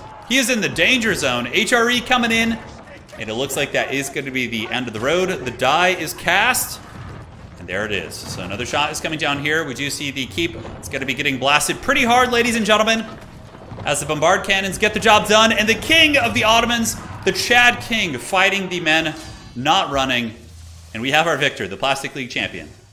So Gunhound says, turn. So we're going to try the Outback Octagon Regicide mod for finale, basically the same. It has the ability to do diplomacy. When you kill someone else's king, you get max 50 pop. Sure, that's fine. Sounds good. And you can also win with Sacred and Wonders. You got it. I'm down. You guys know what's up. GG, that was a great game. It was very fun. Professor Pone's grand showing, and he wasn't the first one to die. Professor Pone, you were not the first one. You lasted, man. End it. He has fallen. All right, guys. So now we get ready for the grand finals. I don't know how many pods. 2-hour game on the dot. Not bad. Not bad at all, man. Yeah, 2 hours is a good one. I feel like the finals is going to be quite a bit faster. Hey, Professor Pone friend invite. Nice, dude. Nice. Hell yeah, dude. Hell yeah. That was a long game. That was a hard-fought victory, man. Yeah, Plastic League really had to fight for that one. He was scrapping on many fronts. The brave king never wins. That's actually so true, isn't it? Like, it's usually the scheming kings who win. Yeah. That was fun, man. That was fun. I did survive like 2 more minutes long. It's right, you did. All pods are finished. All right, so we're going to get the grand final set up. Gunhound's going to communicate with the folks, get that lobby going. And we will be starting the grand finals here ASAP. I think Sacreds and Wonders can be fun too. We'll see. It's really whatever the players want to do, you know? The Bombard Sultan is resting in the Hall of Heroes. He is. He definitely deserves some sort of a glorious afterlife, that guy. Whenever I play, I pull him up, I sell, and I don't want to be the biggest or most beautiful flower in the garden. I simply wish to live in the garden. Yeah, that's a great quote from Game of Thrones. Yeah, Game of Thrones was so good, man. The early seasons, oh, they were so good. It's hard to find like shows of that caliber for sure. Yeah, it's when it comes to like fantasy and stuff. That was a lot of fun, man. I had a great time casting that one. Hopefully you guys enjoyed it as well. If you're enjoying the stream, do drop a like. It helps keep the Age of Empires community going strong here. And now we prepare for the grand finals. Smeagol says avenge me. I'm not sure who he's talking to, but maybe he just wants someone to avenge him. Looks like Uravity's here. Uravity, I think, made it to the grand finals. I love that Uravity is like a very high-level player, but he uses a gold league icon. It's hilarious. Wow, he's a Conqueror 3 player? Jeez, he really, I remember previous seasons, I think he was Conq 1, but he's Conq 3 now. Damn, dude. Well played, Uravity. Well played, man. You have improved. I just have to avoid you now, you know? I have to avoid you. You've grown too strong for me to have a chance against. Every season was amazing, but the last one... Yeah, the last season of Game of Thrones was pretty bad. Yeah, it was pretty bad. Yeah. What can you do? I've had plenty of rants about that.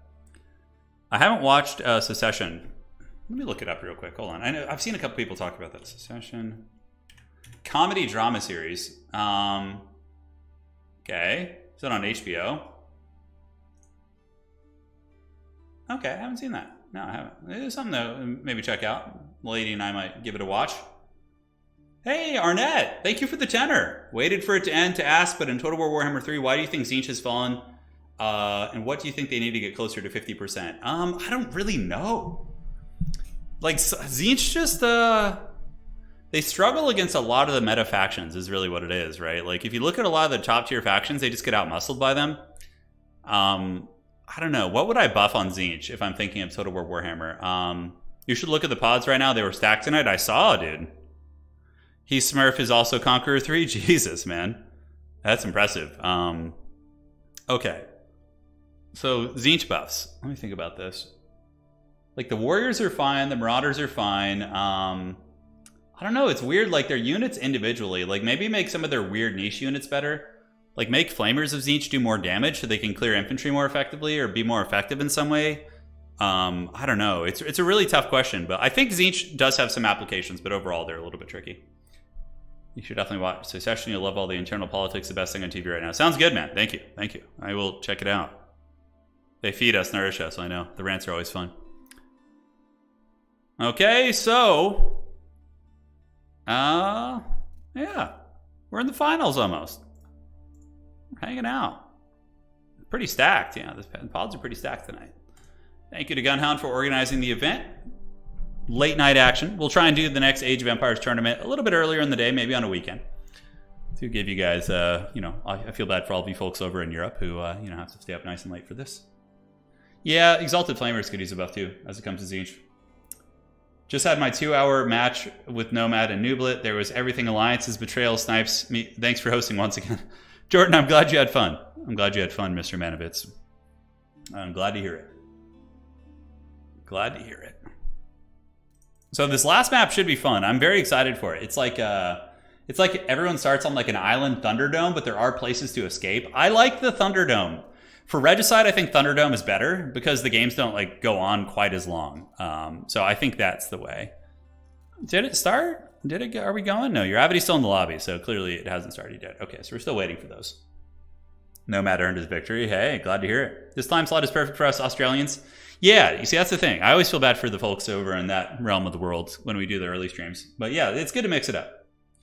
Uravity says, trying my hardest not to fall asleep right now. Yeah, you're in, where are you, Uravity? You said, I think you said are you in Scotland or somewhere in that realm? Yes, you're just like balls deep in the middle of the morning now. Jeez, dude, you want the W. Well, hopefully we'll start soon. Hopefully you got some strong coffee. You're good to go, man. You're good to go. I believe in you, Uravity. You just got to kill everybody quickly so you can go to bed. Use it as motivation. Use it as motivation. You guys are saying like Secession, the show is a lot like House of Cards. I loved House of Cards, actually. It was really, really good. Especially the earlier seasons. So yeah, I would definitely watch that. I would check it out. The lady and I are looking for some new shows to watch. So yeah, we'll get in there, man. We'll get in there. Yeah, Scotland, 4 a.m. right now. Oof. That's brutal, dude. That's brutal. You're going like a champ, dude. So you knew that this tournament was starting at like literally like 1:30 your time and you still committed to it. That's some serious dedication right there. That's some serious dedication. It's 4 a.m. here in the UK, but it's worth it. Hell yeah, dude. Hell yeah. I want to visit. I would love to visit Scotland. I think that'd be really fun. I would love to go there. What is the Uravity? What is the food like in Scotland? Like, what are the signature dishes that if I was to go there, what would you recommend I try? Like, just like the most glorious thing I could possibly have that you wouldn't have, I wouldn't have access to. Oh, it looks like he's in game right now. So we see some other folks from Scotland as well. So you guys can answer the question. I would be very interested. All right. You cannot mod a match without downloading the required mods. Okay, so what mod do I need to get, Gunhound? The Outback Octagon one? We can get that real quick. I think, let's go search. All mods. Outback. I would imagine that'll pull it up. Is it this one? Okay. I don't know which one. Looks like it's probably this one. It's bigger. Okay, I'll subscribe to that. Yes, good. Okay, and then just to be safe, we'll grab this one as well. And I think that should do it. Haggis? Yeah, that's the jam. Okay. The game was started by mistake, so I should wait, is what you're telling me? All right, let's see. So he says the game was started by mistake. I'm just going to make sure and check here. And let's see how we're looking. Okay, perfect. So checking here, scrolling down. And they might need to restart the pod. I'm not sure. We'll wait to confirm.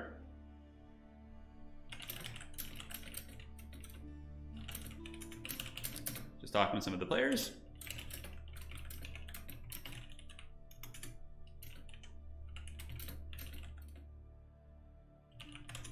Okay, checking here. And outstanding. All right. So I think it's going to be, yeah, I won't load into the game. No problem. So you guys are going to restart it? All right, should be good.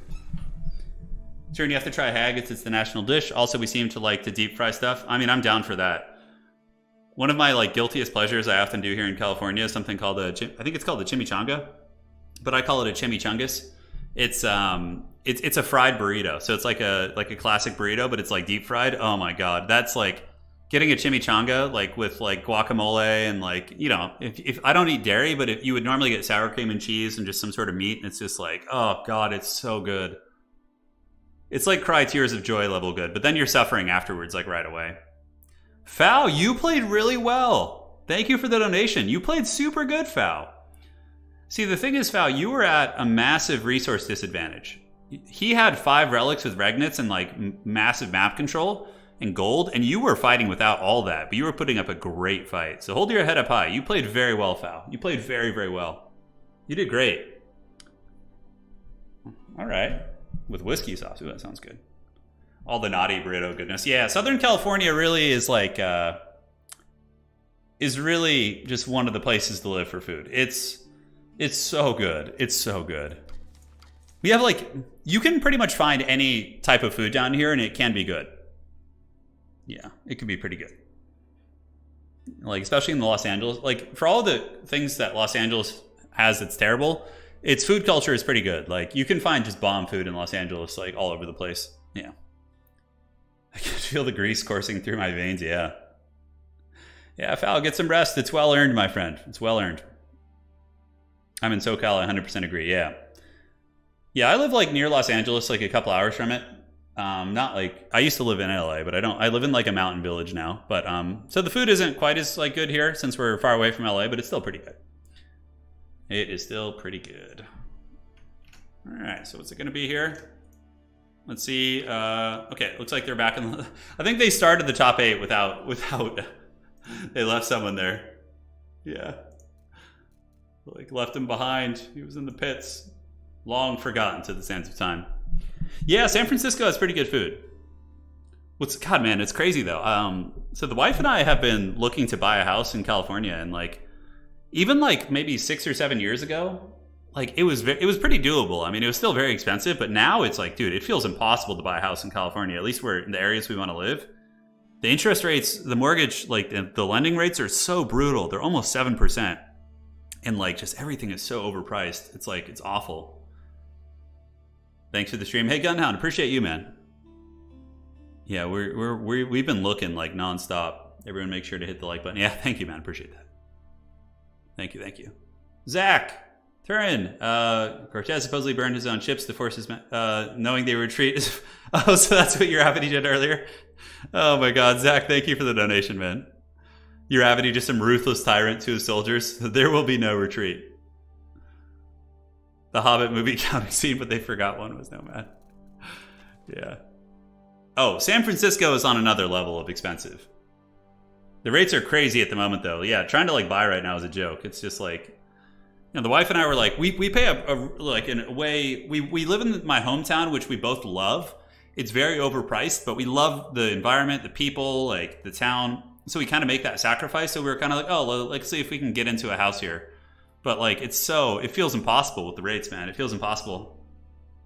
Yeah, Washington is definitely a little bit cheaper, but even still, the rates are pretty steep, and it's you know, we really like where we live right now. It's quite a predicament. Yeah, the market's in a weird place. High interest rates, and the prices are also high. Yeah, usually it's like it's kind of, you know, one or the other, but it's kind of both right now. Yeah, that's pretty nice, Scott. You can get a 2,000 square foot house for $250K. That's an absolute steal. I mean, that's great. Petaluma and San Bruno are close enough to the bay, but yeah. San Francisco is absurd. You get in San Francisco, you get like a trash can for like $1 million. You could live in a trash can. Yeah, with all the fun stuff that comes with the city. I used to live up in the Bay Area. I lived in San Jose for many years. My previous job, when I was an athletic director, I was in San Jose. It was a great organization I worked for. I loved it up there, but yeah, it was expensive. All right, guys. So we have the overview. Regicide, Religious, and Wonder Victory are in the game. Nomad. So 3 villagers at the start. 3-minute treaty. So you can't attack anybody for 3 minutes. The king scales with the ages and gets stronger, I guess. Emplacement cost for non-Mongols doubled. Okay, that's an interesting one. Stone towers removed to make it a little bit harder to Wonder Victory. So this is like a balancing mod that the players wanted to use. Interesting. So it definitely changes things. Outpost requires a town center to be built. Oh, okay. HRE 100%, 100 gold, and Mongols get 100 wood. Obviously for the Nomad, because they don't start with the Prelate. Oh my god, look at this mod. This is real sweaty. Wow. This is kind of cool. Look at that. Look at the resources for each player. You could see all that. I'm going to have to get used to this overlay here. But yeah, this is kind of cool. This is kind of cool. So, ladies and gentlemen, this is Nomad also. So the players actually start with villagers. And yeah, this was apparently used for one of the major tournaments, Outback Octagon, which is pretty nuts. I would imagine Microsoft probably put up the price for that tournament.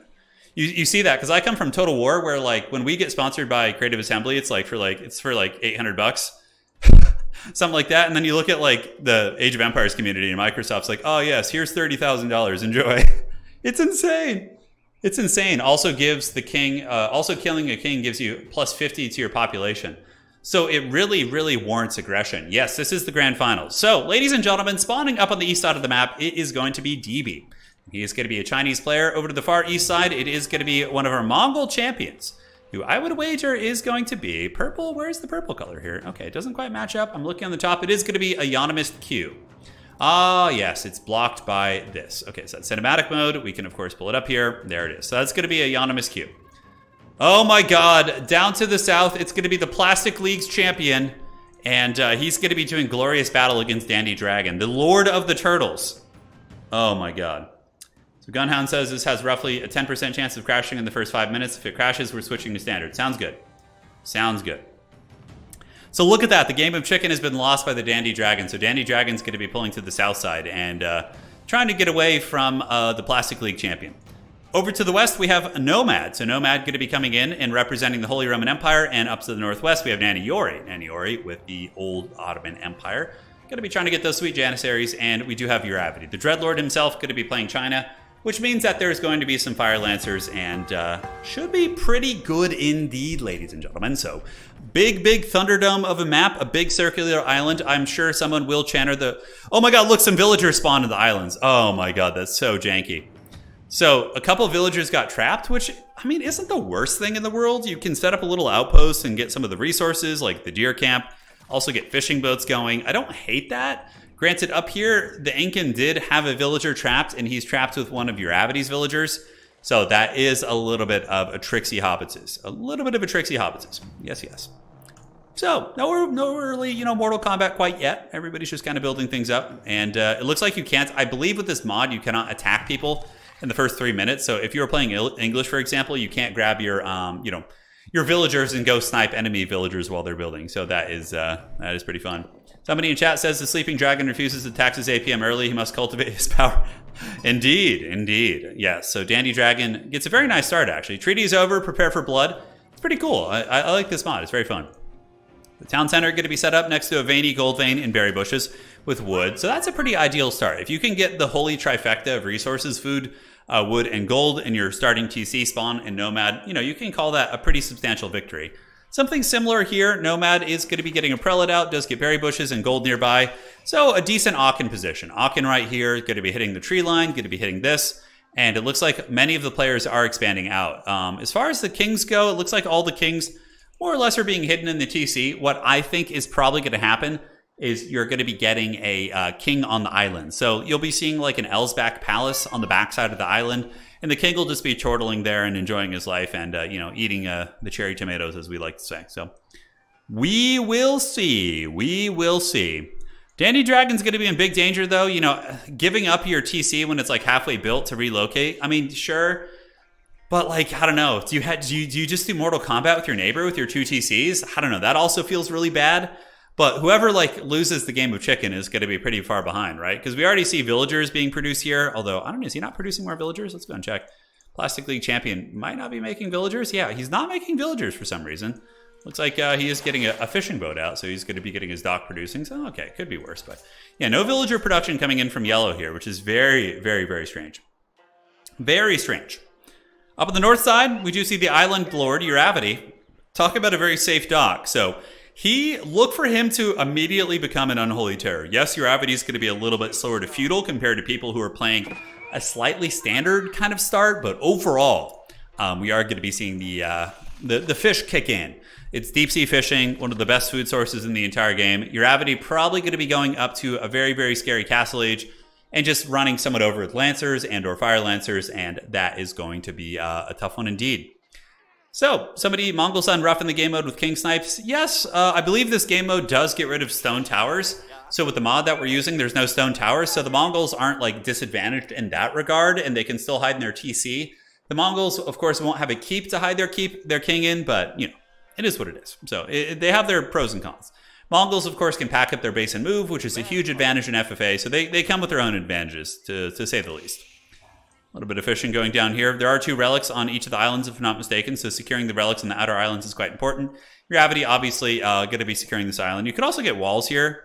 Like, I don't hate, like, a stone wall across the back of the island to keep somebody from grabbing your relics and just make sure you can secure those. I think that's pretty damn good. And yes, wonders are on the table. You could build a wonder here, depending on the situation. And, in a very late game version of this map, the wonder on the corner islands can be very good, because wood is something that runs out very quickly on this map. So then people might not be able to kind of muster the navies to push you off the island and all that sort of good stuff. So certainly a lot of variables to take into account.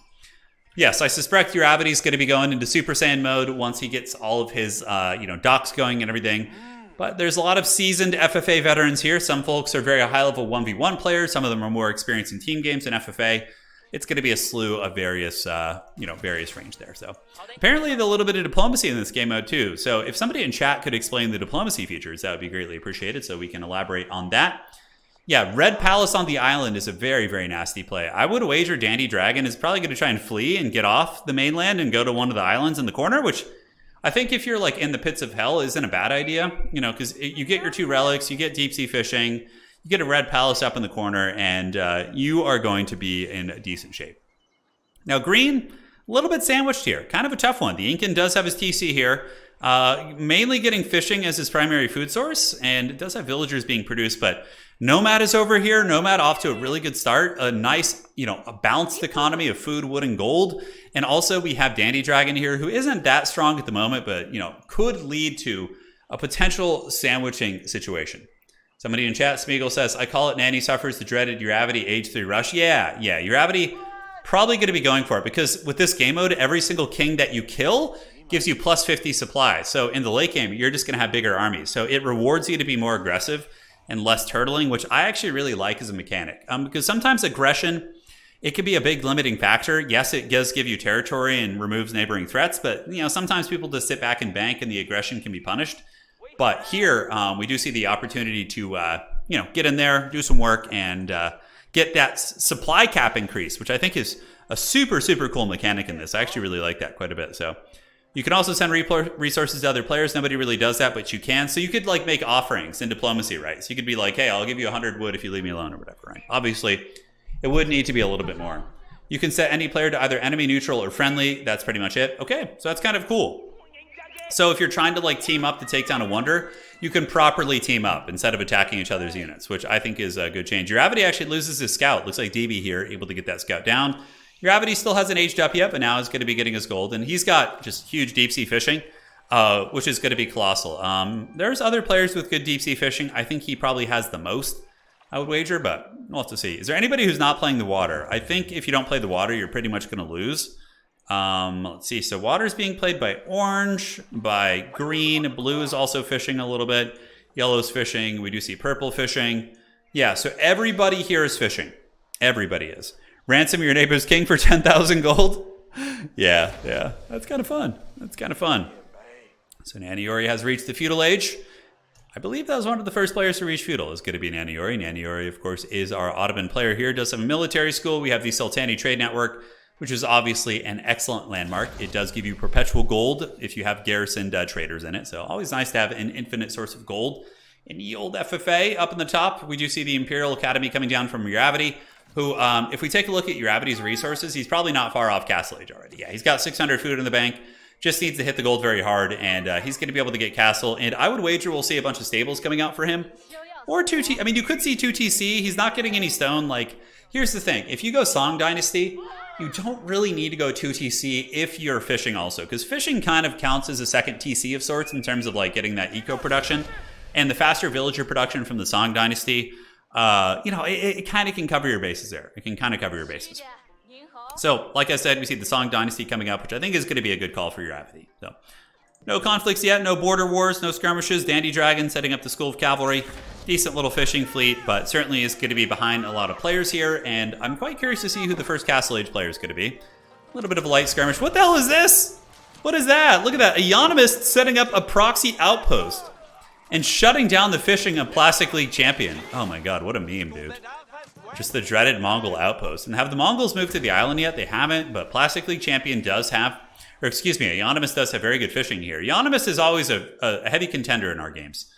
Very, very strong player, especially with Mongols. And looks like the Mongols have their double archery range, probably to be spamming out crossbows a little bit later on. We'll see what happens, man. We'll see what happens. The adventures will continue. So, yeah, that's actually pretty punishing. Plastic League Champion, maybe going to be getting aggressive. We do see barracks coming up, so maybe could see some do hosting, some HRE men-at-arms coming out quickly. I don't know. Would be a little bit precarious. I think that Economist would be more than capable of defending that. So first layer of walls coming up from Naniori. Obviously, Naniori knows that Uravity is the neighbor, so that's never a good time. Uravity, as far as Castle Age tech goes, we do see a fair amount of villagers being supervised here, and he is getting close to Castle Age, guys. Like Fast Castle, Song Dynasty, just huge Chinese eco, fully erect. That is going to be a brutal one. And I can't tell you, I've been casting Uravity's games for a couple years now, and there's always Castle Age aggression. Like he hits Castle and steamrolls like his nearest neighbor usually is what you're going to be seeing. So it'd be cool if you could add potentially erupting volcanoes on the map. That would be pretty cool. Yeah, volcanoes like shooting fire and causing some havoc. I think that'd be really fun. But yeah, that's pretty evil. Taking down the HRE dock. I believe that, HRE is definitely in a bad position now. Plastic League Champion doesn't really have any source of food, like solid food. I mean, yeah, a little bit of sheep here, sure. But no fishing. And now we see the Mongols encroaching with archers. So we do see some Mongolian archers. And look at this! The villainous Economist Q setting up towers along the HRE border. Just totally troll. It looks like there's going to be 3 more archers coming down, probably to try and snipe down this HRE men-at-arm. And most likely they will be able to do the trick. Should be fun. See the armies for the different players. Yeah, this mod's pretty great. The modding in this game seems like it certainly has a lot of potential. Early men-at-arms are out, and yeah, they're going to be able to fight off the invasion, but the problem is that Economist is just going to be able to go castle behind this because of all the fishing eco, and the HRE player is just heavily hurting in terms of resources. Now, Castle Age coming out for the... oh my god, Uravity's Castle Age already. It's going to be Palace Guard spam. So guys, yeah, it's Palace Guard. Yep. It's either Lancers or Palace Guard. I like the Palace Guard rush. They basically are like mini horsemen with how quick they are. So, yeah, good night, Sweet Prince, Naniori. I think that is going to be the end of the road. Gunhound says, I'm game for our Meep. Yeah, we'll do it, Gunhound. That'll be a lot of fun. That will be a lot of fun.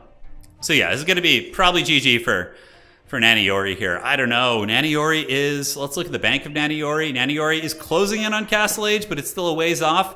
Okay, Naniori also does not have fishing eco, so that's probably GG. Just going to get steamrolled by the Palace Guard. We're going to see our boy Uravity move in here and basically just, make him eat some Chinese food. That is for sure. So he's coming, man. Looking on the other side, the Mongols continuing to harry and harass their neighbors to the south. I really like that aggression is encouraged here in this game mode. I think it's very, very fun. So... yeah, score difference is pretty insane, but you have to remember, guys, Uravity is a Conqueror 3-level player. His builds are going to be clean. His micro is going to be basically top tier.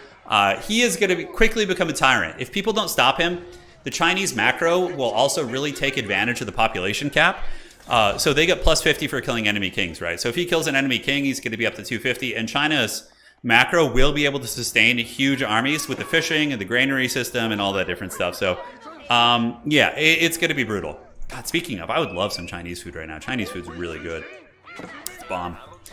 Battle Rage is on here. Early men-at-arms versus archers. The Anonymous going to be getting early aggression as well. I think the players know that if they don't get aggressive early, then they're not going to get the population cap bonus. So in a late-game macro duel, they could just be swarmed by a much, much bigger army. And yeah, the Palace Guard are already in the base. We do see the Mem and Armory coming up, but the Palace Guard going to be shutting that down. Uravity obviously has played plenty of sweaty 1v1s and is going to be able to just shut this down. Palace Guard swarming across. And good night, Sweet Prince. Where's the king? The king is hiding in the town center. And, honestly, he could probably just swarm it right now. Crossbows can now start to come out, Lancers as well. But Naniori's bank is not that good. Probably doesn't... yeah. Oh my god. Like, nothing. It can't even make units. We see all the villagers running, and the king is basically trapped in the TC. It looks like that is going to be the end of the road. And, very unfortunate to end up next to Uravity in a battle like this. It's bleak, and I would wager he probably even has the armor upgrade. Yeah, you see, that's a signature of high-level play. If you're going to be doing a hard push, like a Castle Age timing push, you always want to get the riveted chainmail, or not riveted chainmail, but the iron undermesh, which gives you the ranged armor upgrade, so then you can just, basically the TC does nothing to you. And, yeah, Naniori's in serious danger. Serious danger. That's going to be the end of the road, and that is going to be first blood drawn as, Uravity continues his conquest. And I can see Uravity going south and doing the same thing to the Burger Palace Master down here, too. Now, back here, we do see some aggression. We see Castle Age Anonymous.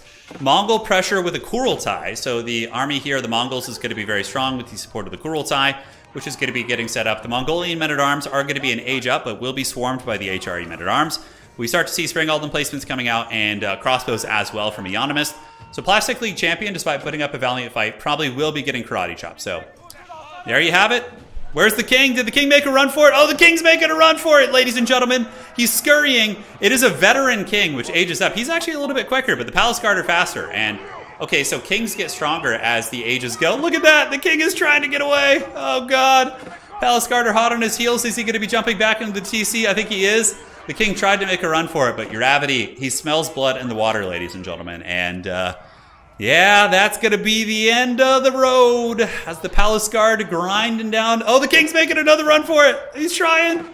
Good night, Sweet Prince. This king was quite cool, but Uravity drawing first blood. It says Naniori assassinated, and there is going to be a permanent supply increase for Uravity, which is very, very scary. So, yeah, that is quite nasty indeed. Look at Uravity, guys.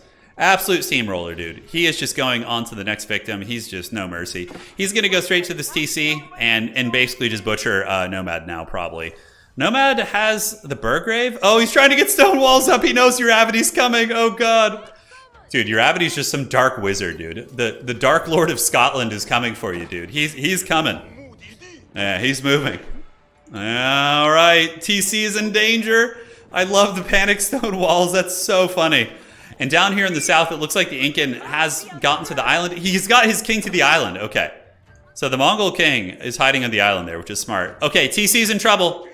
Uravity's going for the surround. He's butchering villagers. Where is the Orange Army? Does he not have anything? Okay. Orange might be able to survive this. Uravity going for the kill right now. The Orange Army's here. It does have some land snakes, so he's probably going to be able to fight this off. Uravity coming. I think Orange survives this. Oh my god. Drums in the dark indeed. Emergency repairs in the clutch. And I think HRE is going to be able to hold this, but Uravity is certainly going to have his sights set on his next victim. He's going to be gathering up a scary army and probably pushing down like the Dark Lord of Mordor, man. Yeah, for Uravity, it's 5 a.m. It's literally like 4:30 or 5 a.m. in the morning. So it looks like the Orange Army is able to hold this. Well played to Nomad. Over here, we do see the aggression continuing as Anonymous building battering rams, trying to get the kill here on the Plastic League champion. But, you know, HRE is a hard civ to finish. Emergency repairs makes it very hard to snipe their TCs and whatnot, right?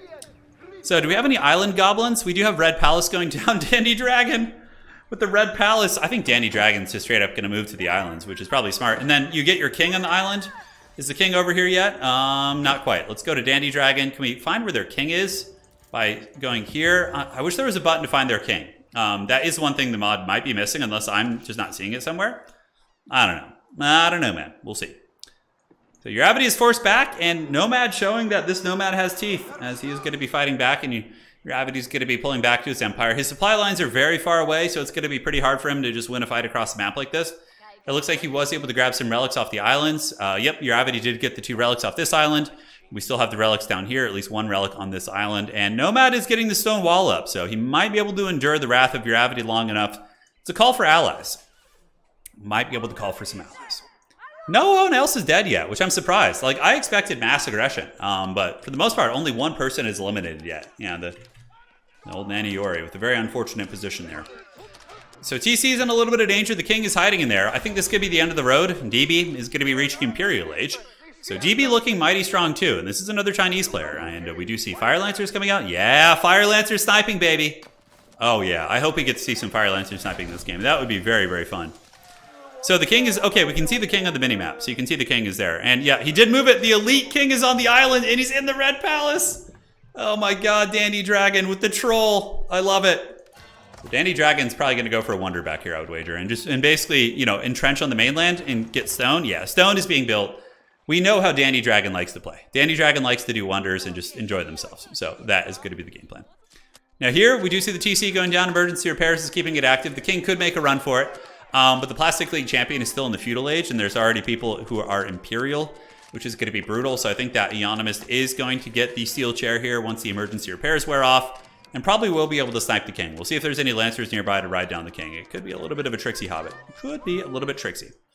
Now here we have HRE going for the kill on Dandy Dragon. But Dandy Dragon does, of course, have the island colony. So it looks like Nomad is going to be able to get some work done. Oh my god, Dandy Dragon's villager is getting absolutely butchered. Oh man, he just lost like a ton. And he does have his keep and a couple knights in the base. But this aggression could be a little bit hard to stop. Although the keep should be able to hold this. It's not like a siege-based army. So yeah, I don't think he's going to be able to quite finish the job quite yet. Up on the top, this is where your Avity just is basically Mordor, right? Mordor did its damage, and now it's going to come and build up its just insane macro, get every single Imperial Age upgrade, and just go bananas. Like, absolutely bananas. It's going to be a big problem. I love that Dandy Dragon is just chilling on the island. I mean, Dandy Dragon can just, you know, get a couple relics in there with tithe barns and get a bunch of, you know, boats and just kind of become the island lord, but the problem is you run out of wood when that happens. Yeah, big butchering though. We do see Dandy Dragon losing quite a bit of eco. Dandy Dragon's eco currently looking a little bit grim. As we do see currently, is that army supply? Yeah, okay, that's eco and that's army supply. So I'm getting used to this UI mod. It's a little bit different than what I'm used to, but yeah, sacred sites are on the table too. We do have 1 sacred site here. We got 1 sacred site on the other side, and the Plastic League champion's down. He has been defeated by the Mongols. So 2 players have fallen. Mongols get their bounty. And the numbers start to diminish a little bit, guys. 2 players have fallen so far in this Duel of Fates as the battles continue. Dandy Dragon could try and be the Lord of the Seas, yes. It's very viable, but the problem is Dandy Dragon, if you don't have the wood supply from the mainland, you can't really be a contender at sea. But Dandy Dragon's just going to go for a wonder. It's going to be a wonder on the corner. Obviously, they're ways off in terms of supplies, but Guildhall will cover the stone. So Dandy Dragon just needs to find a way to get resources on the map and just be like basically a gremlin, right? Yeah, you just have to be a gremlin. Nomad on the bottom, nice stone wall, getting the Empire secure against the aggression of your Avity, which eventually will be coming, I'm sure. Your Avity building up a pretty substantial bank. Is he building on the islands? It doesn't look like it. He is fishing, of course, but is not building up like infrastructure there. We do get a defensive keep coming down to the base just to make sure the king diving isn't as much of a danger. I have a feeling this Chinese player, DB, is going to be a big threat. He's actually a higher score than your Avity right now, so he's a little bit ahead, and also does have just a million Fire Lancers. So he's going to go king hunting, because if I'm not mistaken, unless this mod changes it, you can look and see where the enemy king is by using an ability. So yeah, Fire Lancer sniping is very, very strong in this game mode, so you really, really got to watch out for it. Yeah, naval trade can bring wood, that is true. So if you can completely secure the seas, it's an option, but there are other naval forces, so it's not like he's going to have it all to himself. Oh my god. Yeah, oh my god. Euonymus could be in some danger. Euonymus King sitting right here. Oh, dear God. Does he know where the king is? Oh, no. Oh, no. I'm in danger. Here it comes. We do see the Fire Lancers. They're moving. They're grooving. They know where the Mongolian king is. And good night, sweet prince. We do see a bit of a reaction here, but this could be like an insta-kill. So Fire Lancers kill the building quickly. He needs to get this around before he attacks it. Yeah, so then the king can't escape. Oh, my God. Oh, he had to have seen that coming. The king should not. Oh, the king's out. The king's making a run for it. Oh, my God. The Mongolian king's a track star, dude. That guy's got some wheels. He's been training on the steppes. And the king moved into the other one. He's making a run for it. The king's fleeing. And the Fire Lancer's trying to get this around, but the king jumps into the other one. Great micro here from Euonymus, but the king is surrounded a little bit. Okay, king is taking a lot of damage. Is he going to be able to get away? Oh, God. The king is trapped by his own troopers, and down he goes. Oh, dear God. Dear God.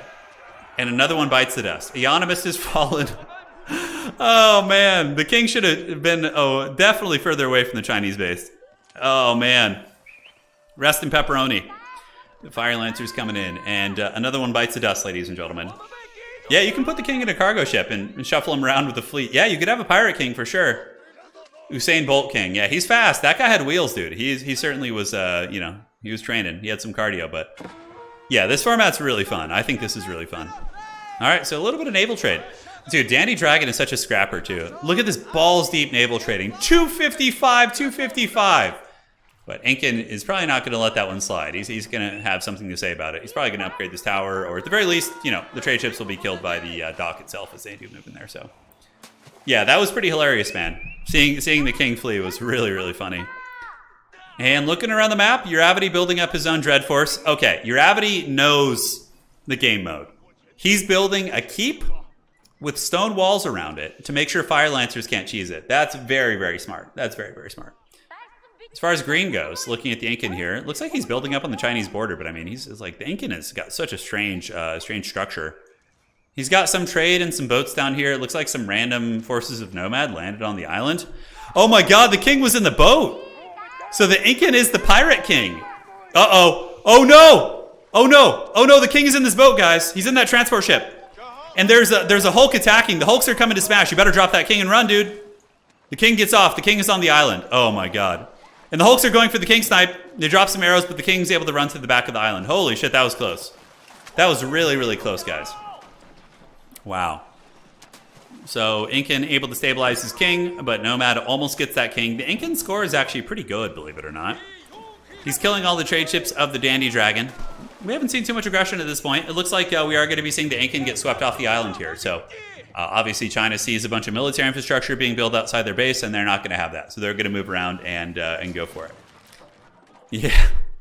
That was really, really dicey, man. That was really dicey, the Pirate King there. I can see how having a huge navy, having your king at sea, just like driving around.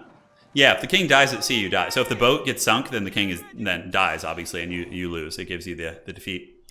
So yeah, king is just going to be chilling at the back of the island, and Orange could do an invasion. I think Orange is going to be trying an invasion to kill the king. But the king could do a little bit of shuffling and jump onto the transport ship again. Certainly some funny stuff that could go down here. We'll have to keep tabs on this, guys. What do we have going on up on the top here? We do have the docks hanging out, and they're just killing fishing boats. Uravity losing a little bit of fishing eco on the top side. As China just continuing to secure its power here, man. They have good fishing. No trade on the top side or anything like that. We do see the Incan massacring all the fishing ships of Uravity, but Uravity will be fine. He's got a food economy here on land, which is very, very good. He's got his keep up with the king chilling in it. And the Palace Guard are coming for blood. So it looks like Nomad is going to be forced into mortal combat here. Nomad's army is not that good. So Uravity might be able to get the karate chop here. And where's the king? The king is sitting in the TC still. It's obviously a little bit vulnerable. China's going to be knocking on heaven's door here as it does shoot into the stone wall. And a lot of erect elite Palace Guard with all their upgrades, I think. Not all of them. I think they're missing either army tactics or one of their final upgrades. But yeah, we will see. Nomad was going for a coastal landing here to kill the king of the Incan, but the Incan is going to be able to intercept with the light junks and swarm. Oh my God, it's all backfiring. And now Nomad, his base is vulnerable. The Dreadlord of the Chinese is moving in. Oh my God, are we just going to get a Chinese civil war in the finals? Okay, the king is fleeing. Oh, good play. The king is running. He's fleeing for his life as the Palace Guard hunts him, dude. Look at that. Holy shit, he's going to be running to the water where he has a transport ship waiting. Oh, that's so hilarious. This game mode is really good. This is really, really good. I think this mod is great. This mod is definitely the way to play this game mode. Yeah, we'll have to do it for the earlier rounds next time. So the king gets in a boat. He loads up with some villagers, and oh my god, Chinese coming with the torches! And he just barely gets away. Holy shit. So he just escapes at sea. And now Uravity is basically just going to absolutely ravage his base. And he's just going to become an exiled king sitting in the deep waters. It is going to be sitting in the deep waters. Seems this will become a Uravity and DB 1v1 as Dandy banks for Wonder. I think that is a very accurate, very, very accurate situation. Dandy Dragon does not, he has a lot of food. His wood and gold are building slowly, and he does have stone, which obviously Guildhall will be providing. We're going to be seeing it go. Yeah, the king is just sitting on the coast, and Uravity is just purging his lands. Just torching everything. So, I mean, Orange is essentially out of the game. He's essentially out of the game. The lore-friendly Chinese Civil War, yeah, I know. That's pretty much the case. The king can hide. I don't know for how long. He's trying to build a gatehouse to escape, and looks like he's going to be heading up the coast. You know, honestly, loading up onto the boats and colonizing this island here wouldn't be the worst thing in the world. It's probably what's going to happen, I would wager. Or maybe they're going to just mine gold where they can on the mainland. Maybe they're just going to mine here on ye old mainland. But yeah, Uravity just purging the base, killing everything. And looking up here, we do see something similar going on as the Incan is just hammered down by DB. So DB is moving about and just purging everything. Clearly China, very, very powerful civilization on this game mode, it would seem. Fire Lancers give them a really scary threat. Like that Fire Lancer and or Palace Guard push seems pretty brutal. Incan with a bit of a Mission Impossible escape there, but Fire Lancer should be able to kill the last of these buildings. Town Center is going to go down, docks are going to go down. A lot of villagers do get massacred there, and Incan is basically just going to become an island troll as well. We have a couple island trolls. Currently, Dandy Dragon and the Incan are basically just chilling out on the island. Pretty sure sinking the king does not give population. Oh yeah? Is that the case, or did they fix it? I don't know. Somebody in chat saying I think it does. I don't remember for sure. Oh, well, anyways, we'll keep tabs.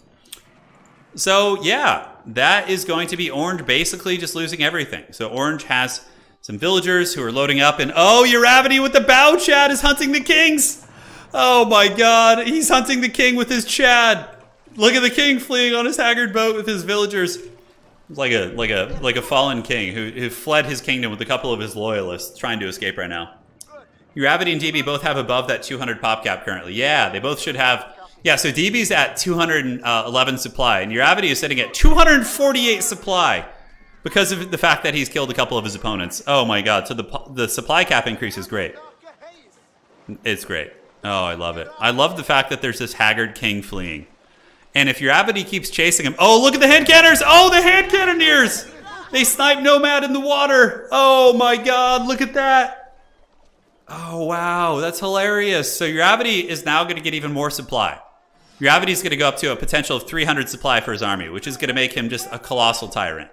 He is going to just have the most foul armies that the old world has ever seen. Red Palace in the corner is going to be incredibly obnoxious. How far off is Dandy Dragon from a Wonder? Not that far, actually. Dandy Dragon maybe going to go for a Wonder soon, which I think would be a good idea. DB going to be grabbing a Sacred Site up on the top and supervising the stone right here. That was really, really funny, dude. That was hilarious. Some more spears going up here. Clock Tower battering rams moving up from the south. The Clock Tower rams with the extra HP is quite a bit of funny. And the king. I have this like image of the king being on his boat and just like looking at the coast, and just like a wild bullet comes from the coast and just finishes him. The Incan with his dread fleet here. Gravity obviously could muster a massive navy to defeat this this Arrow Legion, but yeah, Incan has a decent little light junk fleet, and probably do have some upgrades as well. So yeah, basically this is going to be. Oh wait, what's going on here? Fire Lancers moving into the base of Uravity, and they massacre all the villagers. So Uravity's eco here is going to be taking a colossal hit, but now we are probably going to see a civil war between Uravity and his other Chinese neighbor DB. DB doing some great damage, though, butchering a ton of Uravity's eco. Uravity actually down to 77 eco, but he should be able to rebuild pretty quickly. As Fire Lancers obviously wanted the landmark snipe, we have the Great Wall Gatehouse and to keep protecting the king, and Uravity now brings his army back, a Palace Guard, and should be able to fend off the Fire Lancers. I have a feeling that DB is also a Conqueror player. Just the way he micros and the way he moves, I get the really sweaty Conqueror vibes from him. I definitely do. Sean... Yeah, no worries, man. No worries. A lot of damage going down, though. Uravity taking a bit of a hit. Uravity does have the bigger maximum army supply, so he might be able to win a war of attrition here, depending on how that all goes. But this is exactly what Dandy Dragon wants. This is what Dandy Dragon wants. He wants to just basically chill and get a Wonder in the corner and win that way. which is very possible. Red Palace is like brutally disgusting to take down. I think Dandy is going to need to pull the trigger. He's probably going to wait to see who wins in this fight. So the Incan also reaches Imperial Age with the White Stupa on the back island here, has a king chilling. And Uravity might be able to kill him, though. He does have 4 Bao Chads, and Chinese Bao Chads are super broken. They have Nested Bees mounted on top, so they basically just do a ton of extra damage, which is really, really good. But look at this aggression coming in from DB. DB is going for the kill, man. Yeah, he definitely seems like he's a Conqueror player. Well played, Nomad. Great game. I couldn't get Els back up South Island. Yeah, Incan was there. Yeah, you kind of were in an unfortunate sandwich for sure. So Uravity having to defend his lands. Palace Guards were able to chase down the last of the Fire Lancers, and Uravity should be able to defend this off. Granted, this is some heavy aggression coming in from DB, and it looks like DB wants blood. Yeah, DB is definitely a Conqueror level player. The way he's building, we see Siege Workshops coming up, immediately forward infrastructure, and yeah, he's even setting up walls against his opponent. Man, this is a nasty, nasty fight. This is just pitched. Great Wall Gatehouse, though, causing a little bit of havoc. DB streaming reinforcements across the map. Dandy Dragon just chilling. If Dandy Dragon wins with the Wonder, that would be so funny. And he has enough. The Guild Hall is here. The Guild Hall has 6,000. I mean, honestly, you could just go for it. But the problem is the 2 fully erect Chinese players would come for you, and they would probably be able to kill you with Bao Chads. So what you do is you just wait for one of the Chinese players to take the other one out, and then you just go for the Wonder, I think, if you're Dandy Dragon. Which is, you know, very, I would say, decent chances of winning. Now, as far as trading goes, we do see some naval trade. Pretty damn respectable. Yeah, he's trading down here. Dandy Dragon trading like the heathen kings of old. Look at that. Oh my god, he's doing it, dude. He's doing it. The Chinese Civil War is on. Uravity moving out with a lot of Palace Guard to try and fight off the incursion. We do see Trebuchets moving in. Trebuchets, of course, could knock down the keep, but the Chinese king is going to be a track star, of course, and I'm sure there's going to be some contingencies in place. More raiding in the back. Really good dual-pronged raiding from DB. He is using his elite Fire Lancers that kill the docks, which is going to be actually eliminating escape options. So little plays like that can make a big difference. But Uravity's army here does get his critical mass, and he is able to push back the Chinese hand cannoneers, some of which actually jump up in the walls. And yeah, this fight is going to be super sweaty and super pitched for sure. Can somebody check DB's ranking and let me know? I'm pretty sure the way he's playing, he seems like he's a Conqueror player. Yeah, he definitely does. Uravity, though, musters a good defense. He's got a good massive units. And looking at the army supply, we see Uravity at 132. DB is currently at 86. So DB's army's a little bit smaller, so Uravity should be able to push him out eventually. We'll have to see. Now that he's getting these cannons and his troops all gathered, his farm eco's back online. We'll see. The one downside, though, for Uravity is that he currently only has 260 food, so his food income did get really hammered earlier, and DB has a bank of 27,000 food. So that is a really, really big difference in which the attrition, if DB can keep the pressure on, will really, really add up for sure. Down on the south side, Dandy Dragon is stoked right now, dude. Dandy Dragon is like full chub. He is just hanging out here, and he is getting his Unholy Legion set up. Really, he's only platinum. Yeah, I feel like he's playing very well. Like his horse harass and everything seems good. I mean, he might check his previous seasons because a lot of people, you know, might not be as active in 1v1s here. He definitely seems like he's strong. If it goes to 1v1 Chinese Civil War, Uravity's extra 50 pop may make the difference. It might. But food's a big issue. Food's a big issue for Uravity. He has less than 1,000 food. We'll see. Oh, the Incan is down. Oh my god, he got taken out. Uravity took him out with the Navy while also fighting DB. Oh my god. The Bao Chad fleet is just coming for it. Wow, here it comes. Okay, my guesses of players' rankings are just totally off tonight. I'm just going to not even try and guess anymore. Dude, look at the Bao Chads. Oh my god. I can't believe it. You know, it looked like Uravity was so busy here, but that's the sign of just such a strong player, right? Yeah, look at that. Uravity and DB are friends and play against each other a lot. DB is very practiced against this opponent and also at this Civ. Also, you're correct, he doesn't do 1v1s that often. Okay, so my conspiracy theory isn't far off. His ranking doesn't reflect his skill. Yeah, so that is Uravity with the kill on the Incan is pretty big. And he's got that big Chad fleet. Where's the Chad fleet going to go? So the Chad fleet is going to be pulling back. Yeah, he got the snipe. He got the snipe, man. He did. I believe that was Uravity who got it. Was it DB? Was it DB who got him? Did I miss that? Okay. Maybe I did miss it. Well, thank you guys. You guys clearly maybe saw something. It was DB who killed him, yeah. I guess so, man. I guess so. So we are into the final stage of this Duel of Fates. 3 that remain. The dreaded Lord of Turtles, Dandy Dragon. Ready for his corner wonder, which I really, really want to see. But I think the Chinese players know what's up. They know there's a French player. If anybody is still in the game, in chat, who was in the game, can give us some play-by-plays, I would greatly appreciate that. Is there like some talk of allying against Dandy Dragon? Because I feel like there's got to be something like that. There's got to be something like that. Gravity building up. We do see a little bit of aggression outside of the forward infrastructure, but overall, it seems like there's like a ceasefire here. Like they know Dandy Dragon is going to be trolling with the Wonder. I have to imagine that's going to be the case. As foretold, the dreaded China versus China as the dragon slumbers. Yeah, Smeagol is quite prophetic. He clearly plays with these guys quite a bit and knows their schemes. Dandy Dragon just getting resources. So that's pretty much it. And I would wager we'll probably build some... He does have a good navy too, I think. Yeah. Bow Chads are coming. Okay, I think there's something... I think they know. I think they know that Dandy Dragon is going for it. Look at this. DB actually going for a Sacred. So he's going to be grabbing the other Sacred, which will start the timer actually, which is going to be kind of an interesting dynamic. It should be pretty easy to decap that, but I still don't hate it. So we are going to be seeing Dandy Dragon try and fight Gravity's fleet, but he is heavily outnumbered. And the Chinese warships, of course, are stronger than the French Carracks, if I'm not mistaken, although the Bow Chads aren't fully upgraded. Okay, never mind. The Carracks have all the upgrades, and it seems like Gravity has not gotten all of his upgrades. You see 700 HP compared to the Carracks, which do have 1,000, unless there is some balancing change in recent patches, which I wasn't aware of. So we have an update from chat. Gravity told DB to use the Imperial Palace since they're both China to see the trade. He then argued trade was more dangerous than Gravity's 300 pop army. Interesting. All right. Really nice hold here. The Chinese warships not being as upgraded as the French warships is the differentiating factor as Dandy Dragon cackles on the island. And I wonder if we're going to be seeing the Wonder soon. DB seems to be on board with shutting down Dandy Dragon. It makes sense. You know, dealing with the island Wonder is tough. We do see the double Sacred Sites being grabbed. So 2 Sacred Sites are currently in action here. And that is going to be going towards the victory of DB, which is very interesting. But Gravity should be able to just easily decap these, move an army up there if he wants to. It looks like he does move out. So Gravity maybe not so friendly with his Chinese neighbor as he does remove the infrastructure in the front. And it seems like both players are posturing for war. That is indeed the case. Yeah, there were some docks there. The docks were providing the healing. And trade continues to go, 129 a pop. That's going to be giving a copious amount of resources. He's going to be chilling. Yeah, calm before the storm, ladies and gentlemen. I'm going to have a sip of water. You guys do the same. Make sure to stay hydrated. And Dandy does have the stone for a wonder. Yes, he does. Because he's got the guild hall, and he's currently sitting on 10,000 stone. So he could easily build a wonder. Dandy Dragon is just basically waiting to build a wonder up on the top. We have another update from chat. DB also spotted the Carracks because the trade ships was passing. Yeah, so they kind of know what's going on. They recognize the danger that is at hand. So in response to this, we do see the dreaded Bow Chad fleet. I mean, you got to be careful, man.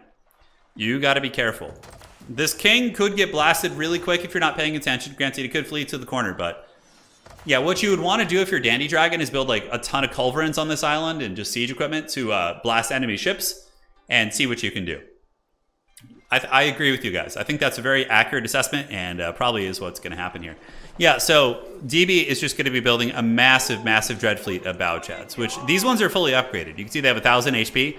The unupgraded ones of Gravity were not quite as sauced. Now, this is interesting. Is Gravity just going to sit back and make DB do all the heavy lifting? Like, because Gravity has a scary ground-based army, which if DB goes to the island and takes big casualties, Gravity could backstab him super hard. This is kind of an interesting dynamic here, guys. This is kind of an interesting one, yeah. They're coordinating Bow Chad pushes, and I say coordinating with air quotes, because if you look, Gravity is being treacherous, and he is actually not contributing to the island invasion at all. Maybe he's going to go to the French base and try and do some damage. That could be a contribution of sorts. That could be a contribution. It looks like he's maybe going to go to Dandy Dragon's base and try and take him down. Yeah, this Chad fleet is really disgusting. That is 20 Bow Chads. And they are going to just pound this base. Although Red Keep does do a hell of a lot of damage, the king could be in some danger. I would wager that Dandy Dragon's probably going to run him to the corner. We'll have to see. I'm really interested to see how this battle devolves if Dandy Dragon falls and the 2 Chinese players are just going fisticuffs, right? Just battling it out. Absolute duel of fates. So the French fleet is here, and it's going to do what damage it can. It'll probably kill a couple ships here before the Chads get in position. And the Red Keep is so disgusting. Oh my god, look at it just mowing down the Chads. We've already seen massive casualties as the Chads have to pull back because they have to crush the Carracks before they move in for the final killing blow, right? So they do crush those. Bow Chads with their nest of bees on top doing good. Trade is being shut down, so Dandy Dragon is going to be losing a lot of trade. But man, that Red Palace is so, so good. So Nomad says, so Nanny and I did the math. It's 13 Bao Chads to destroy the Red Palace with 15 vills inside. Wow, that's brutal. And with walls being taken into account, maybe obstructing the line of sight, it could be even more. But it looks like he's just going to be chasing down the French, trying to do what damage he can to mitigate them, while we do see Uravity on land is going to be punishing the French. I wonder if we see a Panic Wonder. Is Dandy Dragon just going to collect and go for it and just hope for the best? Honestly, at this point, maybe you should. It seems both the players just have such an erect hard-on to try and take you down that I think you might just want to slap that bad boy down, because you're not going to last a lot longer against the 2 pressure, and then your window is really gone. Granted, he only has 13 villagers here, so he might not have enough to build it. And yeah, he didn't get all of his villagers to escape to the island here. And it looks like the the dreaded Blood Voyage, the old Bao Chads here, man, sweeping through the French, and the French are trying to get some villagers out. You can see 16 villagers here, trying to get away from the Bao Chads, but it's not going to happen, and he is going to be losing those villagers, and they just get back on land, while Uravity just punishes him on land. Yeah, Uravity is in his base, if I'm not mistaken, but is taking his sweet time. It's not like he's storming the base super heavily. And the island's going, man. No wonder yet. No attempt at it. I'm surprised. I feel like, at this point, you just pull the trigger and go for it. He's already double teamed. I think when the writing was on the wall, he should have just built it and hedged his bets and hoped for the best. It worked out. Yeah, I don't know, man. I don't know. More Chads on the way in. We do see the villagers trying to flee to the island. The reason why they're trying to flee to the island is to get there to build the wonder. So he's going to be running. This is obviously pretty much everything here for Dandy Dragon. He needs more villagers on that island to be able to build, because it's going to take a long time with just 16 villagers to get that wonder up. And I don't know, he might even just opt to not go for the wonder. Or maybe he's going to try and Palpatine it and be like, all right, you guys got me. Just you fight each other now. And maybe, just maybe, he can hold with the red keep later on or something. Yeah, Danny did collect the stone. His current stone bank is 12,000. And maybe he holds here. I don't know. Not holds, but survives on the island is essentially what I meant to say. Completely out of the water. The villagers are trying to set up, but he's playing 2 very strong players who are not going to be letting him escape. And yeah, his gremlin days may be over. More TCs coming up, and the wonder is coming. So yeah, this is just like desperation at this point. Just like, all right, just slap that wonder down. Should have been done much earlier, but even still, yeah, he doesn't have anything in the red keep right now, so its DPS isn't going to be quite as good. Even still, it does kill the boats very quickly, and he moves the villagers back in, and they're going to be machine gunning explosive ships moving into the docks, doing a little bit of work, and this is brutal. Yeah, this is going to be brutal. The Chads are getting mowed down pretty hard, though. The walls make a big difference for buying it a little bit of time, and you can see there's only that one narrow choke, so they can't like shoot it super effectively. There's also a second keep in the Bao Chad fleet. Might getting melted. Oh my god, but there's so many Chads. I think he pulls all the villagers into the Red Palace and also repairs right now. Although, I don't know. It looks like it's holding pretty well with just 10. The Chad's getting forced back, guys. Dude, what if Dandy Dragon wins this? That would be so funny. Because Uravity might need to help. I don't know. Looking at the bank here of DB, though, he seems to have enough to just constantly swarm with Chad fleets. The stone walls are very clutch. He also needs to rebuild those. These villagers sitting idle here for Dandy Dragon. And, yeah, I don't know. You need to do it, man. Build the walls. Rebuild the walls. You need to rebuild the walls. It's too late now. They're going to get close. Oh, my God. Look how many Chads we have here, guys. So the Red Palace is getting repaired. Several of the Bao Chads are getting taken down. The second keep here does make a big difference as well. Oh, my God. He accidentally pulled the king out for a second. That was really, really dicey. And here it comes. Red Palace is getting nuked. Oh, my God. Dandy Dragon needs to run with his king. Oh, my God. He might just get one shot by cannonballs when he pops out. Okay, the king is out. Get another keep. Get in the other keep. Oh, God, he's running, and he gets into the other keep. There's only a handful of warships left. Is he going to be able to get the Red Palace back online? We see more Bao Chads coming. The other keep is being nuked by the Chinese war fleet. Dude, this is just such a fearsome battle. We have a couple villagers desperately building the wonder, and Uravity probably is going to be preparing for the backstab now, because he can go straight to the other Chinese base. Wait a second. Okay, I thought that was an army. I was like, is he going to be posturing for that? The king is out. King's got to run to the corner now. Wonder's going to get nuked. He's got to cancel that wonder right now. He's got to cancel it and just hide his king in the corner. Yep, that's what he does.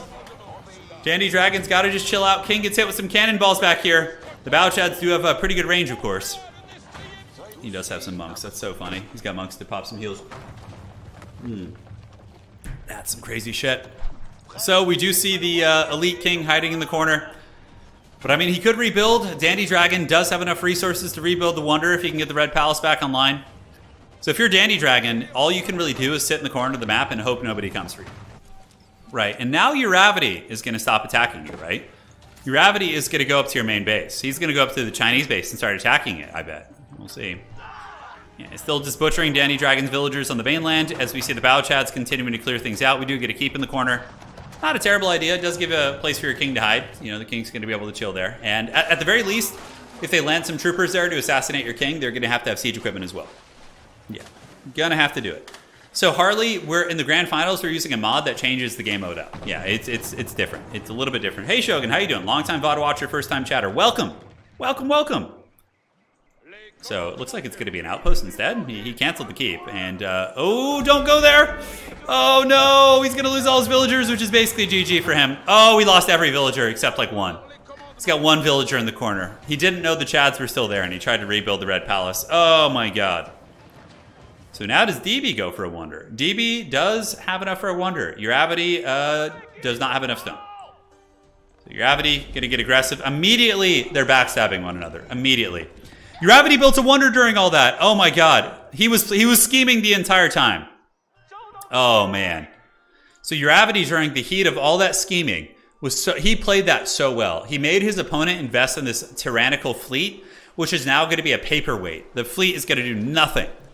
So Uravity is at a massive advantage right now. Massive advantage. Yeah, this is going to be hard. He definitely needs to get some walls around it. There he goes. Yeah, he's building the walls right as I say that. He starts to do that. Delete some of these farms, get stone walls to make sure Fire Lancers can't cheese it, and now Dandy Dragon, basically just sitting in the corner here. And that is going to be game blouses. Oh man, this is something. This is something, ladies and gentlemen.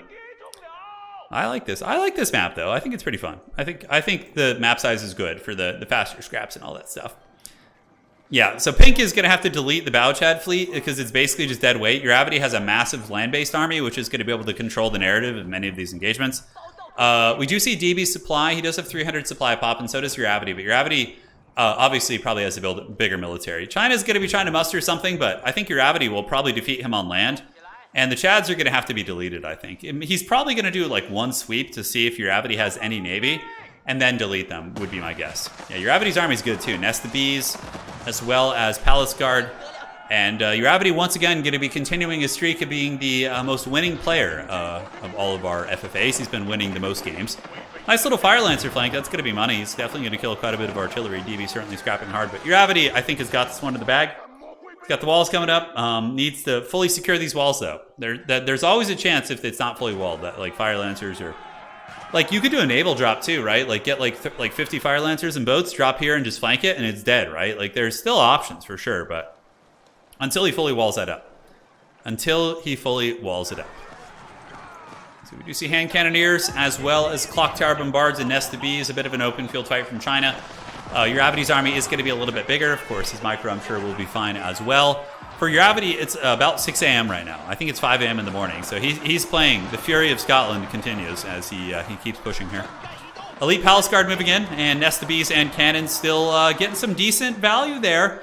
As the Nest of Bees being pushed back. Uravity's superior land-based army really showing its mettle here as he just continues to push back DB's army.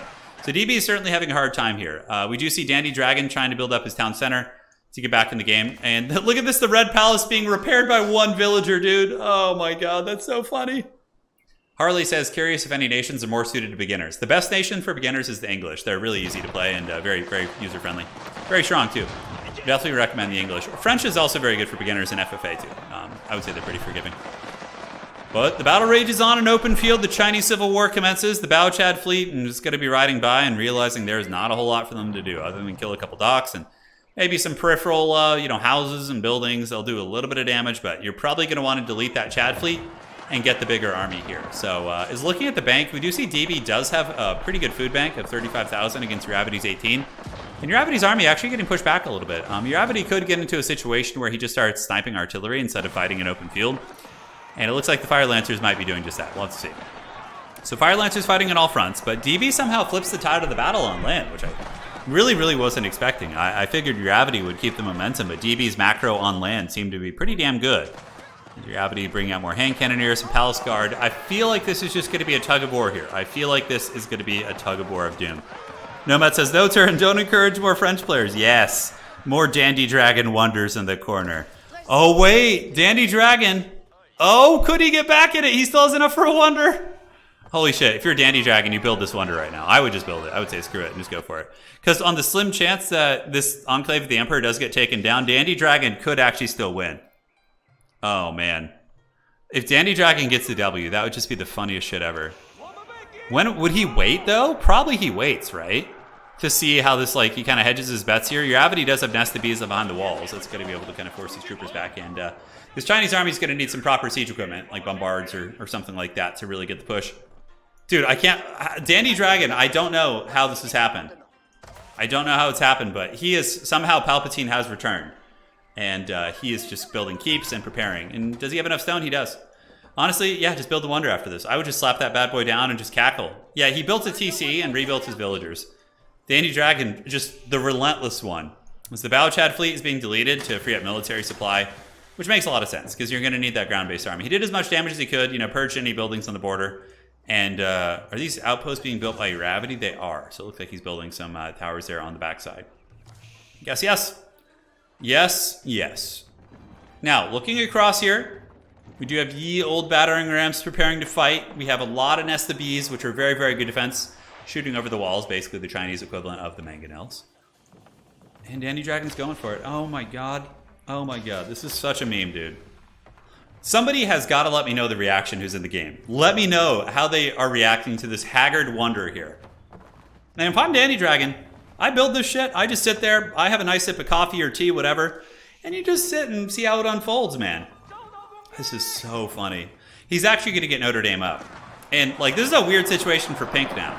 Because Pink is in a lose-lose situation now, 100%. He's battling Uravity, but even if he manages to kill Uravity, he loses the Dandy Dragon now. Although... Wait a second, Pink has the Sacred Sites, guys. He's got both Sacreds. He needs to entrench those. I don't know if he got those quick enough. I did miss it. Sorry, guys. I haven't eaten in a long time, and I'm getting a little bit loopy. But we do have the Sacred Sites, guys. We have him. Dandy Dragon's king. The problem with the king is he can just hide behind the wonder. So you're going to have to get one or the other, right? Yeah, this is wild. Up on the walls, hand cannoneers going to be getting that bonus from shooting up on the walls. Nesta Bees returning the favor as the Chinese war of attrition continues. I feel like this is going to be a tough one for either player to finish. They're both just such top-tier players. From what I can tell, at least in FFA, that it's going to be just so hard for one of them to really push the other one. Turin, chat's honestly very salty around not worth bringing up. Really? Is it getting salty? Oh my god. Turin, they're just telling Dandy, and you wonder why we double-teamed you. I love it. Let the salt flow. Are there 3 sacreds? Oh, yeah. There's a 3rd sacred in the corner. Yeah, okay, I did miss that one. So, yeah, no wonder. It doesn't matter. I thought there was 2 for a second, but there is a 3rd one on the bottom side. All right, guys, so this is looking like probably going to be a Uravity W. I love that it's getting salty. I love that it's getting salty. Oh, my God. Dandy Dragon is just so troll, dude. This is Wonder just, like, not participating or helping, just building his wonder and garrisoning all of his keeps with like things and just sitting in the corner. Oh dear God. So China once again is going to be moving for it. So now DB's in a weird situation. He's like, do I like let Uravity win or do I like try and stop him? It's like, man. I can't believe Blue, dude. The French troll just in the corner, just sitting on his walls and laughing. Probably the most smug laughter that you could possibly encounter here. A little bit of a breach in the walls. Guys, this honestly looks a little bit dangerous here. The fact that there's a breach and it's not that far. Like, Trebuchet's right here would be able to reach this keep. And, well, I guess that's just the king. Yeah, this is a little bit further. I don't know. We'll see what DB can do. So the walls are being blasted down. Kings are chilling. They're hiding. They're pretty safe. You got to protect the king and your wonder. So it becomes a little bit scarier. Yeah, and the French don't care. They're just chilling. There's literally nothing going on. He's probably got like 3 APMs right now. Maybe 5. I'm not sure. Well, they wanted to team up and kill him. They should have done it, right? That's true. You know, he survived. Fire Lancer is going to be looking for a way in. And we do see a bit of a villager pull just to try and salvage them from being rode down by the Fire Lancers. And the rest of the DB's army just kind of trebucheting in the front, but he doesn't seem to have the critical mass to really push through.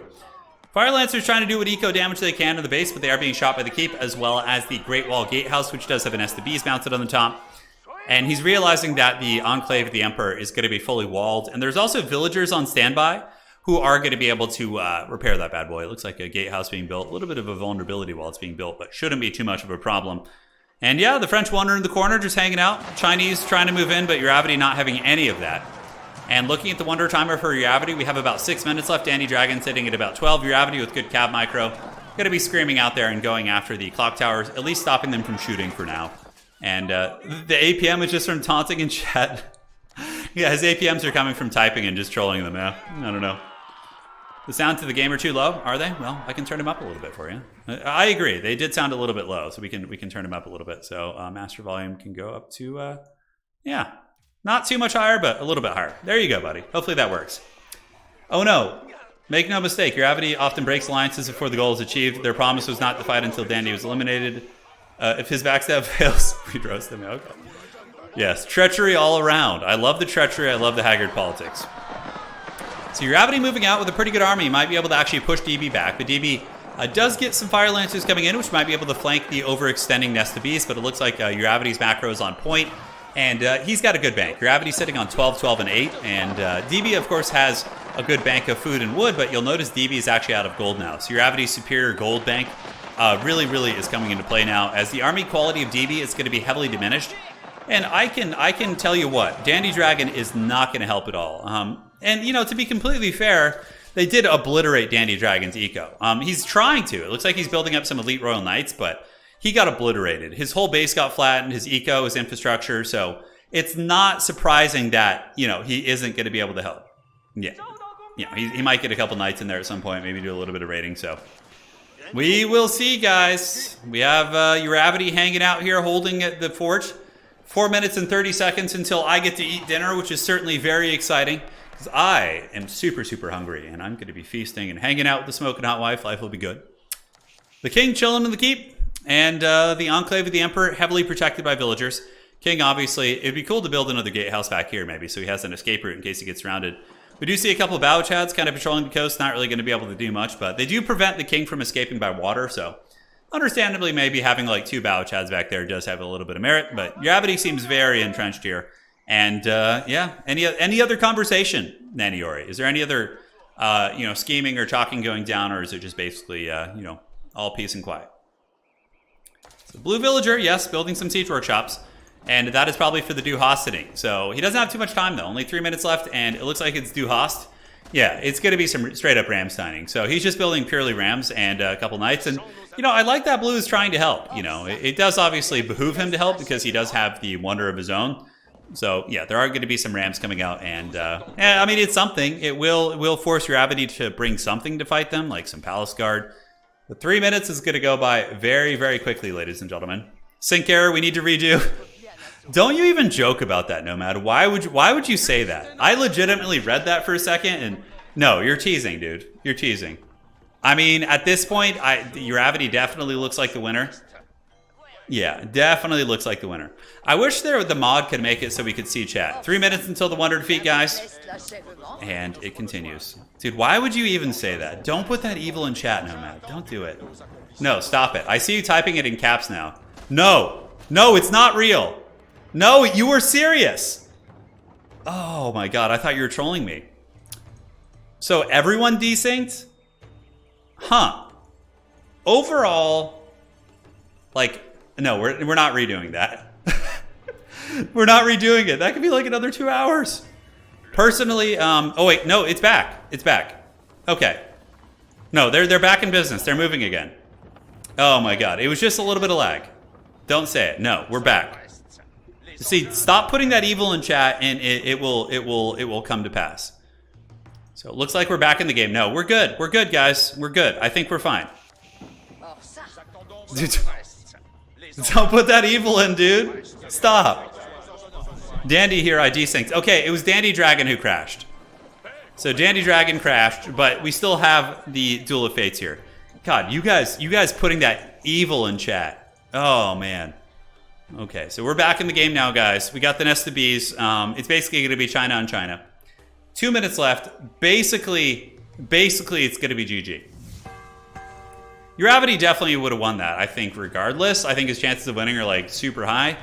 Dandy Dragon does desync there, so his Ramstein will not be helping. And it certainly would have been, you know, helpful, but I do think that prevail until the end. Objective failed. Okay, so that's just for Danny Dragon, just getting eliminated there. So yeah, he was taken out. Chat is all in on the crash, dude. You guys, how dare you? Let's have a poll if you should redo. No, dude, don't do it, man. Don't do it. So China's mustering an army, but I mean, it looks like they're kind of out of steam. Where's DB's army? What is he doing? Okay, so he's got Bao Chads around the side. I don't know what he's doing with the Chads. Yeah, he's got several units of Chads moving about. Moving in with a very small army that Gravity is simply just going to steamroll.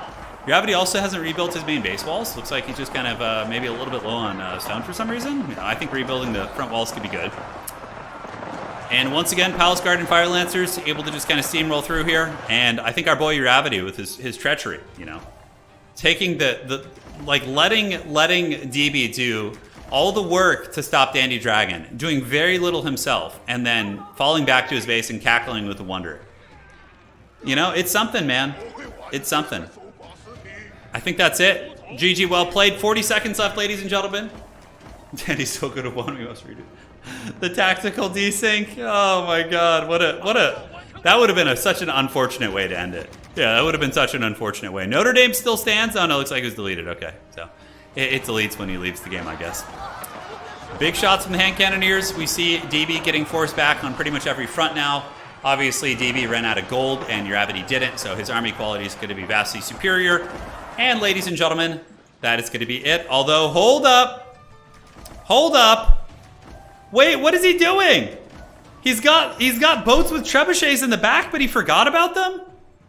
And Gravity wins. GG. Oh my God, that was a game, dude. That was a game. All right, that was fun, ladies and gentlemen. Hopefully you enjoyed that one. And that is going to be the end of the road. Good times for all. Once again, the Dark Lord Gravity, the pride of Scotland, has claimed victory with the treacherous wonder play. Good times for all. Hashtag stop the steal. Dandy would have won. Yeah, I definitely would have won, no doubt. I wasn't expecting the defeat. Dandy was a machine, as usual, yes. Yeah, let's start conspiracy theories about Gravity like hacking and disconnecting Dandy Dragon. You know, that's the conspiracy that needs to flow. Thank you guys all for playing tonight. I had a great time hanging with you all. We'll be back at least once a week doing our Age of Empires tournaments.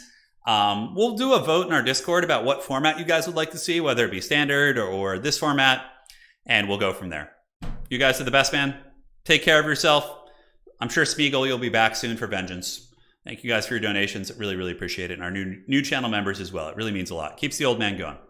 Take care. See you, my friends. That's it for tonight. Adios, do widzenia, dobranoc, and that is going to be it.